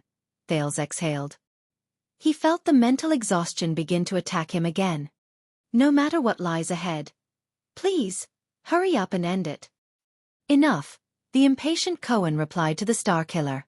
He walked at the back of the team and his voice was a little loud. Your hypocritical former boss personally appeared to deal with us, the police officer said mockingly. He hid among the soldiers of Black Sand Region and knocked me down with 2 punches. Then you should feel honored. Nicholas raised his head abruptly. Suppressing his anger, he said coldly in the dark, not everyone is qualified to take 2 punches from Caslin. Cohen furrowed his brows and was about to retort, but Raphael interrupted him. Raphael narrowed his eyes. To be able to persuade the Groundshaker to help. Now we know how they quietly and effortlessly deceived us into opening the gatehouse. Nicholas lowered his head and did not speak. No one saw that at that moment, his eyes were filled with complicated emotions. Thales thought of something. Wait, if Caslin knew about this secret passage from the beginning, the prince muttered in the team, then how did you still have the chance to sneak in? Nicholas raised his head. But the person who answered was Cohen. Maybe he wanted to wait for all the White Blade Guards to arrive, the police officer said through gritted teeth. Then finish us off again. The others did not speak. The atmosphere became very oppressive. Look, they were guarding us. First, they waited for the Secret Intelligence Department, then the White Blade Guards. Before Cohen finished speaking, he said indignantly, besieging the enemy and attacking the reinforcements. Is there a more vivid tactical example than this? Nicholas punched the wall fiercely. Bang! A muffled sound rang out. Even in the darkness, everyone looked at him. The Star Killer raised his head and exhaled. Nicholas' gaze turned cold again. Go to hell, Caslin, the Star Killer said coldly. Raphael snorted softly, his meaning unclear. At this moment, perhaps, outside of the debate. Thales' voice cut in abruptly. There was a hint of fatigue in his voice. What should we do? The second prince said quietly, if this is the only exit of the secret passage. Nicholas clenched his fists lightly. The Star Killer suddenly laughed. We don't have a choice, he said softly, don't we? Therefore, the group of people could only continue to walk on the secret passage in a strange atmosphere, waiting for the unknown dangers on the road ahead. walking towards the equally mysterious exit. Thales sighed softly. But at this moment, he could only abandon all distracting thoughts and focus on moving forward with the team. Another child's figure moved to his side. A soft and gentle voice traveled into his ears. Thales. I can't escape, can I? Little Rascal's expression could not be seen in the darkness, but Thales could hear the sadness and despair in her voice. Thales sighed. He was already annoyed. Right now, he was not in the mood to comfort the little girl. Don't worry, Thales said absent-mindedly. Even if there's an ambush ahead, we'll definitely find a way to escape. But Little Rascal's voice suddenly grew louder. No. She seemed to be a little agitated. Thales was slightly stunned. I'm not talking about that.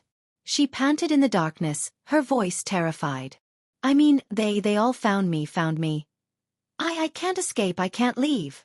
Little Rascal's reaction even made Nicholas and the others, who were talking on the other side, involuntarily look at her. It was only then that Thales realized what Little Rascal was talking about. She means. Thales moved closer to Little Rascal. The second prince held his breath. He felt Little Rascal's body rise and fall slightly beside him. They called me Miss Walton. Little Rascal whispered quietly, trying her best to keep her body steady. But Thales could still feel the fear in her heart. Thales' mood darkened. They won't let me go. Little Rascal had already unknowingly sounded like she was about to cry. So that's how it is. They had agreed in the butcher's shop. This little maid had planned to sneak away after escaping danger. But now, Thales raised his head and glanced in the direction of Nicholas and the others. The white blade guards found her, the red witch recognized her, and Lampard knew that she was here. King Nuven had not only left her a ring, an identity, but also a curse. A curse that once she joined the game, she could not leave it. The prince's heart was filled with sadness. Not only that, Thales immediately thought of the present after King Nuven's death. Dragon Cloud City was in chaos. The Walton family's future was in jeopardy. The Cloud Dragon Spear might not be able to rule the city anymore. Extet, the kingdom of the Great Dragon with 600 years of history, was about to fall into an unknown whirlpool. Its future was uncertain, and its fate was uncertain. Also, Lampard was leading his army and vassals to pin the crime of assassinating the king on Thales' head, even though he was not completely innocent as the Prince of Constellation. He was continuing to carry out his conspiracy in the dark that no one knew about. What does that ambitious and ruthless person want to do? Where will he bring Dragon Cloud City, Extet, and the two powerful countries in the Western Peninsula? And these? Thales turned his head. In the darkness, he could vaguely make out the little maid's silhouette. Were these things really something that this little girl, who had experienced life and death in a single night and was sobbing softly in the darkness, could bear? Thales sighed softly. He felt Little Rascal's hand in the darkness. It was a pair of small, dusty hands, trembling and cold. Little Rascal's hand shrank slightly. Are you afraid? Thales asked softly, using his softest tone. Little Rascal's sobs stopped for a moment. Yes. She nodded in the darkness where no one could see. I'm sorry, but I'm really... It's right to be afraid, Thales said flatly. Little Rascal's breathing suddenly froze. I'm as afraid as you are. Thales' voice rang beside her ear. Little Rascal was stunned. So we have to remember it. The prince recalled that night in Red Street Market. He could not help but clench his fists slightly. Remember this fear of being at the mercy of others, of being unable to make your own choices. I hate this feeling, Thales muttered. This disgust even surpasses the fear I feel. Little Rascal did not speak. She listened to Thales quietly. So try to hate it. Hate this situation where you have no choice but to become a Walton. Thales held her hand gently. Then, you will no longer feel afraid of becoming a Walton. Little Rascal said softly. Disgust. Thales pressed his hand against hers. Yes. It is precisely because of this disgust, to avoid this fear, to be able to choose freely one day, that we will become stronger, he said in an unquestionable tone. No matter who you want to become, there is no need to be afraid. When you can face the future without fear. The prince took a deep breath. For some reason, at that moment, Lady Jine's figure actually appeared before his eyes. It was the day she wore high-heeled boots and strode valiantly into the Hall of Stars alone and arrogantly behind the king. It was the unique demeanor she had when she turned a blind eye to the countless gazes around her.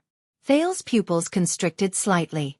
At that time, you will definitely not be controlled by anything, and will definitely be able to make your own choice. Little Rascal sniffed and fell silent. Thales, on the other hand, was lost in his own thoughts and did not speak. Soon, the first batch of white blade guards returned to meet up with them. When they heard their footsteps, Cohen and the others nervously unsheathed their swords. However, the other party brought a few strange pieces of news. What? You didn't find anything? Nicholas furrowed his brows. No. One of the leading guards shook his head in the dark and answered his superior's question. Whether it's an ambush, a trap, or someone in the open, we didn't find anything. We're already at the exit. The Star Killer furrowed his brows slightly. Is this normal? Raphael's voice came from behind. Nicholas shook his head. It shouldn't be like this, the commander of the White Blade Guards muttered. Caslin should know about this secret passage. Cohen's voice also came from behind. Could it be that he still doesn't know about this place? It's possible, Miranda said softly. Or he was delayed by something. Maybe they're lying in ambush outside the exit. Wire raised his eyebrows. His voice was filled with worry. Waiting to catch us all in one go. Thales exhaled through his nose and interrupted them with a sound. All right. The second prince felt a headache coming on. It's useless no matter what we say. Thales said dejectedly, no matter what's waiting in front of us, we only have one answer, don't we? They could only move forward.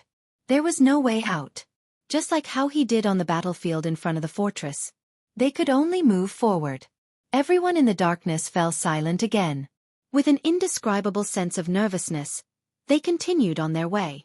For a few minutes, only the sound of hurried footsteps could be heard in the darkness of the secret passage. The pitch-black darkness, the dull and monotonous rhythm, and the fear in their hearts caused the atmosphere to become more and more solemn. Because of this, Thales could only count the number of steps in his heart to relieve his increasingly depressed state of mind.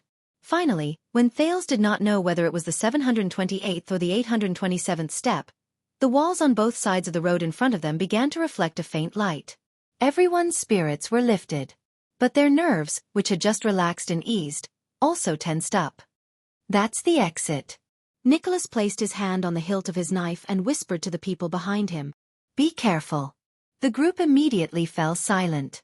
Cohen exhaled, shrugged his shoulders, and slowed down his pace. Miranda and Raphael remained silent, as if they had a tacit understanding. Thales did not even dare to breathe loudly, afraid that he would startle some unknown entity. But as their field of vision became brighter, they moved forward faster and faster. As they gradually approached the exit, the light in front of them grew brighter. Then, the exit appeared clearly in front of them. At the end of the dark tunnel, there was a hole that emitted a piercing white light. Nicholas sighed. Everyone's nerves also relaxed. It was not because of safety, but because they had been in a dark and oppressive environment for a long time. Even their minds had become abnormal. So, the moment they saw the exit, they felt as if the thing they had been anxiously waiting for had finally come to an end. Even though this is not a good outcome. A silhouette stood at the exit quietly. Thales' heart sank. Is it the person who will receive us? He asked softly. Of course not. Nicholas shook his head. He no longer lowered his voice. He's not stupid enough to stand at the hole. The Star Killer's expression became very calm. He seemed a little relieved? Cohen sighed. The White Blade Guards quietly spread out and protected Little Rascal's surroundings. Miranda pressed her hand on the hilt of her sword and opened her mouth slightly. Are you ready to fight? Raphael narrowed his eyes. Did you see who that was? I couldn't see his face clearly. The corners of Miranda's lips curled up slightly. But that figure is too familiar. Cohen frowned. Familiar? You mean Croche? Nicholas ignored the argument behind him. He gestured to the people behind him and strode forward alone. He walked towards that figure. The figure turned his head slightly. Light shone on his face. When everyone saw the person's face clearly, they were suddenly shocked. That was not the ground shaker, not Caslin. We meet again. Nicholas walked 10 steps away from the person and sighed softly. Madame Calshon. In front of him, the Red Witch smiled slightly and nodded amiably as usual. Thales stared in disbelief at the Red Witch who appeared before him again. He turned his head to look behind him, then turned back to look at Calshon. How could she be so fast? As expected, Caslin told you about this secret passage, Nicholas said coldly. The Red Witch smiled faintly. I only found out about it just now. Don't blame him. The old woman observed Nicholas' position and then raised her eyebrows slightly. It's close enough, Lord Nicholas. The Star Killer stopped in his tracks. His hand was still pressed on the severing soul's blade. Where is he? Nicholas had to squint because of the backlight. He could not see the situation outside the cave clearly. Calshon looked at him and sighed. He won't show up. Nicholas tightened his grip on the hilt of his blade. Humph. Nicholas looked elsewhere. His voice was full of disdain. Coward. Behind him, Thales frowned. They're standing too far away. They can't hear anything. He tried to activate the Sin of Hell's River, but he had used up too much of his power of eradication while searching for the way in the secret passage. He called out a few times, but the Sin of Hell's River did not respond. Miranda had a strange look on her face. Why is it only the Red Witch? Maybe it's an old trick. Cohen shielded Thales' side tightly and looked around suspiciously. That big guy with the blade might be hiding in some gutter, planning to suddenly jump out like the last time. Be on guard, Raphael said calmly. This time, we don't have backup. Hey, Waya said softly, when will they start fighting? Thales watched the two of them talking. His heart was heavy. We'll find out. Nicholas' gaze returned to Calshon. What about you? Where's Tolja? The Star Killer sized up Calshon and estimated the distance between them. He said coldly, Where's your ambush? The Red Witch sighed slowly. Outside. Calshon nodded and bowed slightly. Archers you can't imagine are lying in ambush in the most tricky corners. They're all good snipers and assassins in the secret room. As for Black Sand region, I didn't plan to let them participate in this hunt. Nicholas' pupils shrank slightly. He hated this feeling. It was the feeling of being locked down on the battlefield. His eyes gradually got used to the light. He looked through the hole and saw the scene outside. It was still empty. Nicholas looked back into the Red Witch's eyes. His pale face moved slightly. Aren't you afraid that I'll hold you hostage again? Calshon flashed a friendly smile. Oh, I'm prepared this time. I'm afraid you won't have it so easy. The uneasiness in Nicholas' heart grew stronger. He fixed his gaze on the old woman and did not speak again. Then what are you waiting for? The Star Killer said coldly. Do it. Or do you think that as long as you block this place, we'll surrender obediently? But to his surprise, Calshon shook her head. Of course not. I do have all the advantages, the Red Witch said flatly. But that's not what I want. Pointless violence and death won't help. We haven't finished talking either. It's only a conversation between the White Blade guards and the secret room. It's only between the blade and wing. Nicholas was slightly startled. Chapter 221. Anti-theft, do not subscribe, change back later. If Thales were to make a list of most trusted people in the Constellation Court, Yodel, who never showed his face, would undoubtedly be at the top. From the escape from Red Street Market to the danger he encountered in Vine Manor, to the assassination in front of Renaissance Palace, the masked protector had risked his life to save Thales many times. The most recent time, he almost lost his life for Thales. Not only that, the masked protector was the only person in the Constellation Court who knew his identity as a calamity and still kept his secret. Thales especially cherished this. But now, when he heard Yodel's name in the Kingdom of the Great Dragon, Thales realized that he knew very little about this mysterious secret protector of the royal family. He knew nothing about him, whether it was his appearance, age, background, personality, or experience. He could not help but be ashamed to admit that Yodel was more like a familiar stranger to him. Yodel had sacrificed a lot for him, but he had never cared about his condition. No, there is, Thales thought. Gilbert told me that Yodel and the 5 war generals of Extet have a deep grudge. For example, he stabbed the Fire Knight of Black Sand region, Tolja, in the back. This was also the reason why he could not come to Extet. And now, a roar of laughter came from the other side of the hall. It seemed like a dozen Northland nobles were playing some game. Thales then turned his attention back to the kind old woman in front of him. This old woman from Ekstedt claimed that she was Yodel's. Thales sized up the old woman named Xiaofan, trying hard to find similarities between the two of them other than the fact that they were mysterious. He hesitated and said, "Mother? Please do not doubt me. At my age, I will not joke about my son." Xiaofan smiled and shook her head. Thales nodded awkwardly and looked at Putray for help. What's going on? Who is this old woman? But Putray still stared at the old woman with a vigilant expression. He shook his head slightly when Thales glanced at him. I haven't seen him for a long time. I miss him a lot. Xiaofan did not seem to care about the exchange between Thales and Putray.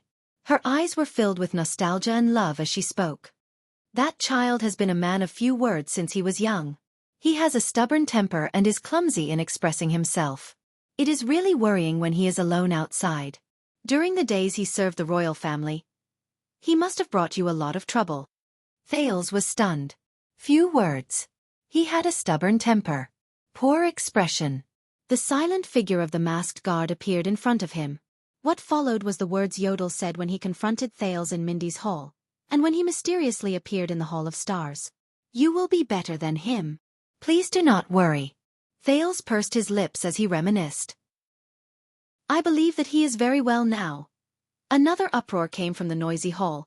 Two guests actually started fighting on the table. Thales suddenly realized that he was subconsciously following Xiaofan's words and continuing to speak. He quickly shut his mouth and looked at Xiaofan warily. However, the other party still smiled in a friendly manner. I'm relieved to know that he's doing well. Please forgive his shortcomings. After all, as a mother, I still understand my child.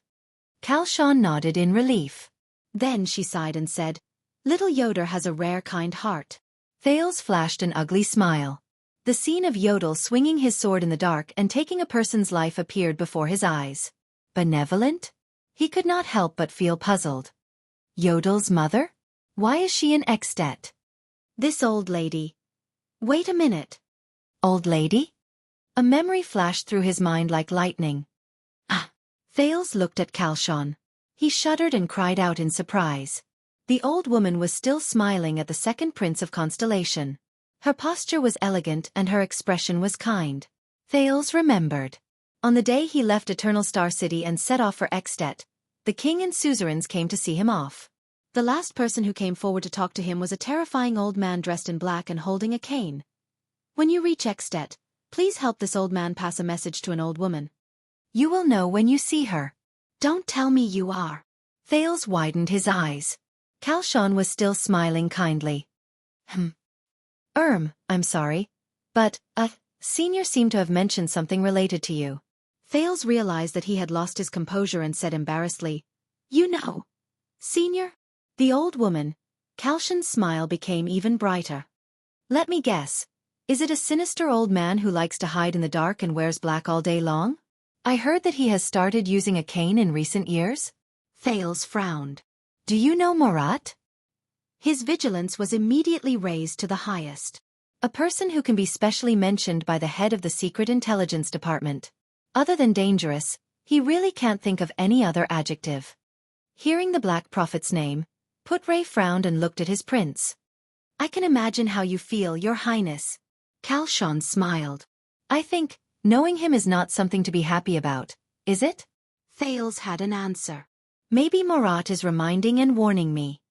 The second prince sighed. He said, "If I meet an old woman in Ekstedt who takes the initiative to come up to me, I'm sorry, these are Murat's exact words. It's okay. That old man looks polite, but he doesn't know what manners are."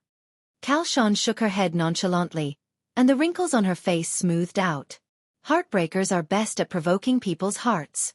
I won't fall for it. Heartbreaker? Thales opened his mouth slightly in surprise, then tried his best to close it. There's a lot of information contained in this sentence. He tilted his head and said awkwardly, "In fact, the Black Prophet, Lord Murat Hansen, asked me to bring you a message." He actually asked a prince to bring me a message. Xiaofan raised her eyebrows. Under her narrowed eyelids, a pair of smiling eyes were revealed. I'm really looking forward to it, Your Highness. Thales only felt that the old woman's kind smile in front of him gave him a lot of pressure. Compared to the overbearing, almost tangible pressure he felt when he faced the Black Prophet, this Granny Xiaofan revealed information that made him frown with a gentle and friendly attitude. It really made him feel awkward and helpless, and he did not know how to defend himself. He said. Thales laughed dryly. Don't cross the line. As soon as he finished speaking, Thales suddenly realized that the old woman in front of him revealed a strange expression. Don't cross the line. Xiaofan closed her eyes and took a deep breath. She sighed and lowered her head. Her expression was complicated and indecipherable. She murmured faintly, "So what?" Before the puzzled Thales could react, Xiaofan put away her reminiscence and smiled again. You're in a difficult situation now, Your Highness. You're struggling to survive in the gap between Constellation and the Dragon, and you're also struggling to stay afloat in the maelstrom between the king and the Archduke. Xiaofan sized up Thales with a gentle gaze. But please believe me, compared to Marat, these are not worth mentioning. The next moment, under Thales and Putre's puzzled expressions, the old woman nodded gracefully and turned to leave. Thank you for your time. Thales retracted his gaze from the old woman's slowly departing figure. He could not help but notice that all the nobles, servants, and guards on the old woman's path bowed respectfully to her and made way for her. Thales frowned. He could roughly guess the other party's identity. Oh my God, Wuxia exclaimed softly behind them. I just saw the Red Witch? Thales turned his head and looked at his attendant. I'm sorry, I thought they all. Wuxia's face was full of surprise. You know, they don't easily appear in front of people. Them. Thales exhaled and helplessly grabbed a piece of buttered bread. So my guess was right? That Granny Xiaofan, she is... That's right, Putre replied with a solemn expression, using the bardic poem he was good at. The stars shine, and the dim places are pitch black. The great dragon soars in the sky, and the shadows under its wings are endless. Thales and Wuxia looked at the barred vice diplomat together. That lady is a terrifying figure who is as famous as the Black Prophet of the Kingdom's Secret Intelligence Department. Putre's eyes were filled with fierceness as he said softly, "She is the person with the highest authority in Extet's secret room. The Red Witch, Xiaofan." Thales, who had a huge headache, rolled his eyes. To be able to establish a foothold in Extet's palace as a woman and let people call her the evil witch legend. Be careful, Your Highness. She's definitely not just here to watch the show. You may not believe me when I say this, but after I saw that lady, Thales put the bread into his mouth dejectedly and looked at the two Northlanders who were fighting fiercely with their bare fists in the distance. He said listlessly, I miss Marat so much now. Also, who is Yodel? Putre looked at Thales doubtfully. Does he serve the royal family? This, a royal secret. Thales picked up an iron fork and stabbed it into the onion in front of him. The secret protector of the Supreme King of Constellation is actually the son of Extet's head of intelligence. Sigh. Another bottomless pit of gossip. In this banquet specially organized for the Prince of Constellation's arrival and the gathering of the 5 archdukes, the Prince of Constellation, as the one being welcomed in name, was undoubtedly neglected. Fortunately, nothing troublesome happened. Some Northland nobles who were here to watch the show would occasionally come up to greet him, and Thales could also return their greetings appropriately under Putre's advice. It was not as if there were no drunkards who came up to provoke him. But Lord Merk could always mobilize his men at the right time and drag away waves of drunkards. Chapter 222. The stern-looking white-haired Count Xiaofan was sitting at the long table in the Sword District's disciplinary hall. He raised his head with a stern expression and asked aloud, "Say that again?" In front of him, a lean and strong middle-aged Northland noble bowed slightly with a stern expression. This middle-aged noble was dressed in regular clothes. His every move carried the military style that even the day before the bitter cold winter could not wash away. A soldier discovered it. The person in charge of the disciplinary hall, the chief garrison officer of the capital, Viscount Lysden, narrowed his eyes. The routine report sent back from Heroic Spirit Palace is very strange. The password at the gatehouse is not quite right. His expression turned cold and his eyes shone with a light that was as sharp as a sword's edge. It seems to have been tampered with, Your Excellency. Count Xiaofan frowned. As the Prime Minister who had served King Nuvan for many years and the most trusted vassal of Dragon Cloud City, Count Lisban was always the last person to speak at the imperial conference. His words were usually the final word. For example, the resolution passed a month ago to allow the troublesome Prince of Constellation to come to Extet. Ever since King Nuvan personally handed him the ring that symbolized the authority of the Prime Minister, Count Lisban had been through countless storms in his political career that spanned decades. He could be said to have seen many things. But at this moment, Lisban felt that everything he had experienced in the past 2 days was almost equivalent to the first half of his life. First, the king summoned all the archdukes to a room. Lisban stood in the Hall of Heroes with a frown as he watched King Nuvan propose a duel that was almost suicidal. Then, he watched King Nuvan kill Pofred on the spot to avenge his second son and intimidate the other archdukes. As a result, the long-discussed plan to dispatch troops by the king and the imperial conference had to be pushed forward. But the calamity in Kilika that came at night woke up almost everyone in Dragon Cloud City from their sweet dreams. Then, the great dragon, which had not been seen for hundreds of years, came again. Then, Lisban encountered the biggest problem in his life. The king was missing. Lisban had seen the bloody battle in the 38th century ground 20 years ago, experienced the most dangerous day before the bitter cold winter 16 years ago, received the bad news of Prince Soria's defeat in the Battle of White Mountain, learned of the dangerous situation of the glacier orcs causing a massive uproar, had a headache over the tense situation of the Archduke of Black Sand region dying in battle, and had faced the dangerous situation of insufficient supplies during the war with Constellation. But none of them could compare to the current situation. The various strange things in Dragon Cloud City made him fearful and extremely anxious. Heroic Spirit Palace? The Gatehouse? The Prime Minister felt that there was one more thing on his mind. But he seemed to have vaguely grasped something. It might be the answer to the question. Lisban turned his head. His Majesty still hasn't been found? No news from the White Blade Guards either? Where's Nicholas? Viscount Lisden's face darkened. No. Only a few scattered White Blade Guards. They survived the battle against the calamities with heavy injuries. They know nothing. Lisden shook his head. Also, the rumors in the city are growing. Count Lisban nodded and sighed. Rumors, the Prime Minister muttered. Rumors about the Constellationates assassinating His Majesty? Impossible. Lisban furrowed his brows. His Majesty worked with the Prince of Constellation last night to uncover the traitor among the archdukes. But what about the Prince of Constellation? And His Majesty's granddaughter? Prime Minister Lisban raised his head and looked at Lisden. His Majesty was also looking for them, wasn't he? Viscount Lisden still shook his head. His Majesty gave this task to the secret room. But he hasn't seen Madame Calchon for a long time. The veins on the back of Count Lisban's hand tightened. What a bad feeling. He exhaled deeply, his expression solemn. After the great dragon appeared, Dragon Cloud City was actually in chaos. The Prime Minister raised his head. Is there anything else unusual? Yes. Viscount Lisden's eyes shone. The number of patrols. At that moment, the gazes of the two high-ranking officials moved simultaneously. Go on, Count Lisban said flatly. The chaos in the city has not ended, and the martial law around Shield District has not been lifted. But, Viscount Lisden said cautiously, 2 disciplinary officers under me reported that they saw at least 2 patrols coming out of Shield District. I have already sent people to investigate, he said solemnly. Lisban did not speak. But the clues were already connected. The password of the gatehouse is not that easy to tamper with. The Prime Minister frowned. Combined with this strange information.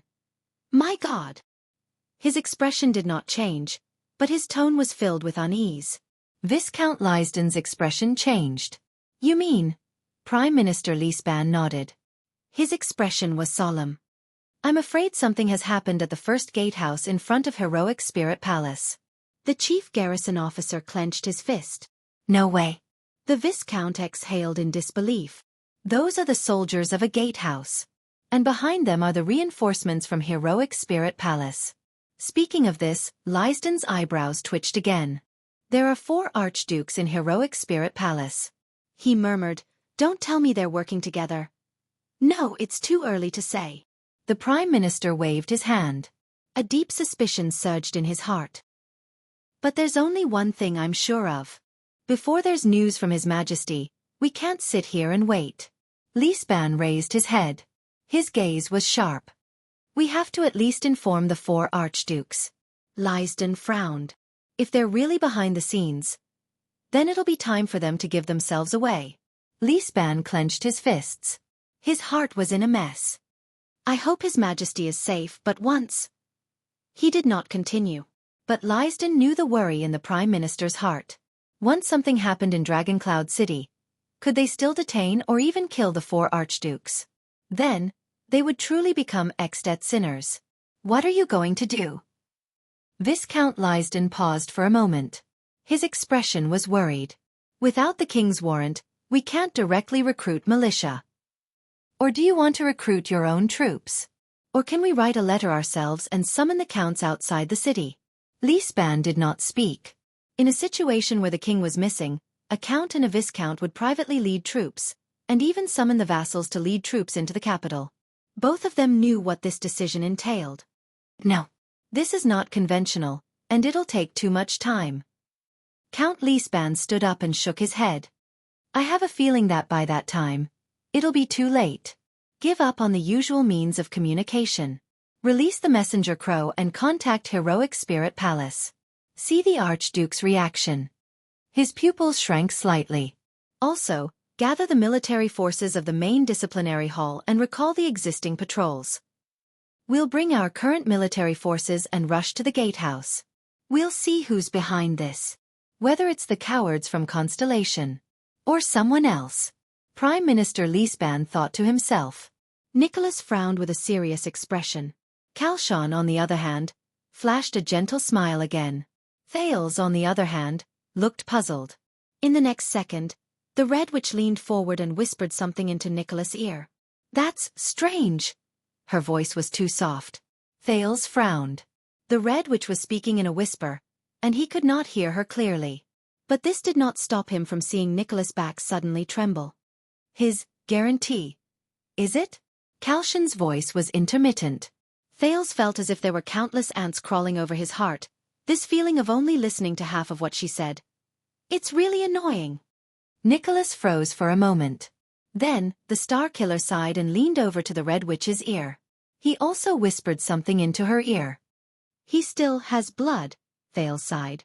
He still did not hear anything. Compared to Thales, who could eavesdrop, the people standing a distance away from the two felt anxious. They watched anxiously, but did not dare to act rashly. Are they going to drink? Cohen raised his eyebrows and mocked. But just as he finished speaking, the masters of the secret room and White Blade ended their conversation. Nicholas turned around and absent-mindedly walked towards the others. The Red Witch raised her head and smiled at the group. Then, she bowed slightly, turned around, and left the cave. Watching the two separate, Thales had inexplicable questions in his heart. What's going on? The White Blade guards in the secret room, what are they? At that moment, Raphael, Miranda, Cohen, Waya, Ralph, and the other White Blade guards all looked at the Star Killer with puzzled expressions. But Nicholas only had a stunned expression on his face. This kind of Star Killer is rare, Thales thought in his heart. What happened? Thales could not help but ask, are they going to trap us here until we die? Nicholas suddenly snapped out of his daze. Let's go. The Star Killer raised his head and swept his gaze over everyone. We are safe. The secret room has retreated, he said in a flat tone and absent-mindedly. And for some reason, the people from Black Sand region did not appear. Raphael raised his eyebrows and walked forward. Why did she leave? The young man from the kingdom's secret intelligence department cautiously observed his surroundings and secretly held the hilt of his sword. Where is Caslin? Nicholas subconsciously let out a cold laugh. She let us go. The Star Killer shook his head. As for Caslin, I don't know. Thales was slightly stunned. Let us go? He stared blankly at the empty cave entrance and blinked, as if he could not believe it. How is this possible? Cohen slapped his head and looked serious. Oh, she let us go. But in the next moment, the police officer's expression changed drastically. What? He opened his mouth wide and his expression became exaggerated. Let us go? Cohen widened his eyes. What did you do? Nicholas raised his head and forced a disdainful smile. I showed her my handsome face. He looked at Cohen and mocked him coldly. Then her heart softened. Cohen blinked his eyes in confusion and looked at Miranda and Raphael for help. Miranda raised her eyebrows. You don't know how to tell jokes, Your Grace. Miranda sighed. You don't have to force yourself. Nicholas' smile disappeared and he snorted coldly. Thales pursed his lips. He looked at Raphael's thoughtful expression and asked, What did you say to her? Nicholas raised his head and looked outside the cave entrance, at the northland sky. He exhaled with an indecipherable expression. His expression was subtle and complicated. We made a deal, the Star Killer said slowly. We made a deal. I offered a bargaining chip to the secret room in exchange for our freedom, he murmured in a low voice. Thales was shocked. Bargaining chip? What bargaining chip? What did Nicholas say to the Red Witch? What kind of price would make the secret room give up on the heir of Constellation and the heir of the Northern Territory? Give up on the Walton bloodline of Dragon Cloud City? But Nicholas only shook his head.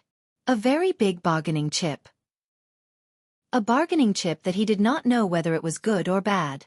Nicholas thought in a daze. Chapter 223. When the group of people walked out of the secret tunnel, filled with doubts and uneasiness, Thales had a vague illusion that he had seen the light of day again. But whenever he thought of everything that happened in Dragon Cloud City, his mood seemed to be shrouded in a shadow. The assassination, conspiracy, and betrayal became more and more tainted, and he could not get rid of it. He was sent to put an end to the potential war between the two countries. But Neuvin's head, which had rolled on the ground, and Lampard's rough and cold face appeared before Thales' eyes. He could not help but hold his breath. The second prince raised his head and looked at the grey northland sky, but only felt even more lost. What's the next step? Miranda was still vigilantly looking around. In a remote and narrow corner of the city, the mottled stone wall was full of traces of time and weather. She turned to the Star Killer and said, Your plan? To find the vassals who are still loyal to the Walton family? But Nicholas only stared at his weapon with a serious expression. He turned a deaf ear to her words, as though he was still immersed in the negotiation with the Red Witch. The one who answered her was Raphael. Dragon Cloud City is still very dangerous, even for the Walton family's vassals. The young man from the Secret Intelligence Department frowned. We can't just show up like this. His Highness' safety is our first priority. It concerns the stability of Constellation, Wuxia interrupted and sighed. Right now, all the Northlanders in Dragon Cloud City are looking for him. In a few days, all of Extet might join in. We are such a large group of people. Thales sighed. Ralph patted his shoulder. The latter shook his head at Wuxia with a stern gaze. Wuxia did not continue, but he still glanced at the white blade guards. His face was filled with deep worry. Thales felt many gazes on him, intentionally or unintentionally. He understood what Wuxia meant. These white blade guards were Northlanders after all. Maybe they had a common enemy, maybe their goals and interests were temporarily the same, but they were not on his side after all. Getting out of trouble and finding a chance to part ways with them, this was the safest thing to do. The common crisis made the Constellations and Northlanders temporarily work together. But after escaping danger, the tension of hostility seemed to have returned. It could be seen from their clear formation. And the reason the white blade guards are here. Thales turned his head and met Little Rascal's gaze. It was a pair of confused and nervous eyes that didn't know what to do. Thales was momentarily stunned. The silent Nicholas seemed to have finally snapped out of his daze. He raised his head, narrowed his eyes, and looked forward. We'll think about these things after we've settled down. The Star Killer exhaled a long breath. The people who will receive us will be here soon. Let's go to the shelter first. Thales frowned. Shelter? From the moment we arrived, this city has had a lot of opinions about the prince. Cohen also revealed a puzzled expression. Not to mention, after such a major incident, who can still protect us in Dragon Cloud City? Raphael shook his head. His expression deep. For some existences, no matter how big the matter is, it's just a dispute between mortals. Thales was instantly stunned. The next moment, a sturdy figure appeared at the corner ahead. The group immediately entered a state of alert. But Nicholas waved his hand and asked them to remove their guard. We're on the same side, the Star Killer said briefly, then glanced at the newcomer with a complicated expression. It was a burly man with a crew cut. Thales couldn't help but narrow his eyes, trying to see who it was. That person seems a little familiar. That's... Thales' heart skipped a beat. Shock and astonishment surged in his heart. Mark! The prince looked at the newcomer and could not help but call out his name in great shock and bewilderment. Lord Mark. The newcomer's expression froze slightly. The former king's administrator of Dragoncloud City, the criminal exiled by King Nuvan himself in the Hall of Heroes. Lord Burnmerk walked towards them with a warrior's gait. He looked at the Prince of Constellation, who had witnessed the tragedy in the Hall of Heroes, with a complicated expression. His Majesty has stripped me of my position and title. You might as well change the way you address me. Merk exhaled and said in a low voice, Good day, Prince Thales. Many images surged into Thales' mind. Alex's twitching body and her limp hands. Merk's tearful confession as he knelt on the ground. King Nuvan's roar filled with hatred and pain. Merk held his daughter, who was no longer breathing, and staggered out of the hall absent-mindedly. You! Thales felt suffocated. He opened his mouth, but the words were cut off when they reached his lips. He saw Merk's gaze. The former administrator's expression was calm, but his eyes were a lifeless gray. It was as if there was nothing else in the world that could pique his interest. Thales suddenly thought of another pair of eyes, Black Sword's eyes. It was strange, but Thales had this feeling. The former king's administrator looked at Little Rascal behind Thales with a complicated gaze. Little Rascal did not seem to expect to see the former administrator here. She seemed to have remembered something and lowered her head subconsciously. Merk shut his mouth. His expression was gloomy, and he did not say a word. Nothing unexpected happened? Nicholas walked forward and clasped Merk's hand tightly before he released it. Merk shook his head but did not say a word. Please come with me. Merk looked at the group of people with a calm expression, turned around and walked back. Try to be quiet and respectful. Cohen looked at his surroundings, and doubts arose in his mind. There was no one around. The dilapidated walls and floor tiles, the unswept snow and withered branches looked like the backyard of a noble's house that had not been cleaned for many years. Respectful. The police officer exhaled and raised his head to look at a majestic stone house with only a small door. Speaking of which, what is this place? Miranda seemed to have noticed something. She raised her index finger to her lips and gestured for him to keep quiet. Just do as I say. Cohen raised his eyebrows and followed the group forward. Thales turned his head and looked at Nicholas anxiously. Why? The Star Killer's words were stuck in his throat. I know what you're thinking. Nicholas lowered his head. He looked at Merk's back with a subtle expression. Yes, King Nuvan exiled him, and... The Star Killer immediately raised his head. His gaze slowly became firm. But Burnmerk, he was. Or at least was a White Blade Guard. Thales frowned. He's still loyal to Walton? Nicholas shook his head. He's loyal to his creed. The Star Killer sighed. No one knew what he was thinking about. No matter what happens, this has never changed. This is also the reason why we, the White Blade Guards, are here. Thales was slightly stunned. He remembered the scene when the 4 White Blade Guards hugged each other's arms and surrounded him and Little Rascal under the crossbows of Black Sand region. He sighed softly. Thank you, Lord Nicholas. There was a barely discernible emotion in Thales' tone. And thank you, White Blade Guards. Nicholas raised his eyebrows slightly. If you really want to thank me, strange boy, then return the favor. The Star Killer and Thales' gazes met in the air. One day when you sit on the throne, then return the favor. Thales did not speak. He only smiled faintly and followed the group into the small door of the stone house. Be careful. Thales heard Waya whisper to Ralph from behind him. God knows what this place is, and God knows what's waiting for us in front. Ralph let out a muffled snort that was hard to decipher. It seemed to be a little disdainful. The stone house was very spacious. It seemed to be a large back hall, but the lights in the hall were dim.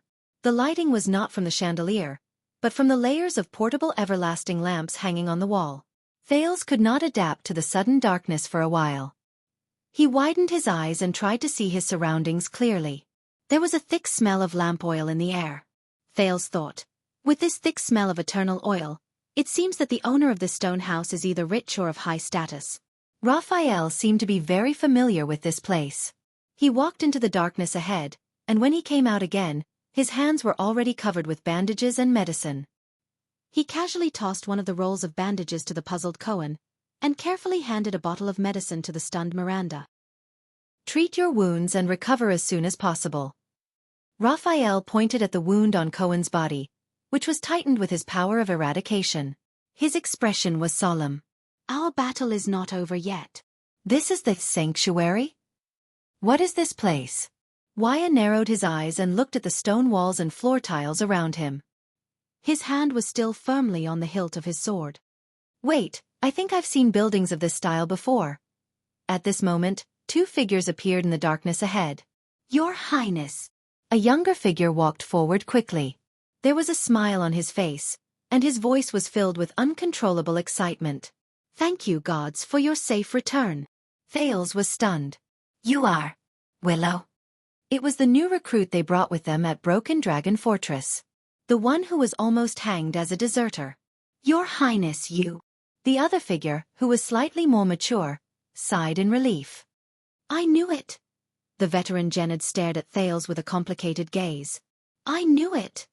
Thales looked at the two familiar people in the Constellation Diplomat group and felt as if a shackle had been lifted from his heart. You. Thales looked at the group and thought of something. Where are the others? As soon as he finished speaking, another familiar voice came from the darkness ahead. Looks like everything went smoothly? Thales' heart trembled. He immediately blurted out, Put Ray. Under everyone's gazes, the experienced and knowledgeable vice diplomat of the Constellation Diplomat Group, Lord Nemain Put Ray, came before them. The thin man still held his pipe in his hand. He seemed very calm, but even though his pipe was filled with tobacco, it was not lit. Your Highness. Put Ray flashed a faint smile, but there was a hint of gratification in his tone. I'm very happy to see you return safely. Thales stared at his vice diplomat quietly. A few seconds later, he flashed a smile and exhaled. I'm also very happy to see you safe and sound. The prince let down his guard and said with a smile, Your Excellency. Put Ray nodded and turned to look at the young man from the Secret Intelligence Department. Were there any accidents in the gatehouse? The vice diplomat asked faintly. There were some accidents. Raphael's expression changed slightly. But it's settled. Thales thought of something. Put Ray and the people from the Secret Intelligence Department, they seem to be very close? That's good. Put Ray looked at Nicholas and Merc and nodded slowly. Thank you for your hard work. Nicholas snorted coldly and turned to leave. Merc, on the other hand, nodded emotionlessly in response. Thales frowned. He's also very close to the White Blade Guards? Try to rest for a while. Put Ray did not care about the White Blade Guard's indifference. He forced himself to give the prince a meaningful smile. We still have a long journey ahead of us. Thales gave him a deep look and raised his eyebrows. At that moment, he had a lot of things to say and many questions to ask. The calamities, the dragon, Black Sword, Nuven's death, Lampard's conspiracy, Shadow Shield, the secret room schemes, the strangeness of the Secret Intelligence Department, the secrets of the White Blade Guards. But when these words reached the tip of his tongue, they stopped abruptly and turned into an empty sigh. Thales' expression darkened.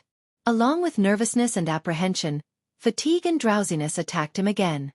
It's not over yet, right? The prince turned his head with a complicated expression and looked at Little Rascal, who was surrounded by the White Blade Guards. He said dejectedly, This nightmare. Put Ray looked at him quietly and did not say a word. He could only sigh silently in his heart. It will end, the vice diplomat said flatly. A nightmare is also a dream. At this moment, a young girl dressed in a silver-white robe walked forward slowly. Her expression was solemn and respectful as she bowed slightly to the people of Constellation. Thales was slightly stunned. He saw the pattern on the girl's robe clearly. A crescent moon. The High Priestess wants to see him, the girl said softly. Her voice was hollow and seemingly emotionless. Raphael raised his eyebrows. Who? The girl did not speak. She only quietly cast her gaze at the crowd. After a full 3 seconds, Thales realized that she was looking at him. Why? Put Ray frowned. His Highness, The High Priestess' request is God's will. The young girl turned to the side and raised her hand behind her in an inviting manner. Thales was immediately stunned. Huh. Perplexed, he asked the people around him, "What will it be?" Ray pursed his lips. He wanted to say something, but stopped. He seemed a little worried. But even without his explanation, Thales recognized this place. His eyes had already adapted to the dim light. He could barely see the walls on both sides. They were full of murals and reliefs. The direction the girl was pointing at was a huge stone statue surrounded by everlasting lamps.